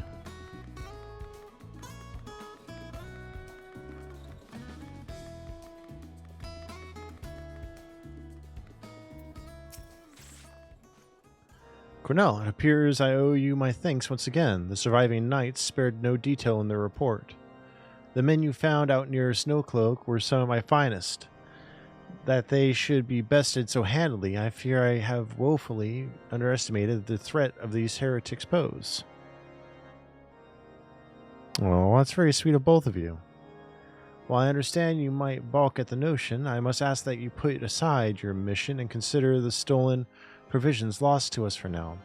'Twould be ill-advised to blunder unprepared into what may well be the very well lair of our enemy. Pray return to Dragonhead and inform Lord Housefont of your discoveries. He will wish to plan contingencies of his own. As for Iceheart and her heretics, the freezing heights of Snowcloak will not shield them from our justice for long.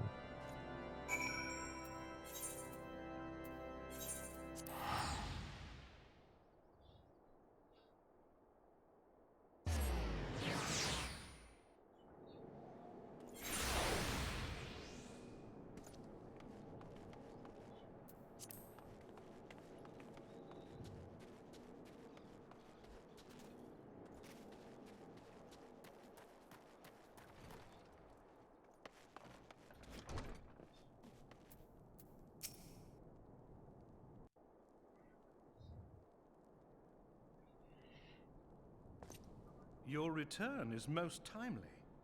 Of their own accord, my thoughts had turned to your task and the progress thereof. I confess, my imaginings tended toward the grim and bloody.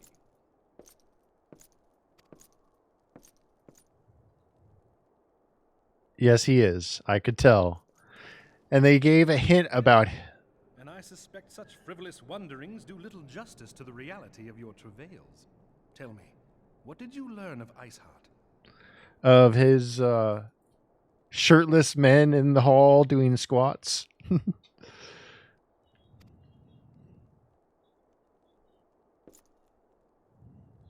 Indeed. And this transpired at Snowcloak? Of all the highlands, that towering wall has borne the worst of the region's brutal shift in climate. So inhospitable has Snowcloak become that we have still to survey the area in its entirety. Could its frozen heights conceal the heretic's hideaway? Putting such considerations aside for the moment, we still know far too little of this Iceheart. That she is capable of commanding such a band of fanatics bespeaks natural authority, and no small measure of charisma.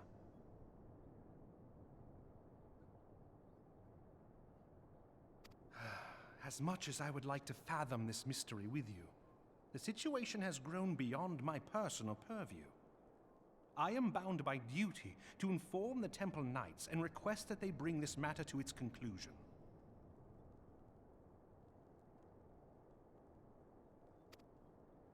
Given the glowing reports the new commander has garnered thus far, I am certain that they can be relied upon to take appropriate action. Though Iceheart's true identity yet eludes us, you have provided us with a point from which to begin. Sometimes it takes but a single stone to prompt an avalanche. On the matter of the stolen provisions, I have already made arrangements for a second shipment to be sent to Revenant's Toll. I could not well allow such an honorable venture to be undermined by one miserable setback.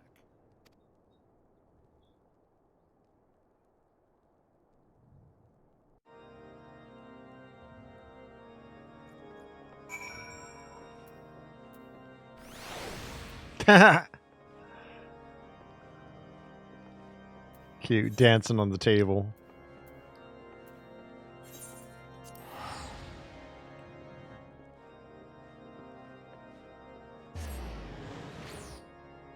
You guys are silly.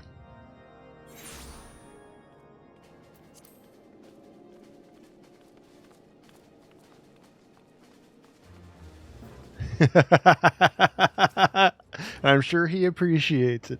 Cornell, 'tis good to see you return to the toll. How fared you in the frozen wastes of Corthus? How's Fortome is to send us a second shipment? I must send thanks to Lord Halstephone for his continued generosity. Yet even as our town grows in prosperity, I fear it will attract ever greater numbers of those who would do us harm in the name of greed and power. All of us, Alphinode's new recruits included, must remain vigilant against such threats. Bleh, tongue twister.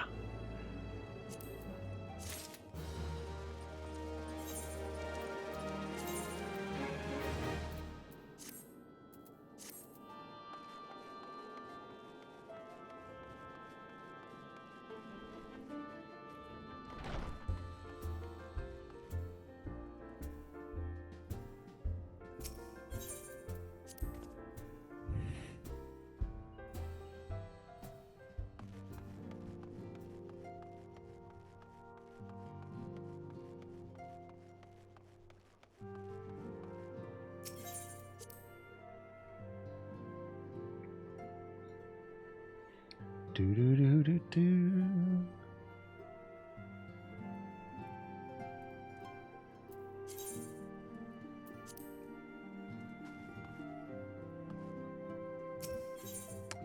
I went on autopilot and he was right outside and I was supposed to talk to him. I swear I've aged out of being a blonde. I'm not blonde anymore. I haven't been blonde in a long time.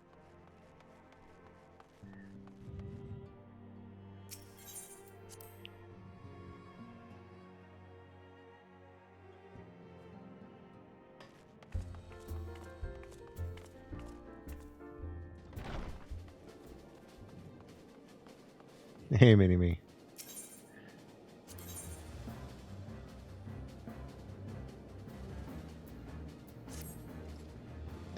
While you were away in Corthus, preparations for the inaugural ceremony were all but completed, although Totoro does yet seem somewhat flustered. I've taken enough of your time. Why don't you head to the Rising Stones and see if your frantic receptionist could do with a hand?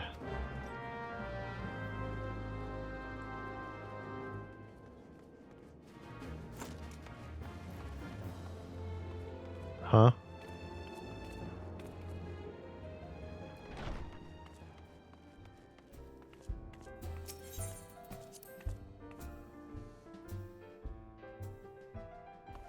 Oh.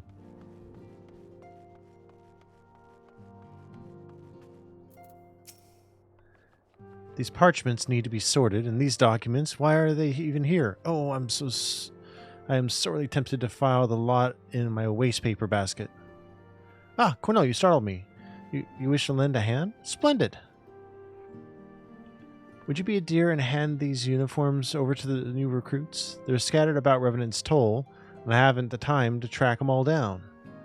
The recruits know to don their garb immediately and assemble here in the Rising Stones. You'll want to report directly back to Alphano if you don't wish to miss the ceremony. I wonder if the Scions will ever have matching uniforms. A well-funded organization is a well-dressed organization, I suppose.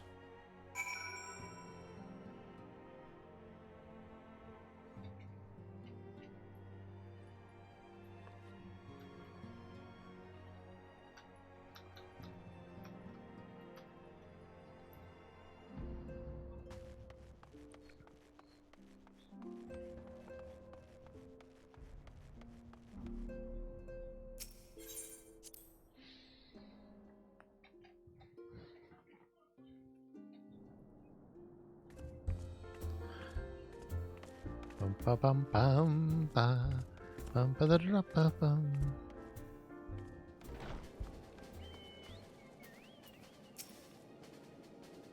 Those who believe this company will see no riches are short-sighted fools. The giving of oneself is an investment in the future.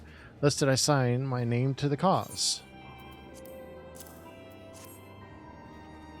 These uniforms were a splendid idea. Once our organization has made a name for itself, there shall be wealth of plenty in selling replica costumes to adoring masses.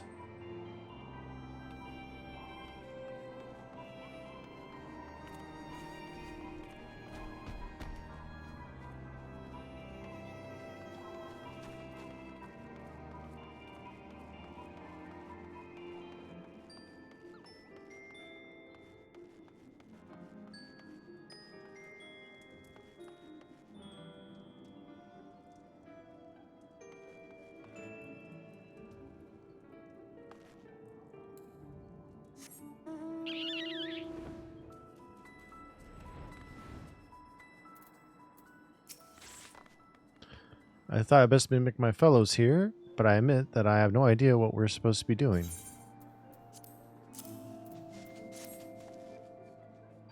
Ah, our new uniforms. I'm reminded of my induction into the Wood Whalers.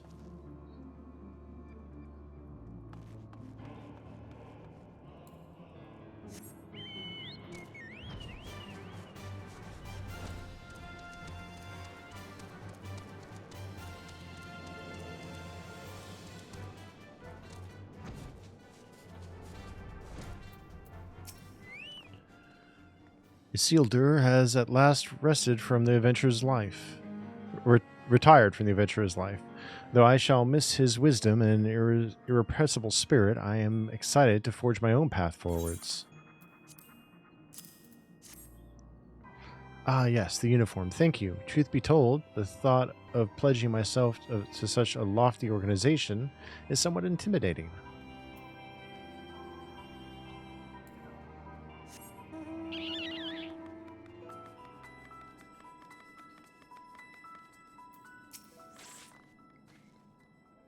Little Alamigo could learn much from Revenant's Toll, that this town can be so alive in the midst of such desolation.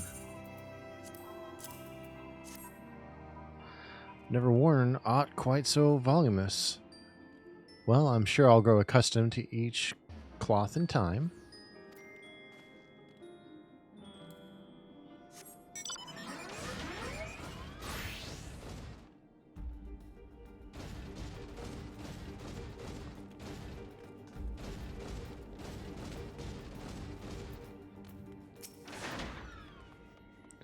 The Scarlet Garb makes me a proud member of the Maelstrom, and a hardier defender of Limsa Luminsa. Yet in truth, I stand for the betterment of the realm, and thought this new company a fine opportunity to contribute on a grander scale. Oh, now that's a striking shade of blue. Put alongside my Maelstrom uniform, my wardrobe will certainly not lack for color.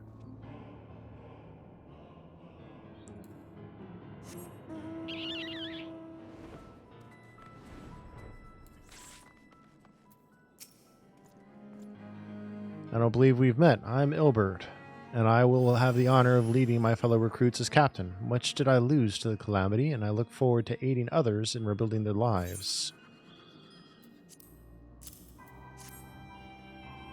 The uniforms are a shrewd decision. There is no easier method of creating common bond among what is essentially a band of strangers.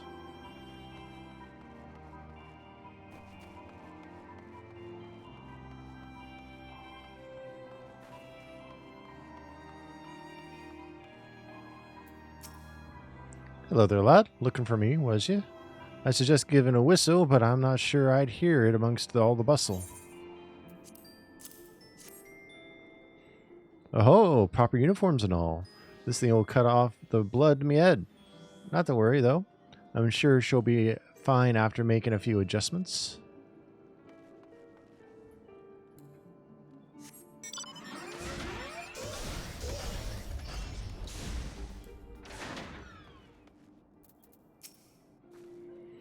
Cornell Crits, gods, I did not expect to meet you strolling about town. The tales of your primal battles were what inspired me to come to Revenant's Toll.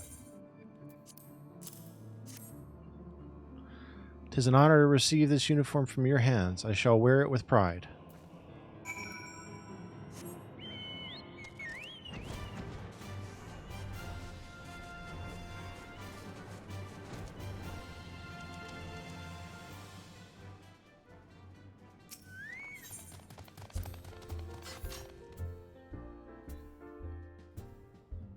Dun, dun.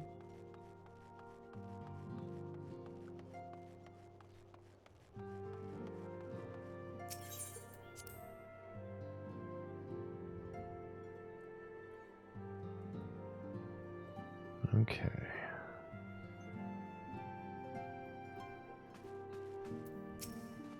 Yes, Cornell? Tataro mentioned you were handing out the new uniforms. I assume you've met the rest of the recruits? Some few answered the call to arms, but that I put forth through the established grand companies and such. We are not yet an army, but there is much a small corps of elite warriors can achieve.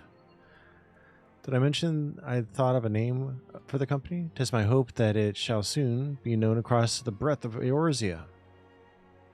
The moment of truth draws near, Cornell. Once the last of the recruits have gathered, I shall make the official announcement.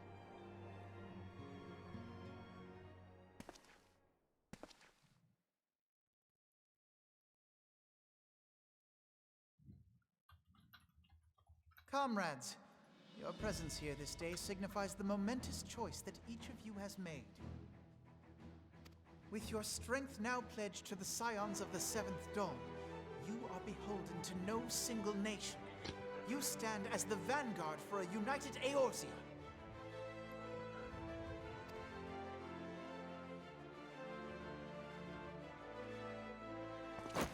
From this moment forth, I declare you crystal braves. Let us mend this fractured realm and face our enemies as one. I see a lot of problems coming out of that. Whether it be the beastmen and their primals, or the conflict in Carteneau, it is plain that the nations of Eorzea cannot solve the problems which plague the realm. Thus does it fall to some few heroic souls to succeed where they have failed. Come, take your place at the Scion's side as guardians of Eorzea, and together we shall fight for the freedom of all! For the freedom of all!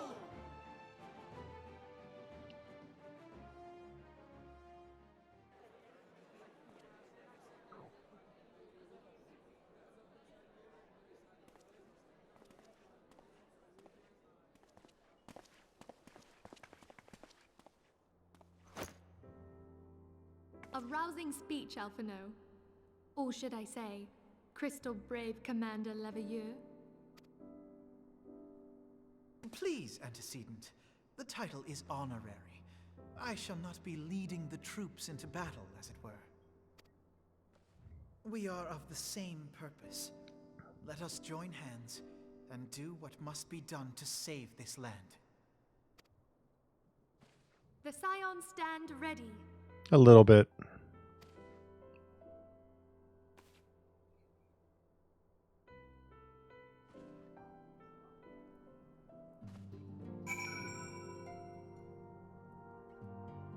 All right, I'll be right back. I need to feed the doggy.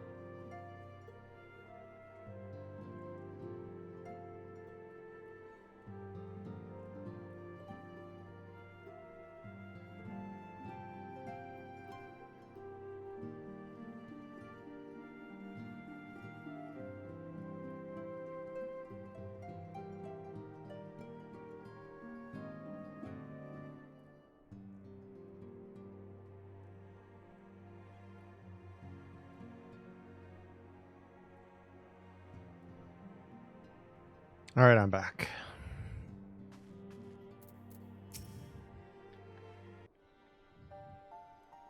I'm eager to see what the Crystal Braves might accomplish. This shall prove an interesting time indeed for the Scions. Thank you. Yes, I'm listening. So our worst fears are confirmed. The entire Isle. Such power defies comprehension. Truly? Kryl is alive? Thank the 12. I see. Pray, inform me if her condition changes. Yet.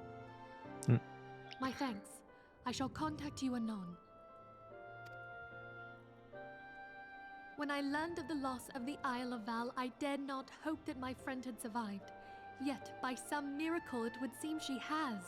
She's still to regain consciousness, it is true, but better that than death. Putting this happy news to one side, we must now endeavor to make sense of the readings taken by the survey party. It appears the etheric disturbance which accompanied the Isle's destruction is of a magnitude alarmingly close to that of Ultima. Could the Ascians be responsible for this devastation as well? I wonder, have you heard aught from the Mother Crystal since the battle with the Garleans?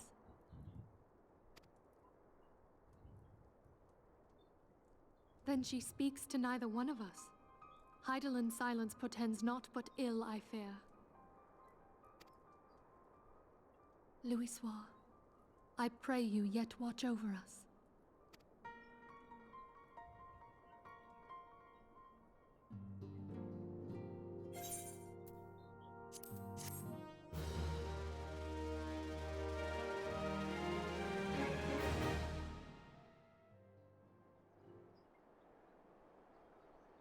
Are we finally going to be called up here?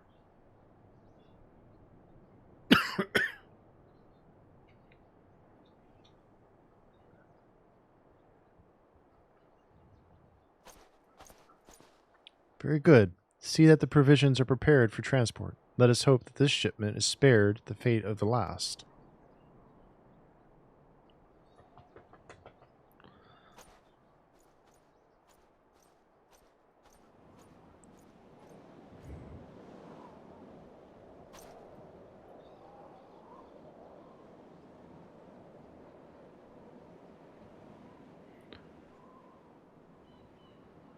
The winds are uncommon fierce this day.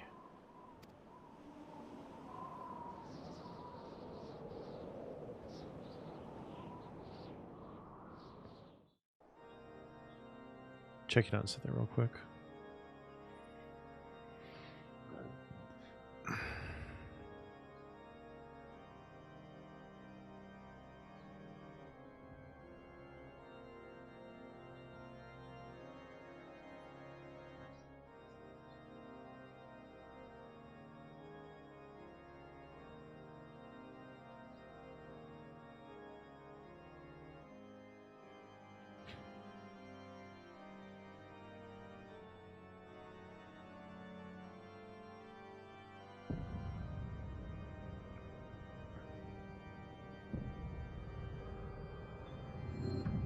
Labre and the emissary. That's not good.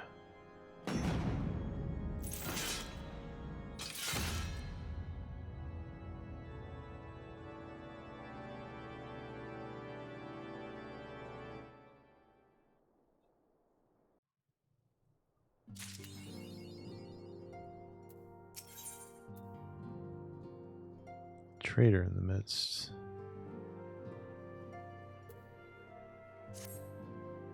Now, when I put on it's Elf Pope. So when I put on a new piece of armor that comes in that's better, that will actually show, besides, because I don't have my helmet turned on, will the glamour be lost on it, or will the glamour stay? Try as I might, I cannot shake a creeping sense of dark foreboding, but it avails us not to fret about the unknown. We must concentrate instead on the problems of the present. The primals have been relatively quiet of late, and the beast tribes who summon them are under constant surveillance by the grand companies. Okay, thank you. Should any suspicious activity be afoot, you may be certain that we will hear of it. Ah, that makes perfect sense. And until such time as a permanent solution to the primal problem can be found, we can do little but wait and observe. As for the Ascians, Eorzea is wholly dedicated to finding the means by which we may defeat the Dark Beings. Let us pray for good tidings on that front. But all this you know already. Let us speak of than of more current matters, in particular the state of the Crystal Braves. Alphino did well to found the organization, but ensuring its smooth operation is another matter entirely. Though I doubt not that he is doing his best, I feel that a helping hand or two would not go astray. To this end, I offered to send one of the Archons to assist him, but he declined. You know how he can be, independent and to a fault, and secretly loath to accept help. Save, of course, when that help comes from you. Alphino has entrusted countless matters of import to your care in the past, and I believe he would not hesitate to do so again were you to offer. I should be most grateful to you if you would go to him and support him in whatever manner you are able.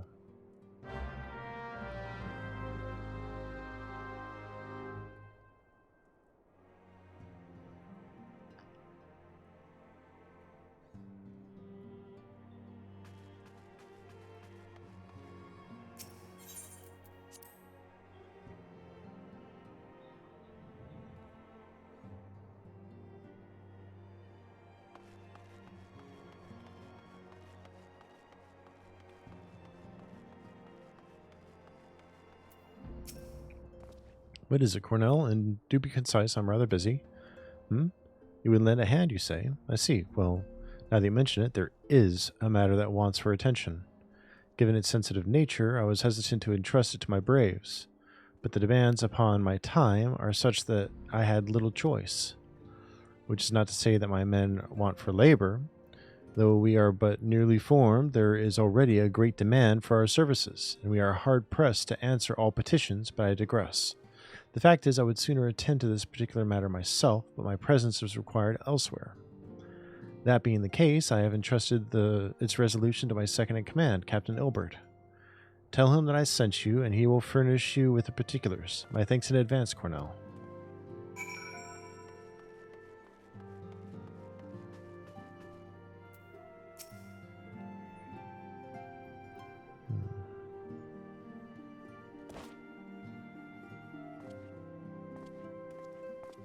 Hail to you, sire.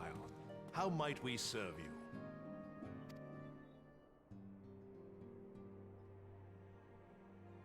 Commander Leveilleur bade you serve us? These are welcome tidings indeed. Given the sensitive nature of the task, I could not rely on one of my own.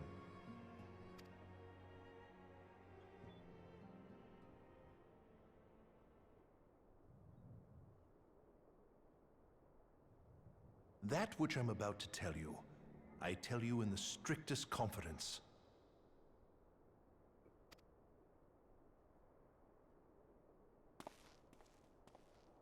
Some days ago, we received certain documents from an anonymous source. They notified us of the presence of a Garlean agent within the ranks of one of the Grand Companies. Following some discreet inquiries, we identified a suspect among the Immortal Flames, whom we detained for questioning.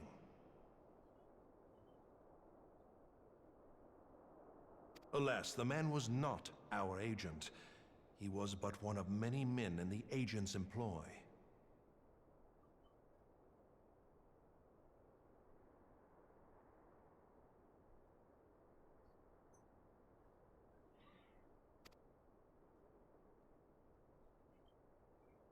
We pressed the traitor for a name, but he had none to give. He claims never to have met his master, whom he knows only as the Ivy.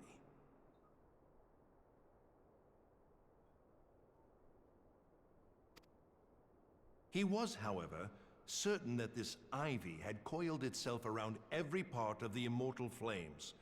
It would seem our quarry joined the company some time ago, and gradually recruited others to his cause. These conspirators are the vines by which he learns our secrets, all without exposing himself. It won't be easy to identify the Ivy amidst this tangled mass of subterfuge, but we have a tendril in our hands, and we shall follow it all the way to the gnarled root.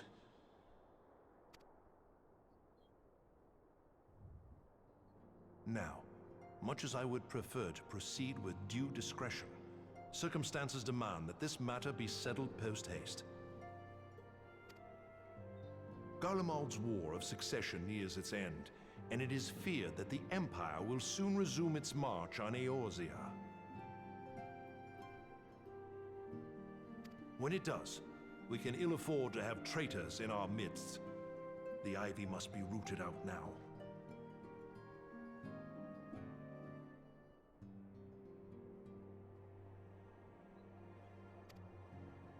We must begin by apprising General Roban of our findings.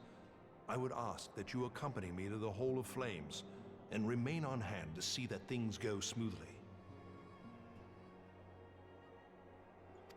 Assuming the Ivy's tendrils are as widespread as we believe, he will be aware that an investigation is underway, and if that is the case, he may well move against us.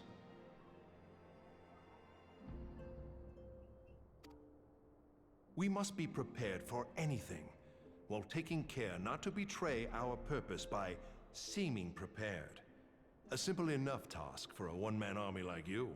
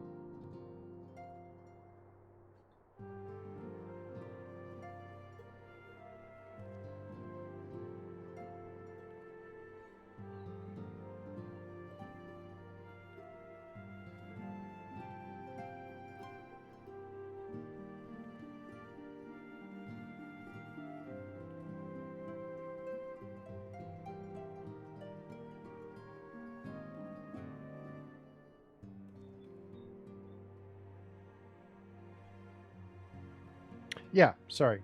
I got distracted. I'm putting together a food order for myself.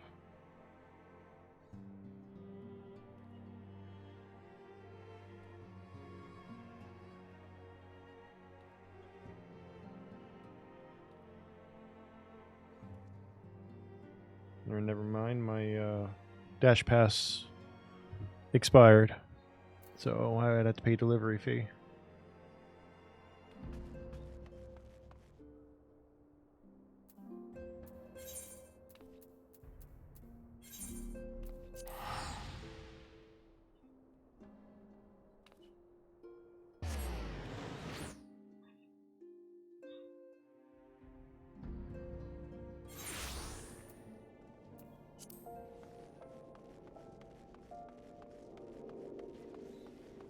That's all right.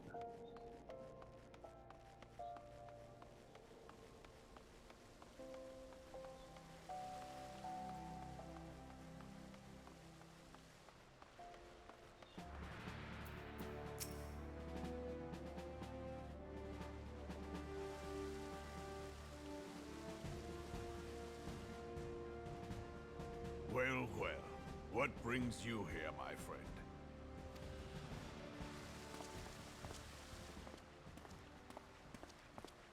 He is here at my behest. Greetings, Roban. It has been a while. Hilbert, you old scoundrel. When they told me you'd be visiting, I scarce believed my ears.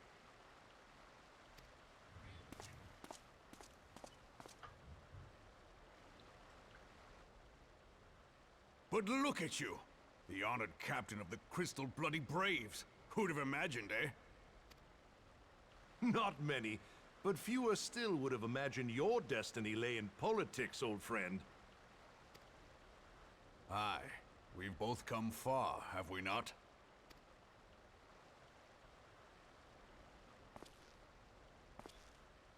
Lest you wonder, Hilbert and I go back a long way. We've been friends and rivals since we were lads. The last time we saw each other, Alamigo had just fallen, so you can guess how many summers it's been. And in all that time, not a word from the fool. Ah, well, my dealings tended toward the modest and mundane, unlike some I could mention. As I hear it, No sooner did you reach Thanalan than the brass blades clapped you in irons and dragged you off to die on the blood sands. Being a stubborn sort, you won 1,000 matches and earned yourself a place in the people's hearts while you were about it. Then, with your mountain of prize money, you bought the Colosseum and secured a seat on the Syndicate. Those balls, brother! Rags to riches does not do it justice. You're a hero to the common man.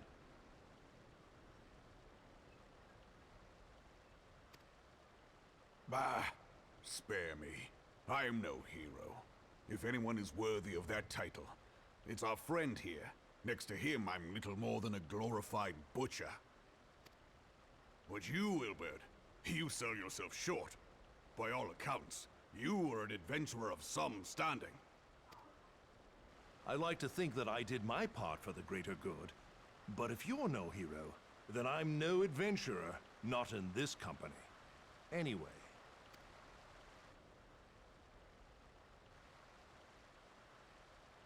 I have tidings. So there has been progress. I've let it be known that this meeting is a reunion between old friends. None will give your visit a second thought. To convene elsewhere would only attract attention. Let us speak here, in plain view of all.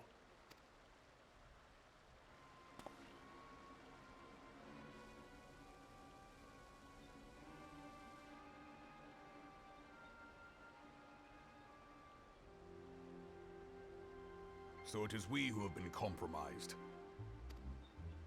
Teleji Adeleji's machinations have shaken Ul'dah to her foundations. In such uncertain times, a man's loyalty may be bought for a fistful of gil. But if this snake has truly been in our midst for as long as you say, we must needs consider a far graver possibility. Conspiracy. Could it be that the monetarists have been in league with the Empire from the first? Very well. I will have my most trusted men investigate the matter. Continue your inquiries in the meantime. It does me well to see you again, old friend. When next we meet, let it be over a flagon of ale. I look forward to it. Let us reminisce of bygone days, and drink to the future of our homeland.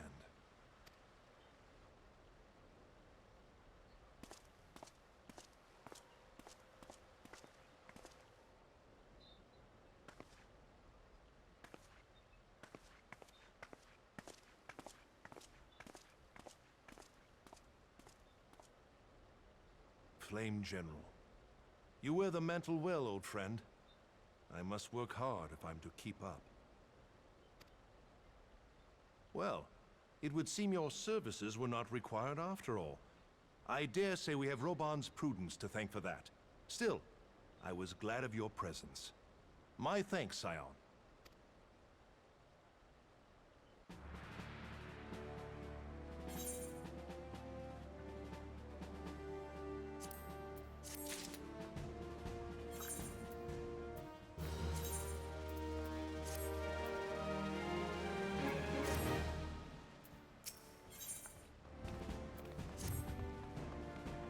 Our hunt for the Ivy begins in earnest, Scion. Suffice it to say, we must tread warily, but one misstep may well cost us our lives. Our business here is concluded for the time being. Let us return to the Rising Stones and report to Commander Lavalier. What did she say? Levier?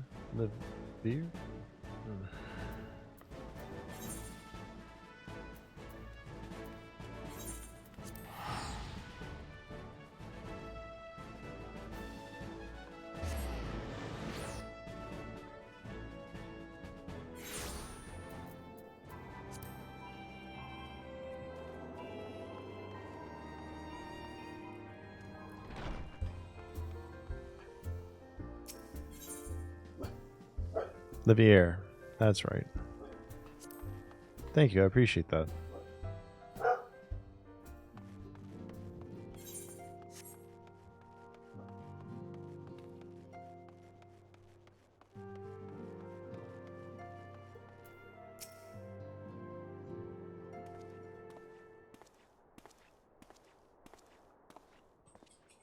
We are returned from Ul'dah, Commander. Not a moment too soon. Something has happened. Trouble? You recall that the 4th was tasked with reconnoitering the rendezvous site used by the IV's minions and his Imperial contacts. Soon after you left, we received word that the unit was ambushed en route to the destination. Gods damn it. According to the report, one of ours has been taken captive. The Garleans are not wont to treat their foemen with dignity, and I have grave fears for her safety. We must dispatch a rescue party at once. Recall those braves who are afield. Begging your pardons, Commander, but we have not the time. I'm afraid I must ask for your aid once more, Scion. An ill-prepared rescue party will only serve to provide the Garleans with more captives. Yet time is of the essence. Simply put, you are the best chance we have. Captain Ilbard has the right of it. I trust you are willing. But of course you are. Now Lane of the 4th lies in wait in the Tangle, near the entrance to Castrum Sentry. Seek her out, and she will apprise you of the situation. You know what, I'm going to go ahead and just make myself a tortilla wrap real quick. I'll be right back.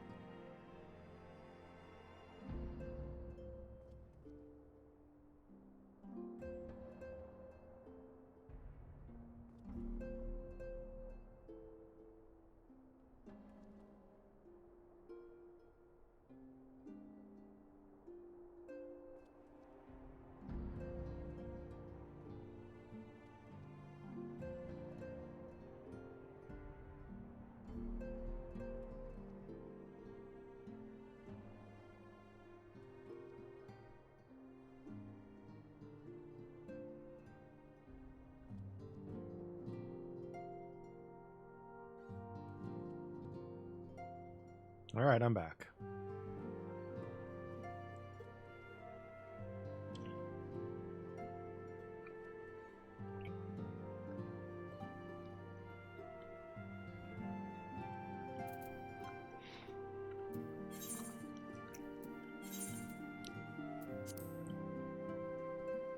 Thank you.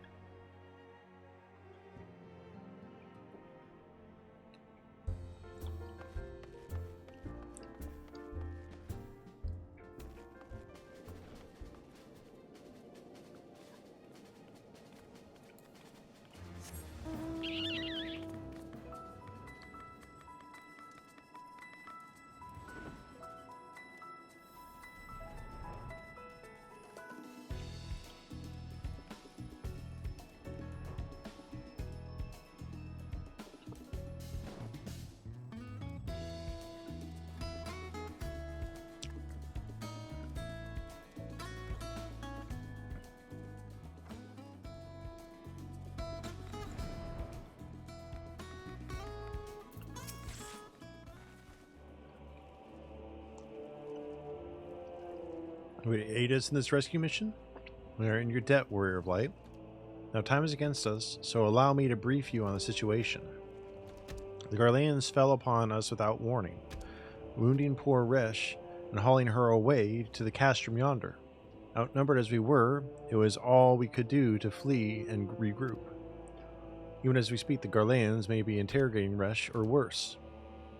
With her hurts, I figured that she will not long survive their attentions. We must rescue her without delay.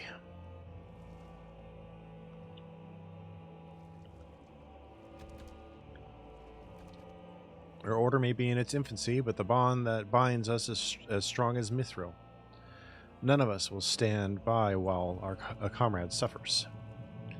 We, the remnants of the Fourth, will infiltrate Castrum Sentry. Please help us find Resh before it's too late.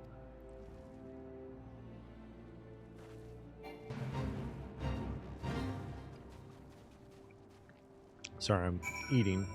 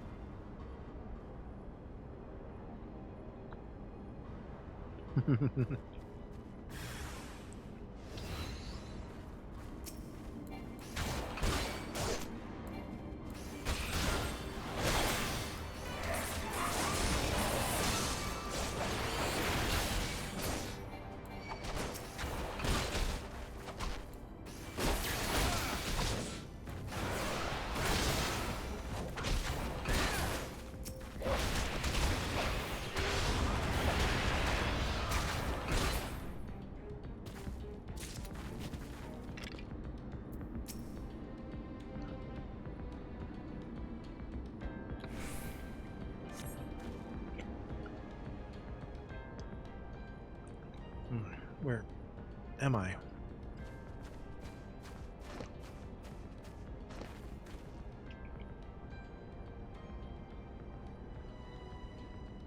I should thank the gods we found you. Thank you, Warrior of Light. Now to quit this accursed place. Resh cannot move with those wounds, so she will need to be carried out. I believe a diversion is in order. Might we trouble you to provide one? Given your reputation, I suspect the Garleans will be only too happy to grant you their undivided attention. If you were to create a commotion within the castrum, we should be able to steal away unnoticed. Let us speak again once we are safely outside these walls.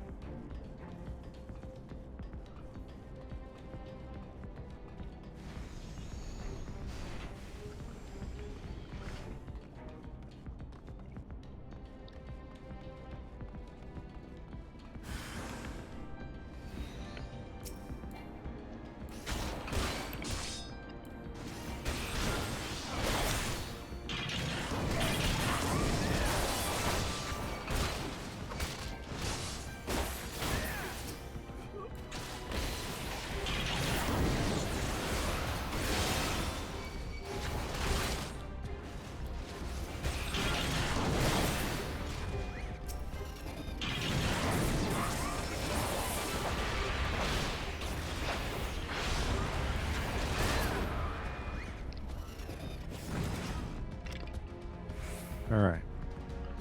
Guess what I forgot to do while I was up making food?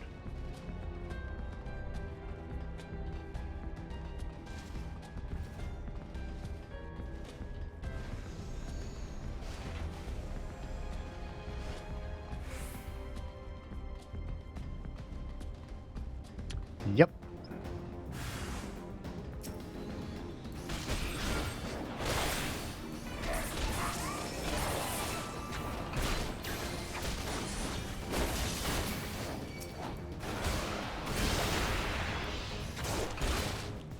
I will once I complete this.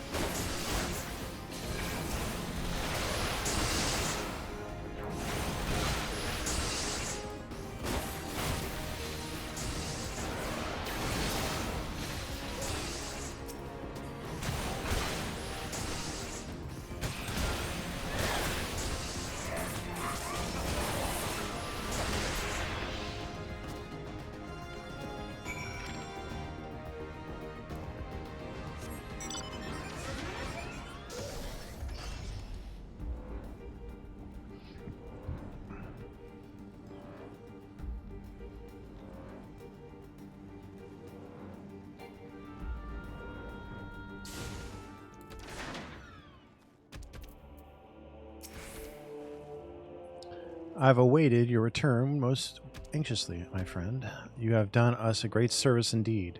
Thanks to your aid, our comrade Resh is safe, and we suffered no further casualties. Words cannot well express my gratitude. All that is left is to report the mission's success to Commander Leveilleur. I shall go on ahead to the Rising Stones.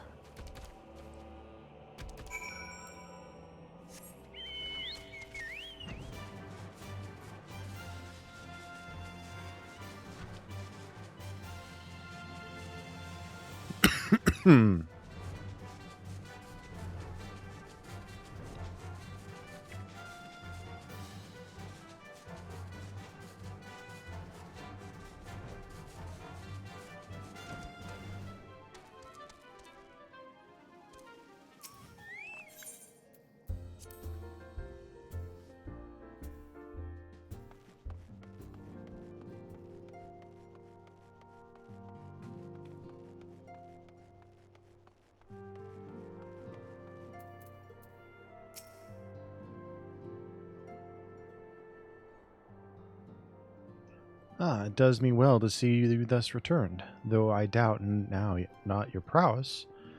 Entering an enemy stronghold is generally considered to be a risky venture, and I must confess to having been a trifle anxious. But here you are, hale and whole, having succeeded in your mission as is your wont. Lest you wonder, the woman you rescued is being cared for by the Domans. Thanks to their expert administration, the danger is past. You have my gratitude, Cornell.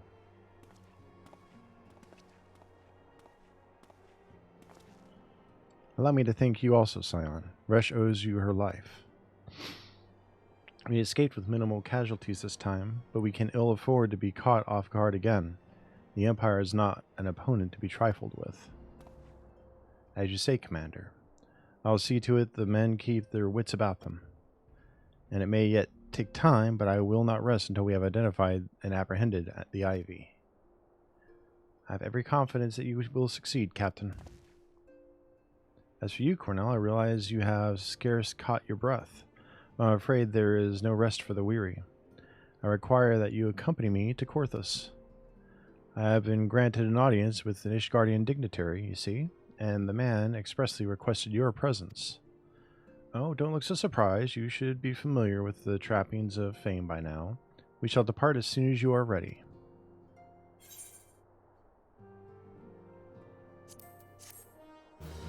Alright, and with that, I will go fill my drink. I'm not going to go on Be Right Back screen, though. I'll just leave you guys hanging there until I get back.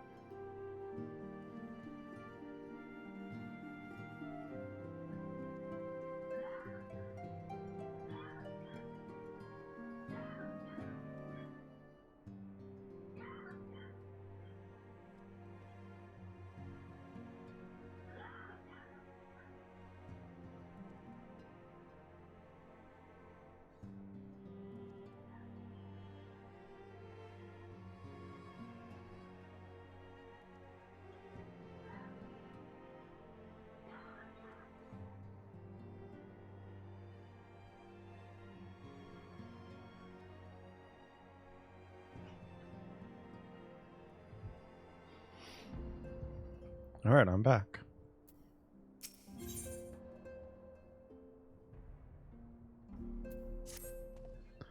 We have been blessed with a rare opportunity, Cornell, an audience with an ambassador of the Holy See of Ishgard. We are to treat with Sir Aymeric, Lord Commander of the Temple Knights in Camp Dragonhead. It is considered a great honor to serve the Holy See directly as a Temple Knight. Needless to say, their leader wields tremendous political influence. We would be wise to court his favor. For that reason, I consider your attendance essential.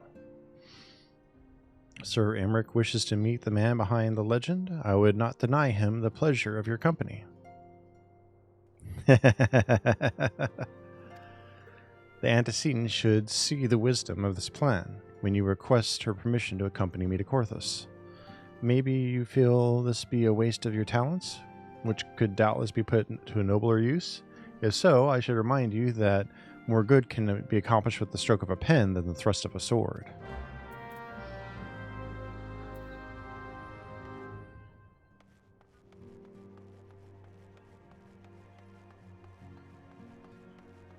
I will admit, Y'shtola and Menphilia are my two favorites right now, in that regard.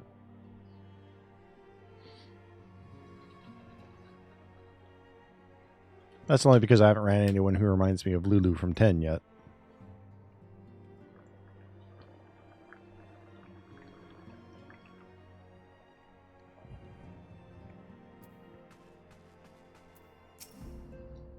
A meeting with an Ishgardian ambassador? By all means, I think it a wonderful idea. We have received no reports of etheric disturbances or unusual beast tribe activity of late. If Alphino believes your presence may help him to secure more favorable terms, I see no reason to deny him.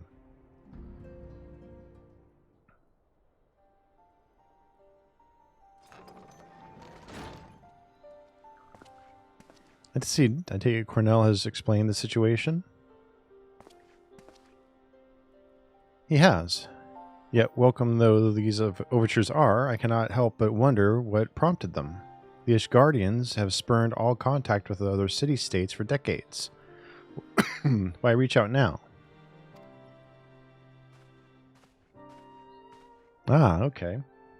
Can't wait till I do. Would that I knew. The question of their motivations is one to which I have given no small amount of thought. Alas, I know no more than is generally known. The notoriously reclusive nation of Ishgard, situated at the center of Abalathia's spine, ruled by the Ishgardian Orthodox Church, at the head of which presides the Archbishop. Members of the original Eorzean alliance formed in the wake of Alamigo's fall from some 2 decades ago. Friends of convenience who withdrew from the alliance as soon as the Imperial fleet was routed at the Battle of the Silvertear Skies. Since which time their borders have remained closed to all outsiders. They have rejected every one of their former allies' calls to reopen dialogue, turning a deaf ear to their neighbors' pleas even when the calamity loomed large. And on the fields of Cartano, we brave men and women laid down where brave men and women laid down their lives in the defense of the realm, their banners were conspicuously absent. I have tried to convince Ishgard to rejoin the alliance at every opportunity. I have explained over and over again that unless Eorzea stands united, we cannot hope to preserve our freedom. One by one, our nations will fall, as once fell Alamigo.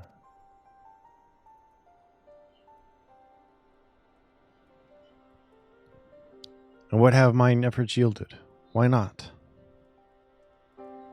Surely this can be considered a step in the right direction. I should hope so, rather than the lowly messengers we have been fobbed off within the past. This time we shall meet with a man of genuine influence. Of course, I am not so naive to think that they come to us out of the goodness of their hearts. We have something they desire, though I have yet to find out what. But since is the nature of diplomacy, they will bring their agendas to the negotiating table, and so will I. along with a handful of incontrovertible truths. The Empire will soon be at our doorstep once more. Indeed, you may be assured that I will expound upon this point and others. Let us depart for Camp Dragonhead. Cornell, our old friend Lord Housefont, is expecting us. Since our quest to recover the Enterprise, I understand you have further ingratiated yourself with the man. Excellent work. His fondness may prove useful to our cause.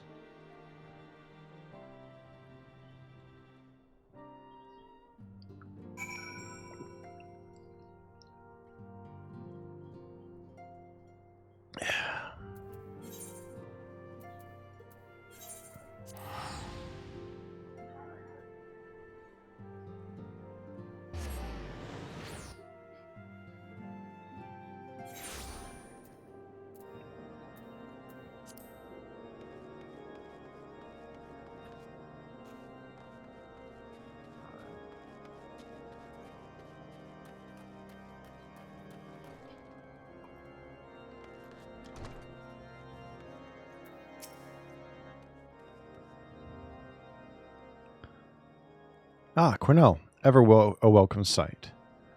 Our hearths have been stoked to blazing in preparation for your arrival. It would not do for such a distinguished personage to catch cold whilst enjoying our hospitality. The gesture is much appreciated. I fear I shall ever struggle in cold climes. Ah, good. Master Alphinaud is an honor as well. Likewise, Lord Housefont. Forgive us yet another imposition. I fear we have relied overmuch on your aid since you so generously assisted us in the locating of the Enterprise. Blah. Nonsense. Any debts incurred have long since been repaid. Besides, who can say what the future may bring? House Fortune may have even seek the aid of the newly formed Crystal Braves. In any case, I am simply delighted that the Holy See is at last willing to grant you an audience. No doubt your discoveries at Snowcloak helped to justify the decision.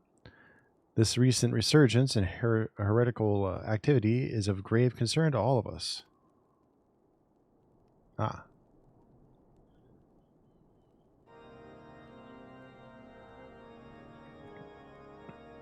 But to the matter at hand. Sir Emmerich arrived in Camp Dragonhead earlier, and I am told that he is eager to meet with you at your first convenience.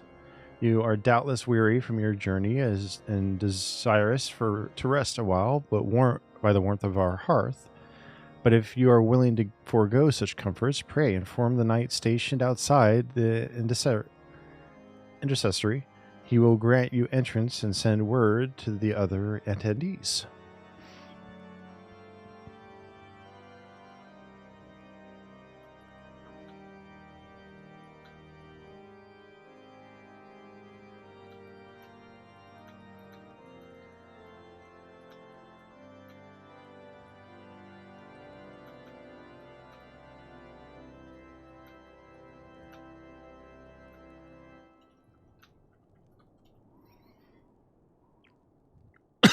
As inviting as your hearth sounds, I think it best we proceed to the intercessory forthwith.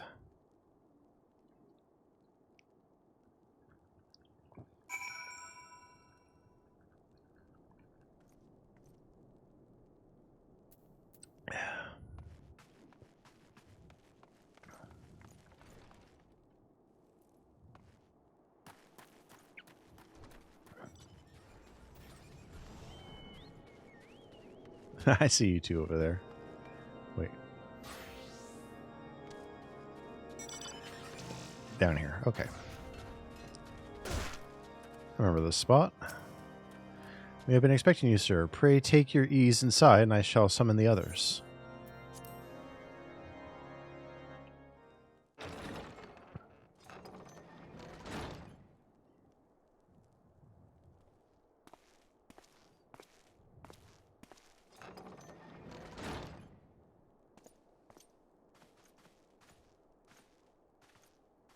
Have faith, my friend.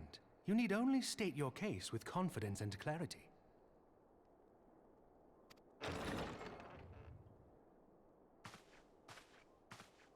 That's great. I'll have to check out Golden Saucer sometime.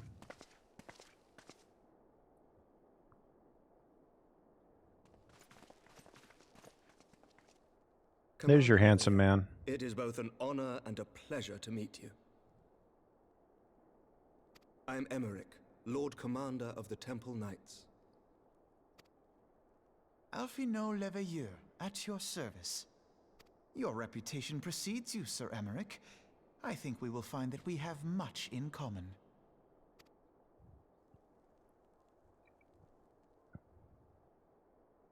Speaking of reputations, yours towers over us all. Does it not? It does indeed, Lord Commander.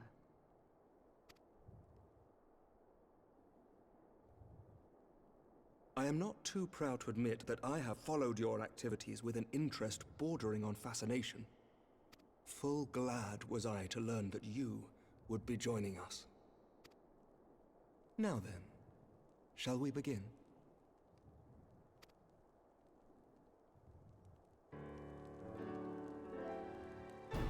We know full well that the Garleans will return in force ere long.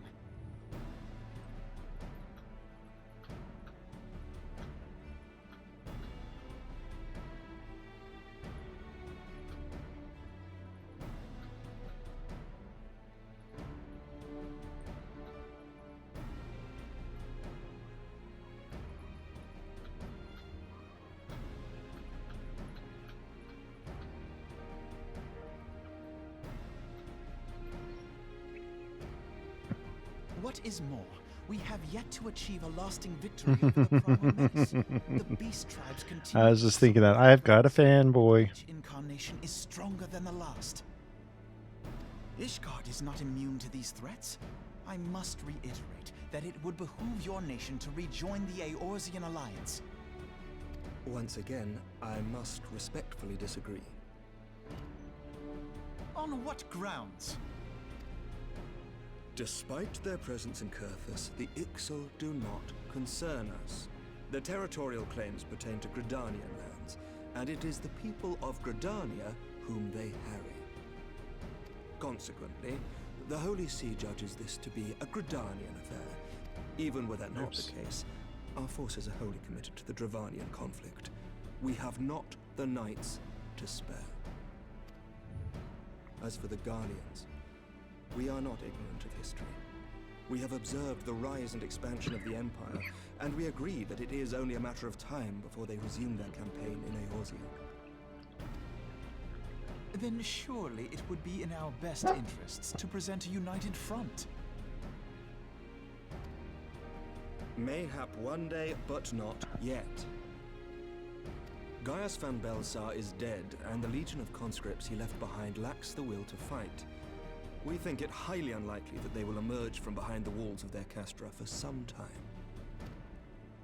Forgive me, but if Ishgard's position has not changed, why did you agree to this meeting?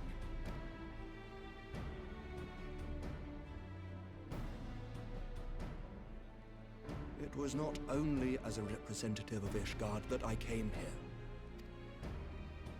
Pardon? It is not within my power to change Ishgardian policy, regardless of my personal feelings. There is, however, one area in which I may exert a measure of influence.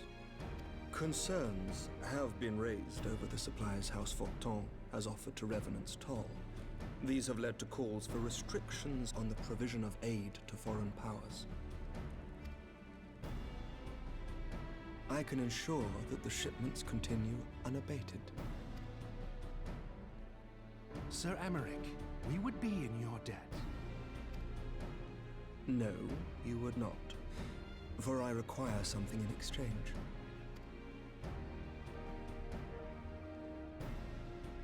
Of late, there has been a flurry of Dravanian activity, the purpose of which was not immediately clear. However, our astrologians have since observed alarming changes in the heavens. The dragon star waxes unnaturally bright, and there are whispers that it portends the resurrection of Midgard Soma. The fallen guardian of Silvertear Falls? That's absurd.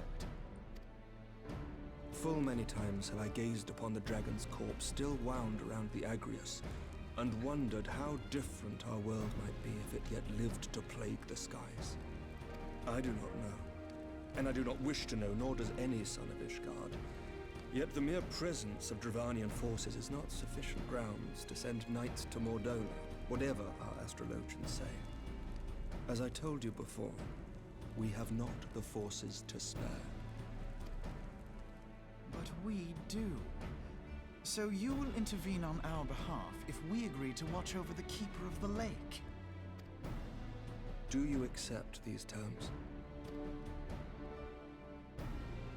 I do. I will see that you are kept abreast of any developments. I regret that we could not come to a similar agreement on other matters, but I understand that you are not at liberty to make such decisions. Nevertheless, I hope that what we have accomplished here today will serve to demonstrate to your countrymen that we can work together towards a common goal. Mayhap one day we shall look back on this moment as the first step towards a united Eorzea. Mayhap we shall, Commander.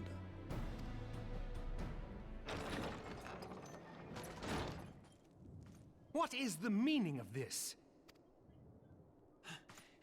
The caravan, my lord. It's been attacked. It was Iceheart, my lord. What? By the Fury? All our precautions were for naught?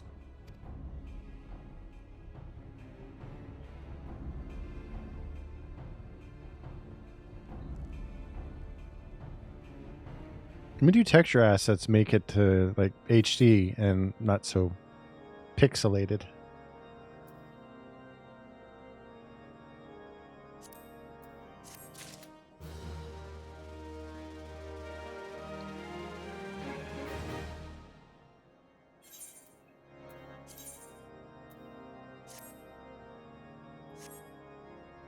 I know I'm patchwork right now. I'm waiting until I replace everything and then I can just go and glamour all at once.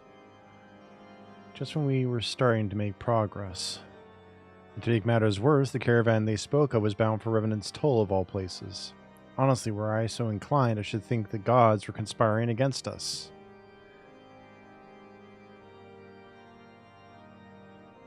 Ah, okay. Then shouldn't I be on the most recent? Or not the most recent, at least up to Shadowbringer? Because I have up through Shadowbringer right now. Happily, however, I am not. Okay. I would know more of this attack. Let us speak with Lord Housefont and find out what he has learned.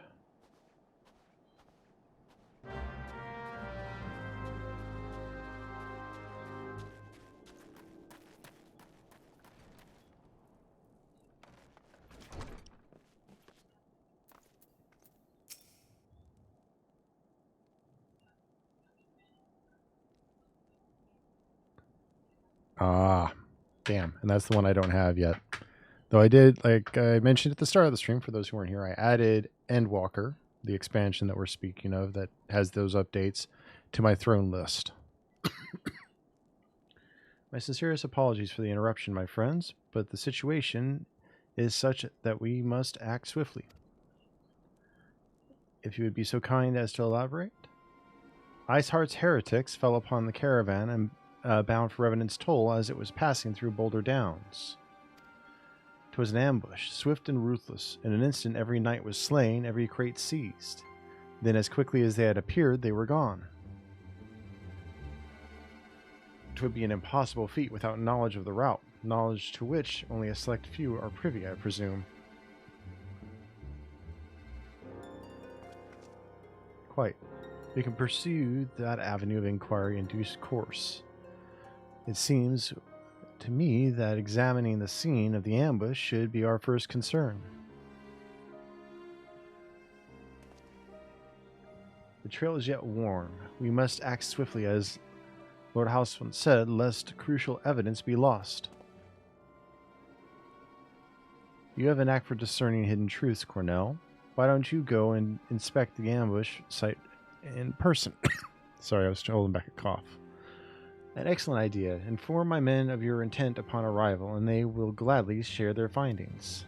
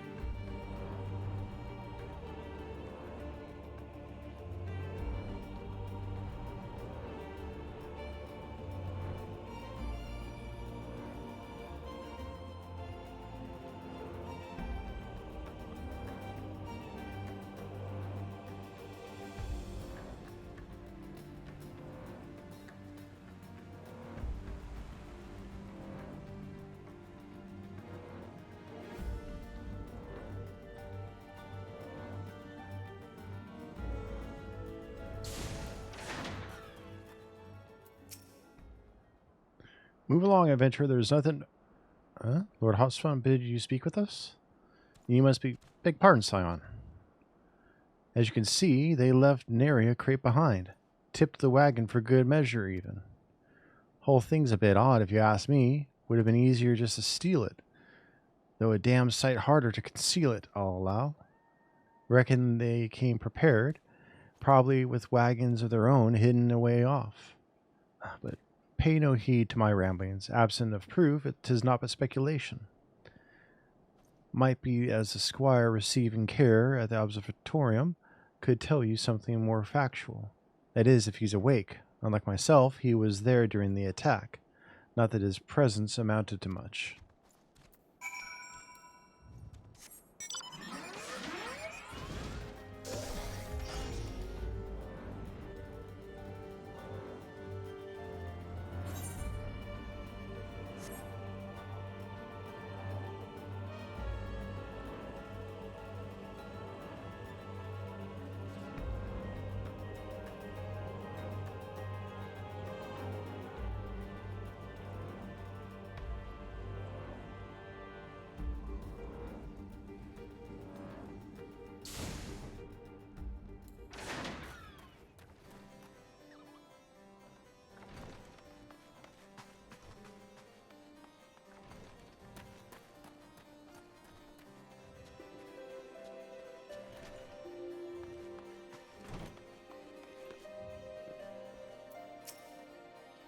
You've come to ask about the attack, haven't you?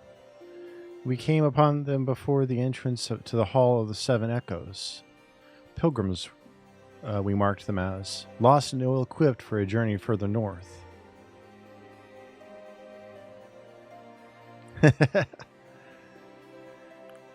Our leader called out to them, and one stepped forward to answer. Slowly she approached, her silver hair flowing in the wind like melting snow, just a young girl. I thought some poor lost lamb in search of salvation. Our leader must have thought the same, else why would he let her draw so close? They exchanged some words I couldn't hear, and she leaned forward as if to kiss his cheek, and then he sighed and crumpled to the ground. I didn't know what had happened at all, till I saw the snow turn red. And then there was red everywhere I looked. I tried to fight, but took a blow to the head, and by that time I came to, the others were dead and the heretics were unloading the wagon. I mean, they'd have killed me. So I just lay still and listened. Isar's people spoke of deliverance and resurrection, and they spoke of Shiva.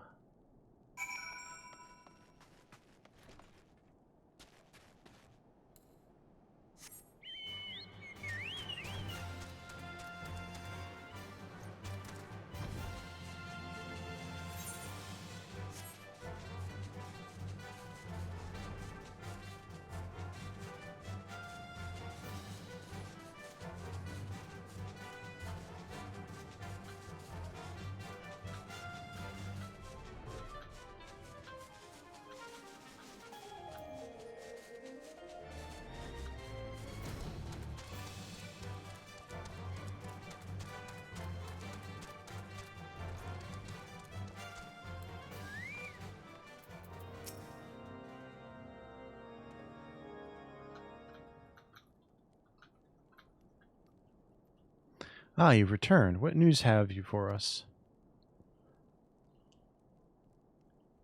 It seems the Lady Iceheart does not scruple to sully her hands with blood. Who is this Shiva the heretic spoke of? Have you not read a single line of the Entridion, Master Alphino? Shiva was a traitor to kith and kin, an apostate who lay down with dragons. Now, we cannot expect all foreigners to know Ishgardian scripture so well, particularly when it concerns the patron saints of heretics. Wait, you say she is their patron saint? Oh no. It all makes sense now. Lord Hassan, what was the caravan's cargo? Ah, if I recall correctly, the Diamond Forge had requested a rather large quantity of crystals. Do you not see Iceheart and her followers intend to summon Shiva, as a beast tribe would a primal? Why else would they go to such lengths to secure crystals? Shall inform the Lord Commander at once. Lord Hassan, you would agree that discretion is of paramount concern? Of course.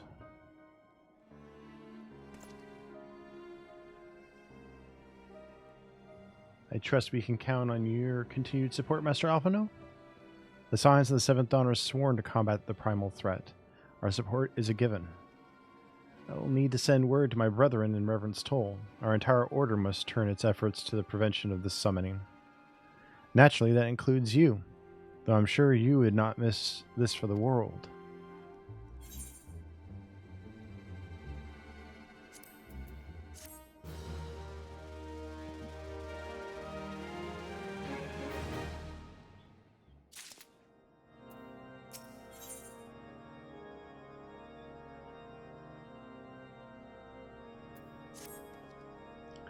The persistent attacks on our caravans seemed little more than a nuisance at first. The heretics were a problem, to be sure, but a relatively minor one. That was before I discerned the purpose behind their attacks, of course. Now they have my undivided attention. After apprising Minfilia of the situation, I shall summon a unit of Crystal Braves to assist us. As for you, Cornell, pray join me in Whitebrim Front. Since the incident at Snowcloak, the Knights of House Durandir have redoubled their reconnaissance efforts in the region. It is my hope that they have information which may help us determine precisely where the heretics are hiding. Given our mutual enemy, Lord Drillmont should be eager to oblige us. I shall see you there, then. Good?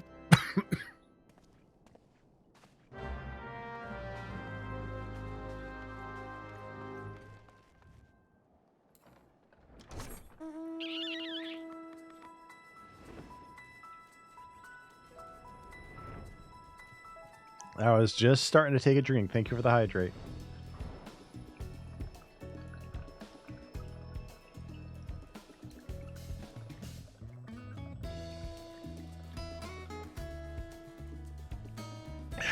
I took a drink that entire time.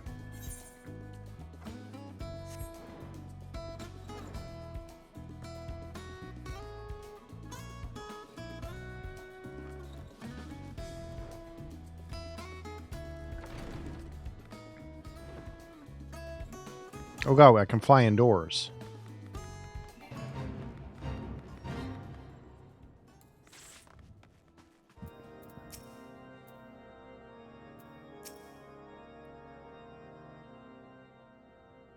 The Scions of the Seventh Dawn wish to join in the hunt for Iceheart. Your assistance is more than welcome, my friends. Considering the report I just received, I dare say your timing could be no better. We are all ears, Lord Dromont. A band of pilgrims was seen transporting a large number of crates to the west. Their garb appears to match the description provided by the squire who survived the attack. Alas, our scouts lost track of them at Snowcloak. The selfsame frozen wall which we speculated might conceal the heretics' hideaway. Suffice it to say, the disappearance of these pilgrims and their provisions all but confirms our suspicions. I have heard enough. My knights will join you in the hunt. I took the liberty of summoning a unit of Crystal Braves to Whitebrim Front. Given the gravity of the situation, I trust you will agree that we must use every resource available to us. These are extraordinary circumstances, Commander. 'Twould be in our best interest to coordinate our efforts. Such was my intent from the start, Sir Amric. And so it begins, my friend, though I dare say it will prove an all too brief collaboration. Iceheart will not elude the combined forces of the Crystal Braves and the Temple Knights for long. Nevertheless, a wise man does not wager all upon the success of a single solution. There may yet be subtler means by which we can locate the heretics. Mayhap Lord Dromont has one in mind?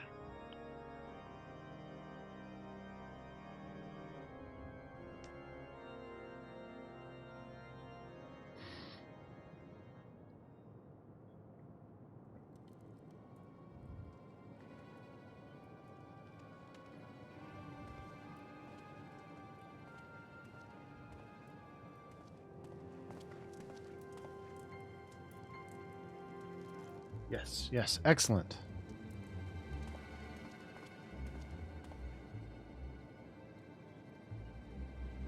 Milady, everything has been accounted for. If there is aught else you would have us do, pray speak, and it shall be done.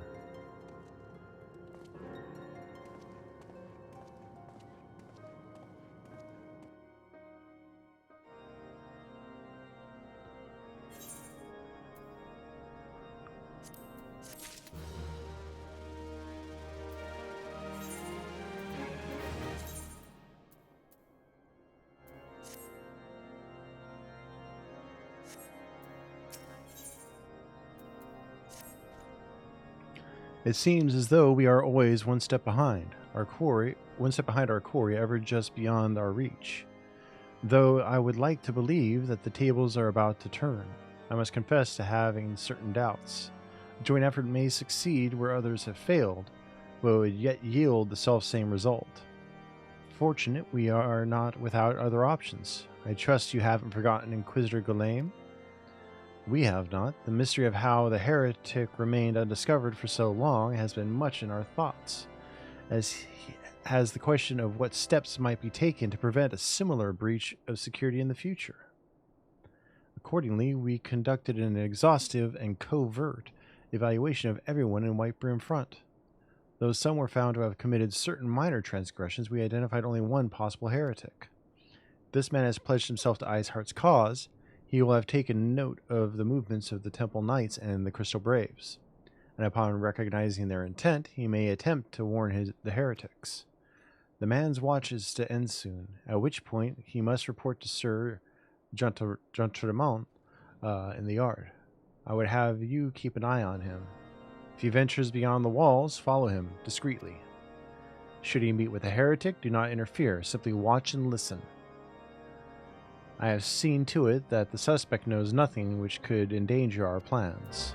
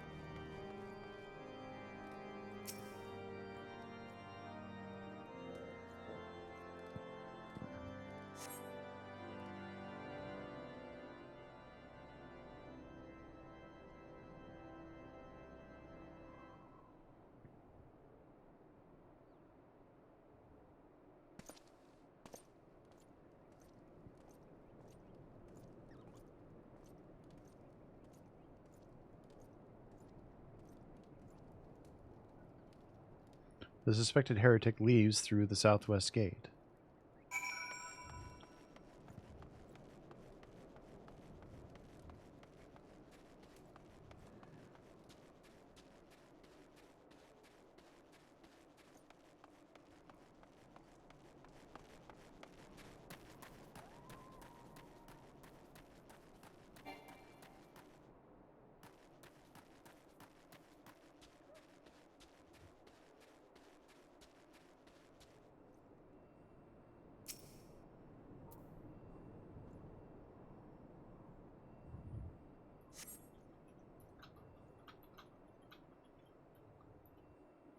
The suspected heretic follows the road east.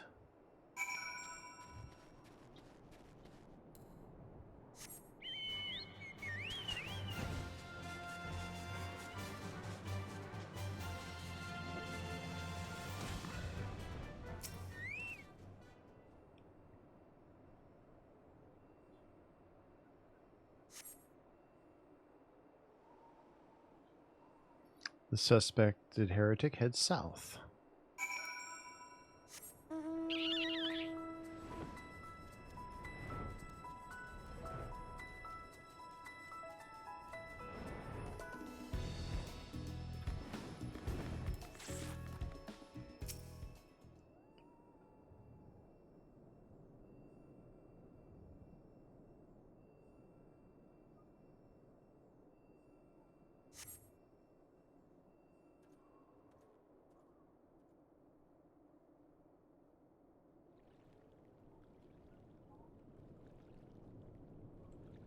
Hey, where in the seven hells are you? I'm freezing my bollocks off here.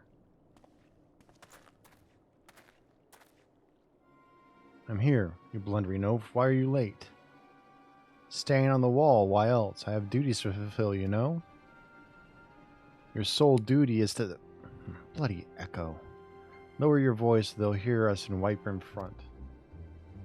Yes, of course, the Temple Knights in Snowcloak. This is what you bring to me? We already knew about our comrades in Boulder Downs will use the tunnels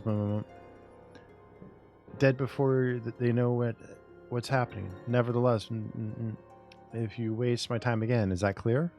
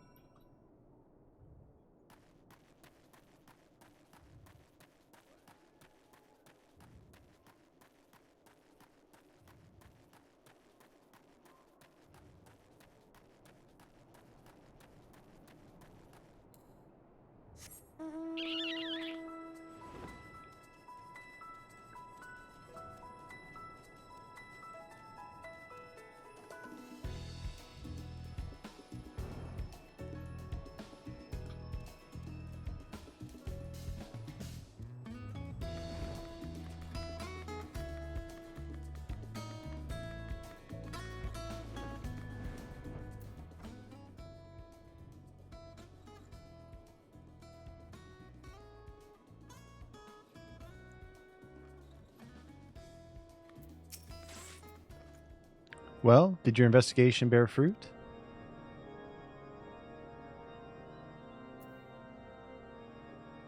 I see. I shall have the man detained at once. His guilt is plain.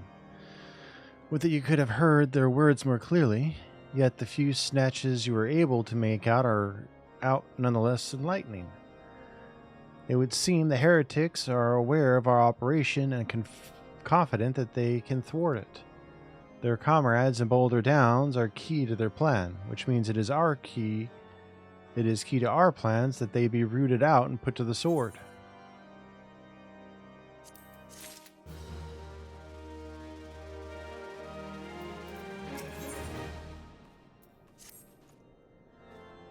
We have long suspected that the heretics use a network of secret tunnels to traverse the highlands undetected.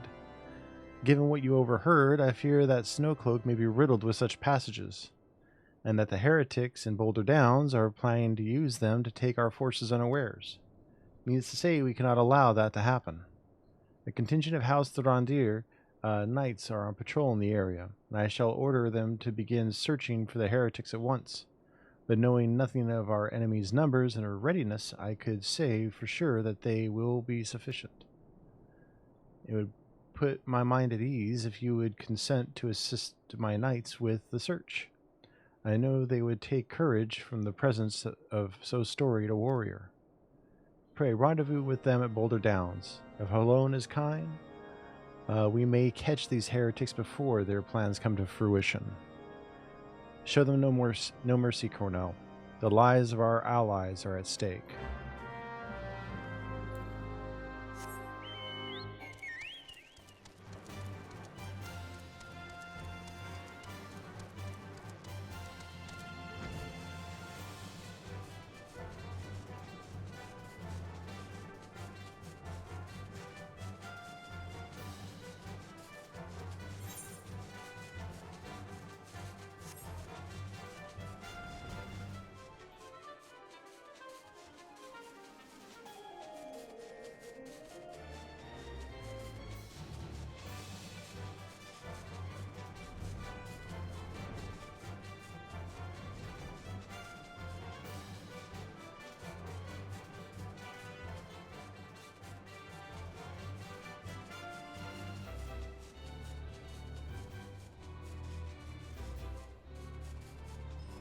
So I'm too late.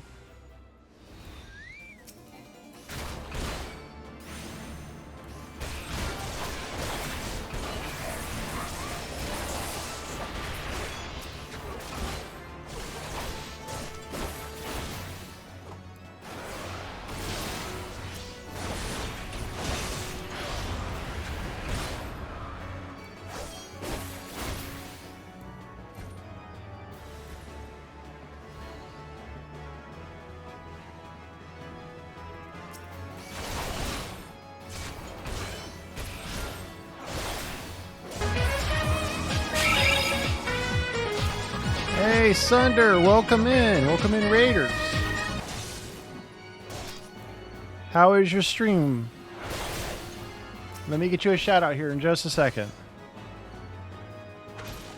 It's the Ace of Spades. Ha. Hi, hi. Hey, Lomkey.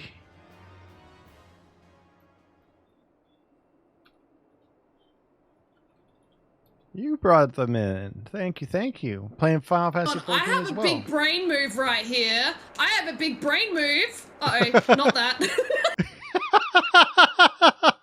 Love the clip. That's awesome. Thank you so much. I really appreciate that. And if you have to go and take care of something, I understand. I appreciate you sharing your community with me. For those who are new here and just seeing me for the first time, I am Cornell Crits, friendly and little lusty Incubus VTuber who plays a variety of different games and creates content across YouTube, Twitch, Kick, and TikTok.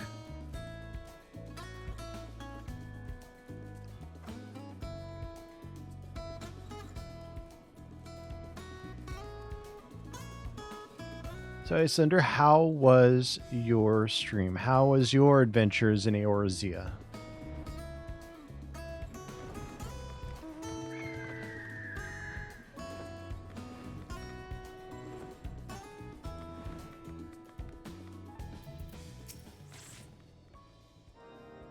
It is a lot of reading. It is, but it's fun.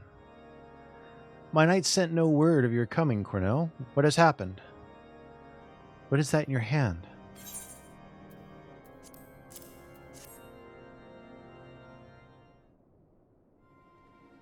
I'm a former WoW player and I'm really enjoying it. It gets more voice acting later. Fair enough. By the Fury, those were veterans with years of service. Now they lie dead in the snow. Their bodies must be recovered, and... No. We have not the men to spare. Not now. Not while Iceheart prepares to summon an abomination. The heretics you dispatched were not of sufficient number to contend with the combined strength of the Temple Knights and the Crystal Braves. There must be others, and I'll wager they are on their way to Snowcloak as we speak. You guys just saw some? To make matters worse, it seems the traitor you followed managed to pass the heretics something of value after all. The parchment you recovered is a timetable of the guardsmen's watches at our outpost on Snowcloak. The traitor was stationed there long before he aroused our suspicions. Would that we had caught him sooner. With this information, the heretics would know when the watch was weakest. They could use their tunnels with impunity and prepare their ambush. The timetable has not changed, you see. Of course, it will be changed now, but the heretics may already be in position. House Durandir must send reinforcements, even if it means withdrawing knights from the Stone Vigil. I can see no other way to safeguard the lives of our allies. They actually have a budget later of the game before the expansions was made with the remaining budget of the flopped version. Yeah, 14.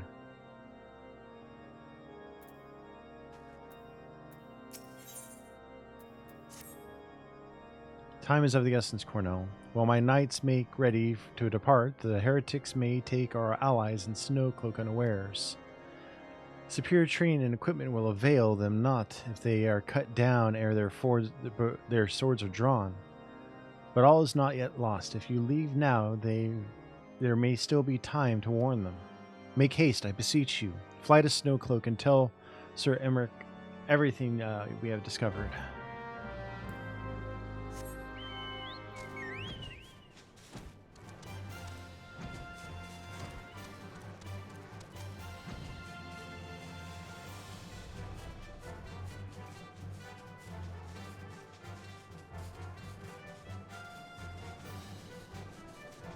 Bum bum bum bum bum bum bum bum bum bum.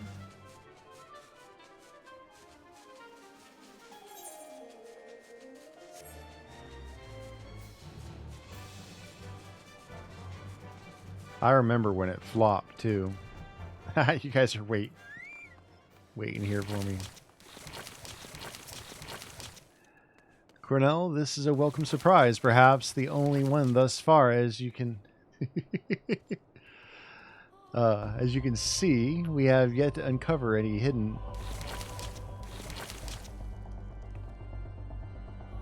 You have my gratitude. Truth be told,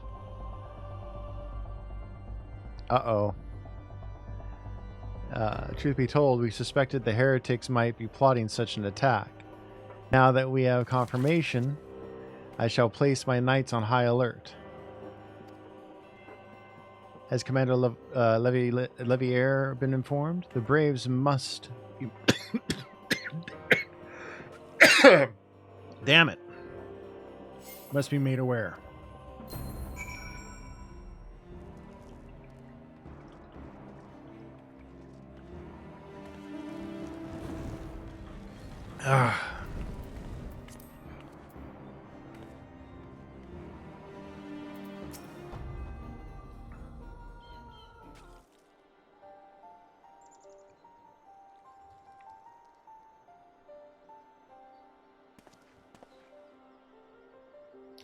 It must be here. I'm certain of it. Why else would they go to such lengths to defend Snowcloak? 'Tis but a pity this discovery comes when our enemy has us at such a disadvantage. Forewarned though we be, the heretics know the terrain far better than we. I dare not think how many are watching us at this very moment. Yeah, it's amazing how well they turned the whole production around. I think we're officially at the largest number of viewers I've had for Final Fantasy XIV yet, currently on Twitch.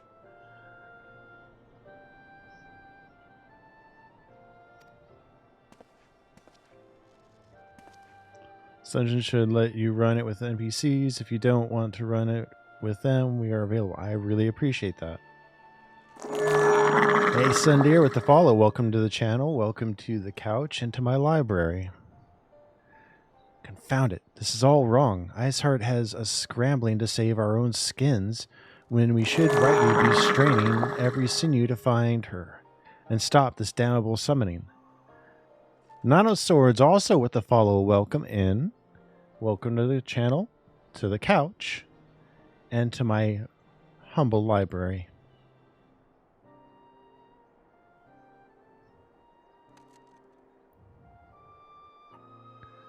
Confound it. Oh, I already said that. There she is. Come here, girl.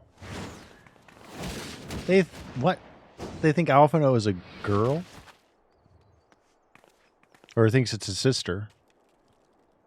That was close. They didn't hurt you, did they? Only my pride, Yida.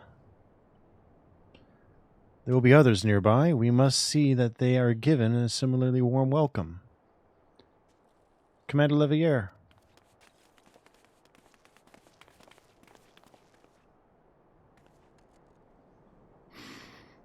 There's been a development, sir. Together with the Temple Knights, we have secured the entrances to some half-dozen tunnels, after spotting the enemy breaking the surface. But that isn't all, sir. We think that one of them may be important. Certainly the heretics near flung themselves upon our swords to defend it. Aha, just as I suspected. Amongst this warren of tunnels lies the entrance to Iceheart's lair. Summon the others. We're going in. A moment, Alphino. The tunnel in question is barely wide enough for 2 men abreast. We cannot say with any certainty where it leads, much less what is waiting for us there. Furthermore, we have no way of knowing how many heretics are still lurking here on the surface. What if they were to converge on this point after we entered the tunnel? For all we know, we could be funneling our forces into a trap. I take your point. If the tunnel is indeed as narrow as you say, greater numbers would be more of a hindrance than a help. Should we encounter difficulty, our own allies would become an obstacle to escape. All right, enjoy your lunch. Change of plans. While we rendezvous with Sir Emmerich and keep the heretics at bay here, you will go wherever that tunnel leads. If you find Iceheart at the end of it, do not let her escape. You venture into the unknown, so see that you are prepared for anything. I suggest you call upon your allies, though not too many, or Papalymo will sulk.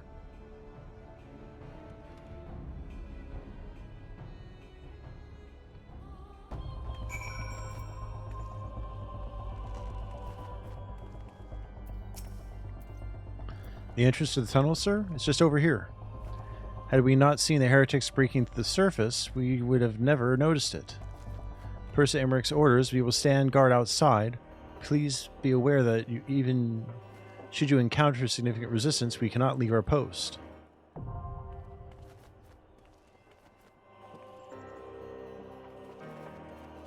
Alright, let's see. It does let me do it with NPCs. I'm going to do this one with NPCs. And then I will see which one I have next. I think the next one will be the fight with Shiva, I'm guessing.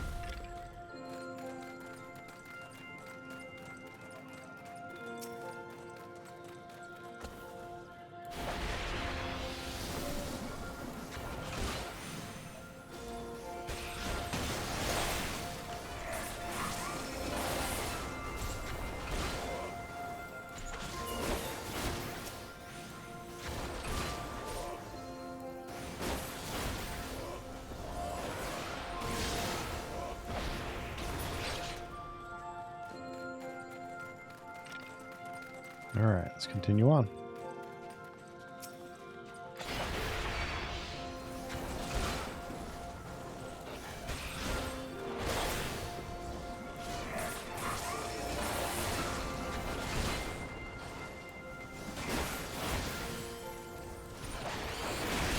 Good night. We'll catch you on the next one. Sleep well.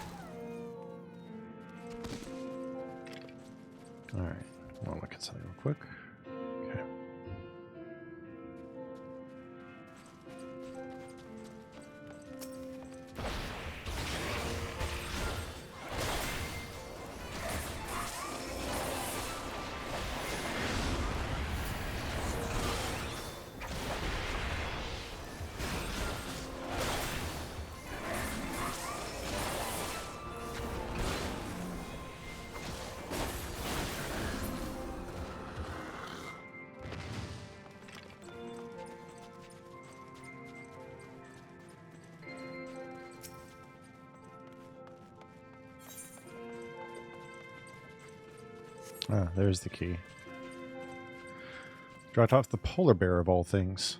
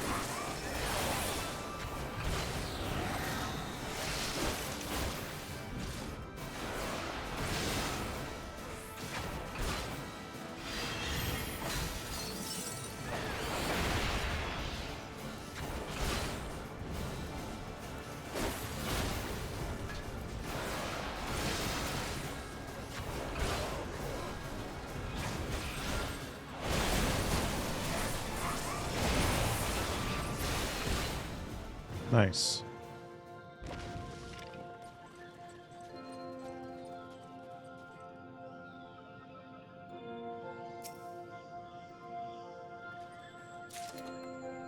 That was weird. Wouldn't let me open it.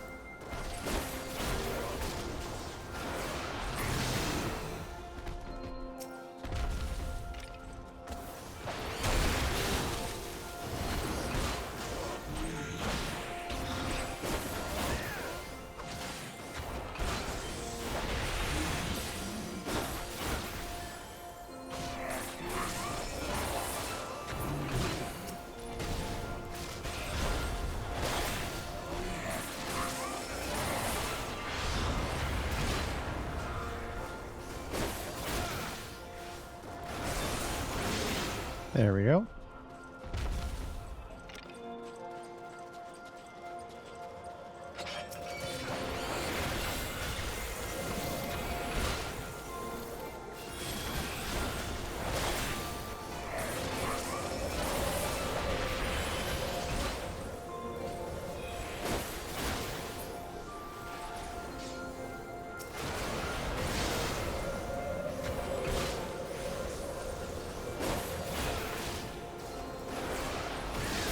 How has the rest of your week been, Lumkey?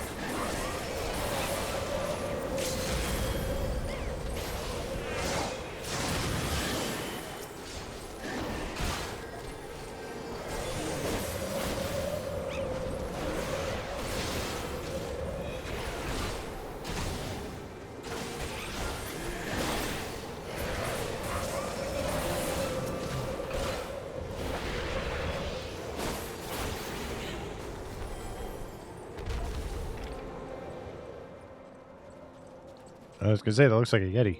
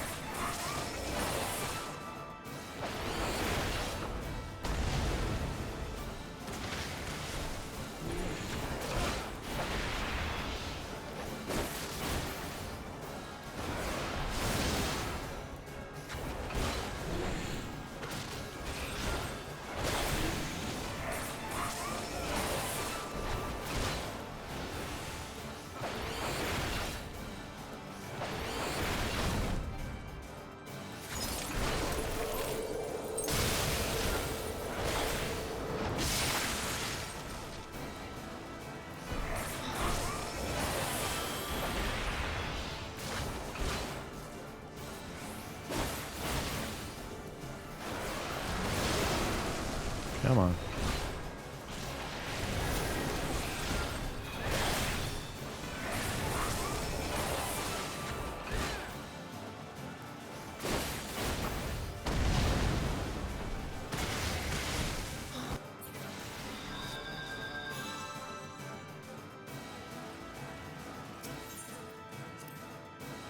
I didn't move right.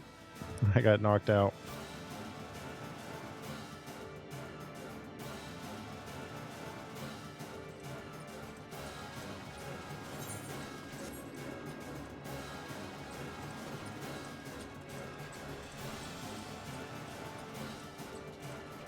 Hey Hasu, how you doing?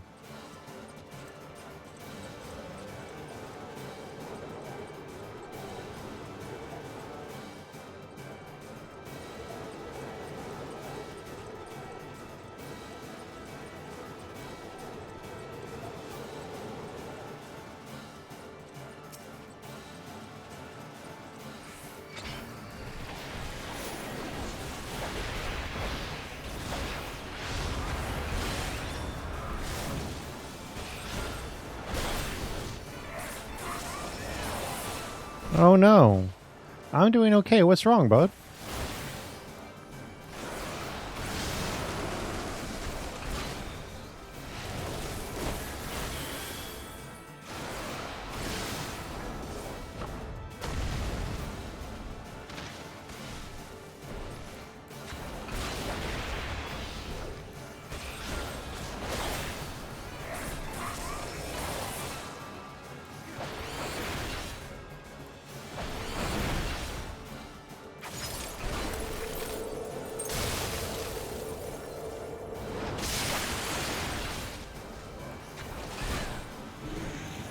Fair.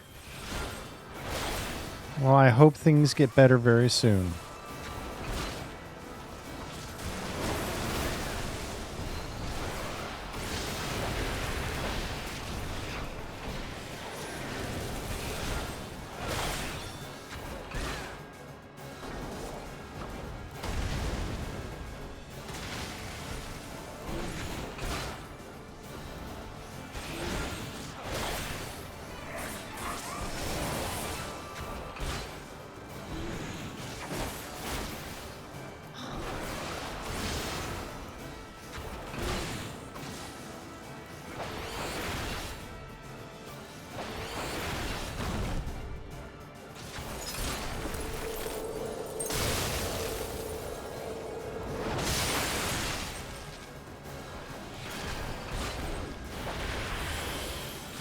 Of course.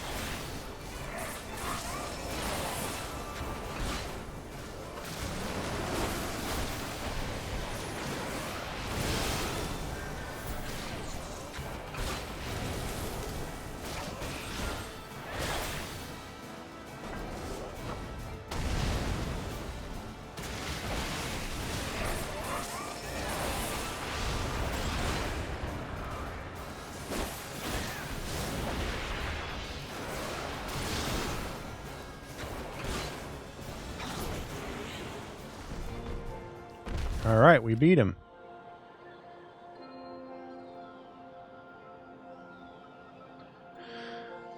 Ooh, 2 treasure troves.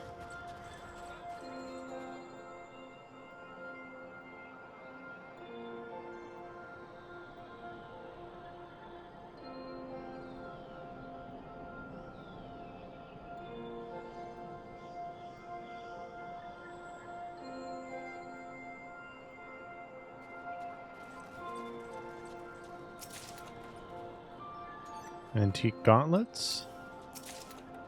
Heroes' earrings of casting.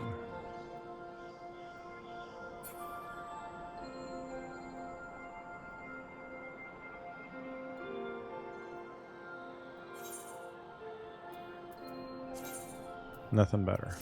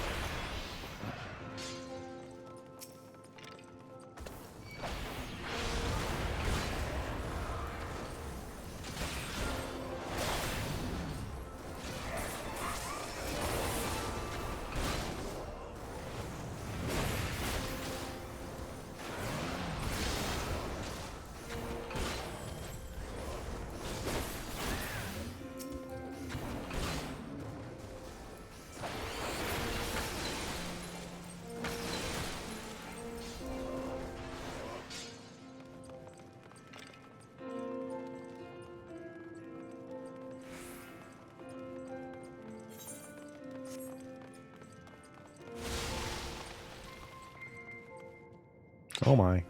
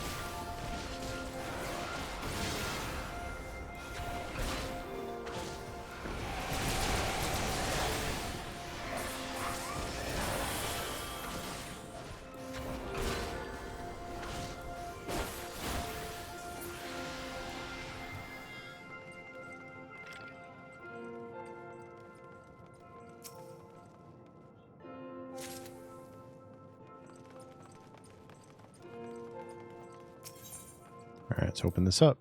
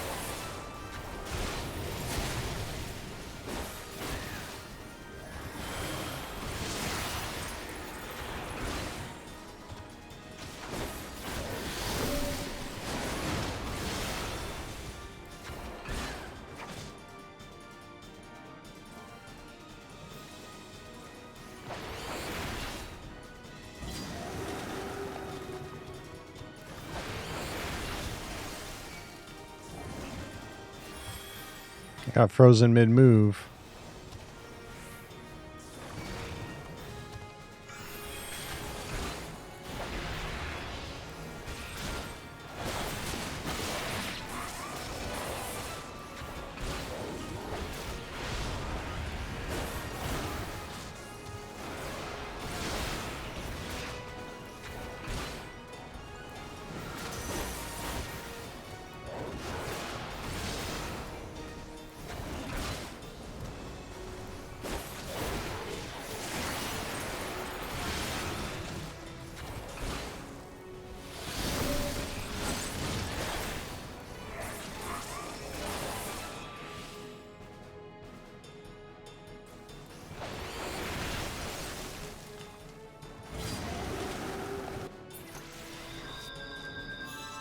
I obviously did something wrong there.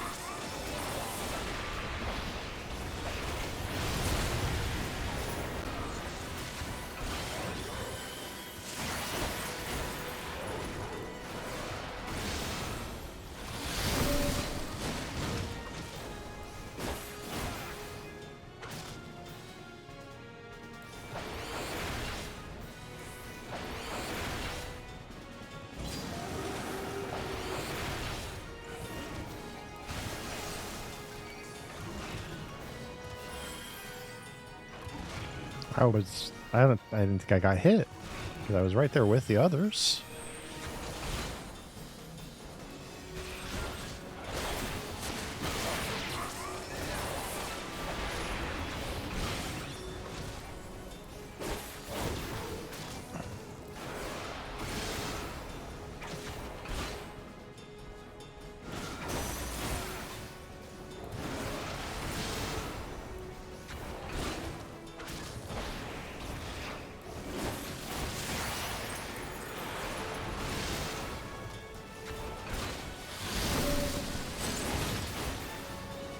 I see. Only one of them became safe.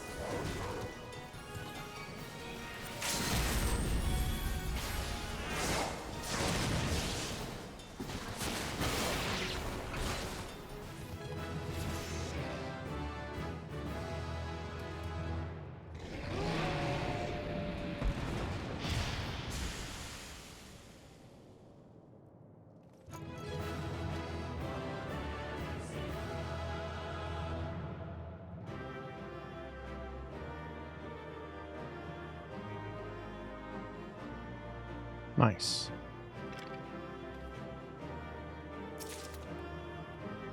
Antique riches.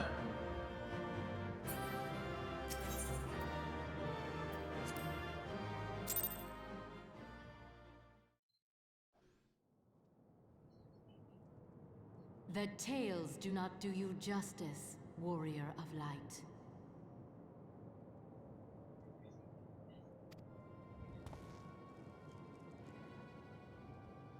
Yes, I know who you are, and you know who I am. I was given the name Izel, but I earned the name Iceheart.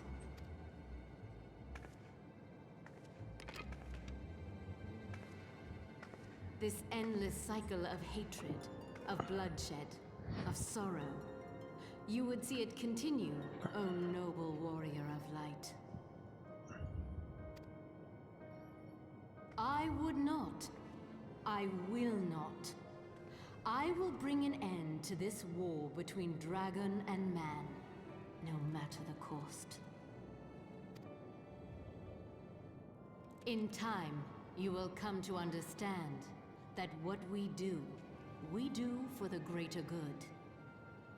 For Eorzea, for Hydaelyn.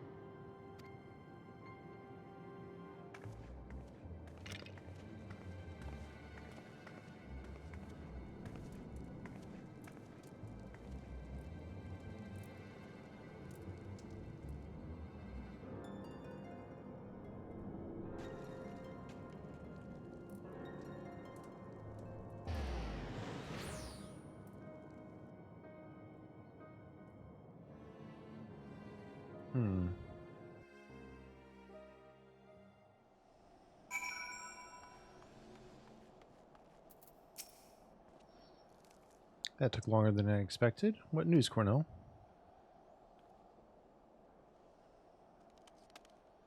So Iceheart is but a pseudonym. Not that it matters. That she managed to escape is regrettable, but from your description of that beast, you did well to come as close as you did. In any case, now that you have cleared a path, the Temple Knights can begin to survey the tunnels in earnest. Mayhap they will even find a route past the ice wall. Wouldn't that do wonders for the fight against the heretics? The Crystal Braves would certainly share the credit for it too. 'Twill be praised, Cornell. We may yet turn this situation to our advantage. Assuming we stop Iceheart before she summons Shiva, of course. Needless to say, our fellow Scions have not been idle. Benfilia and Arangir have been busy pursuing the archives of House Fortune, gathering what information they can on Shiva. Which reminds me, if you are intending to trudge back to Camp Dragonhead to report on the day's events, don't. The antecedents should be here any minute. I can only assume some people enjoy subjecting themselves to this cold.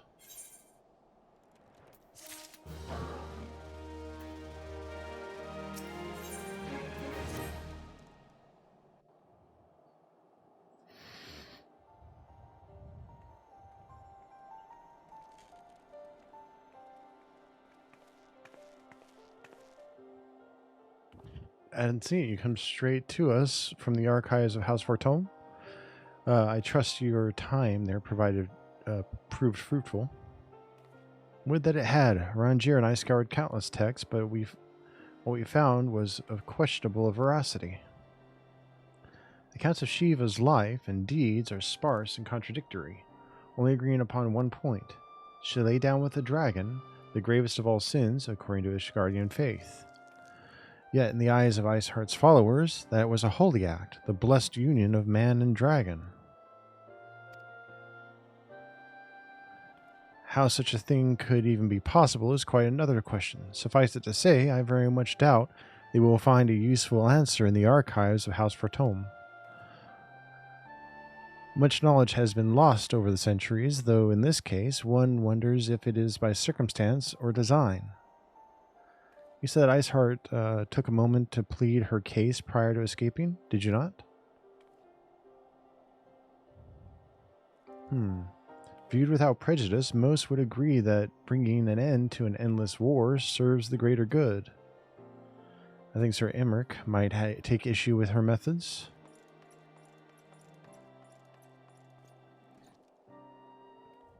I do not care if a few stragglers manage to escape.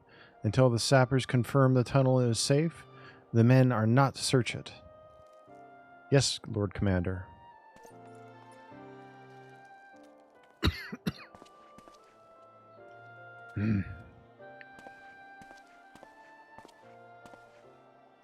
You pursue your foes with less zeal than I expected, Sir Emmerich. Lest you misunderstand, I do not deny that our enemy has given us good reason to be prudent. I merely meant, you being a man of faith, that I had expected a certain single-mindedness. After all, was it not by the will of Halone that your ancestors came to this land, and why they took up arms against the Dravanians? What would they have done in your position, I wonder? There are those who believe that faith is a renunciation of free will, that unquestioning devotion is required of all who would live a life in service to the Fury. Such righteous fervor may well serve a knight on the front line, less so a leader of men.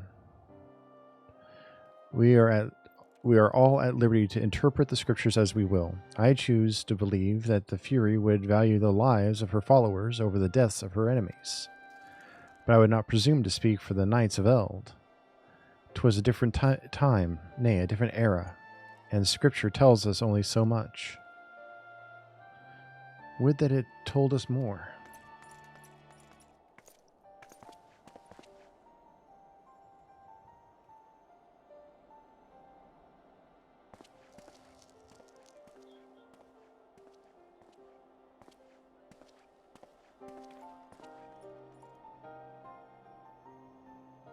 That man is awfully pragmatic for a servant of the Holy See. A welcome trait at the negotiating table, to be sure, less so when one's enemies are making ready to harness the power of a god. Mayhap he does not truly believe that Iceheart's plan can succeed. Truth be told, I too remain somewhat skeptical. Okay, I'm probably reaching my end here. My words are getting hard. Shiva is real, a living, breathing woman. Of that there can be no doubt. In this respect, she differs from every other figure to have been summoned, each of whom was worshipped as a god. The sole exception being good King Mughal XII, the myth made manifest, in response to the fervent supplications of the Mughals Guard. Saint Shiva may differ, but what of the heretics? They are a tribe of outcasts at war with a mighty nation, who yearn for the resurrection of the one who embodies their beliefs. If that is not placing one's faith in a higher power, then what is? Crystals and conviction, Minfilia, they have them both in abundance.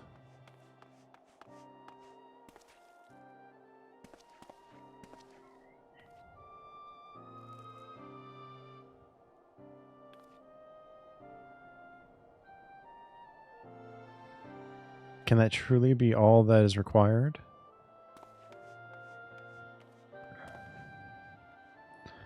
My survey team has concluded a preliminary analysis of the Aetheryte Iceheart used to escape. They believe that she teleported to another Aetheryte somewhere not far to the west. Despite the apparent proximity of this second Aetheryte, however, they have been wholly unable to detect its presence directly. Unless Iceheart has some means to mask its signal, can only presume she had it destroyed to prevent us from following her.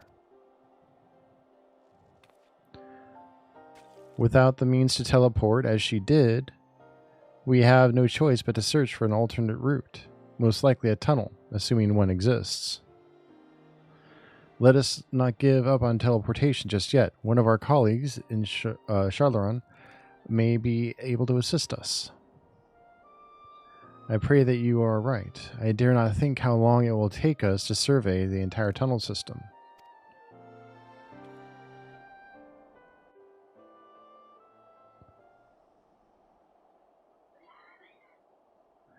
While Minfilia looks into our Aetheryte problem, I would like to request your assistance with another matter. The third unit is currently tracking the remnants of the heretic force which attacked us. However, the search goes poorly despite our numbers. Korthus is vast, and Iceheart's followers have the terrain know the terrain far better than we. Your knowledge of this region may serve to hasten the process. The sooner we capture Iceheart's followers, the sooner we can press them for their leader's whereabouts. Also, though it is admittedly a selfish request, I feel that my braves would benefit immensely from working alongside you. While we have our share of veterans, we also have more than a few less experienced recruits, many of whom look up to you, in case you were not aware.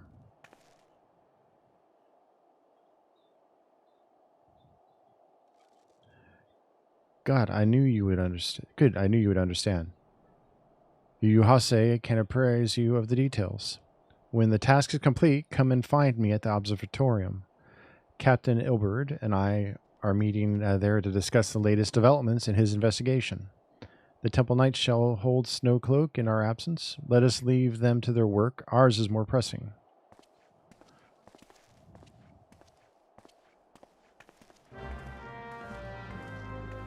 All right, and that's where we're going to stop for tonight.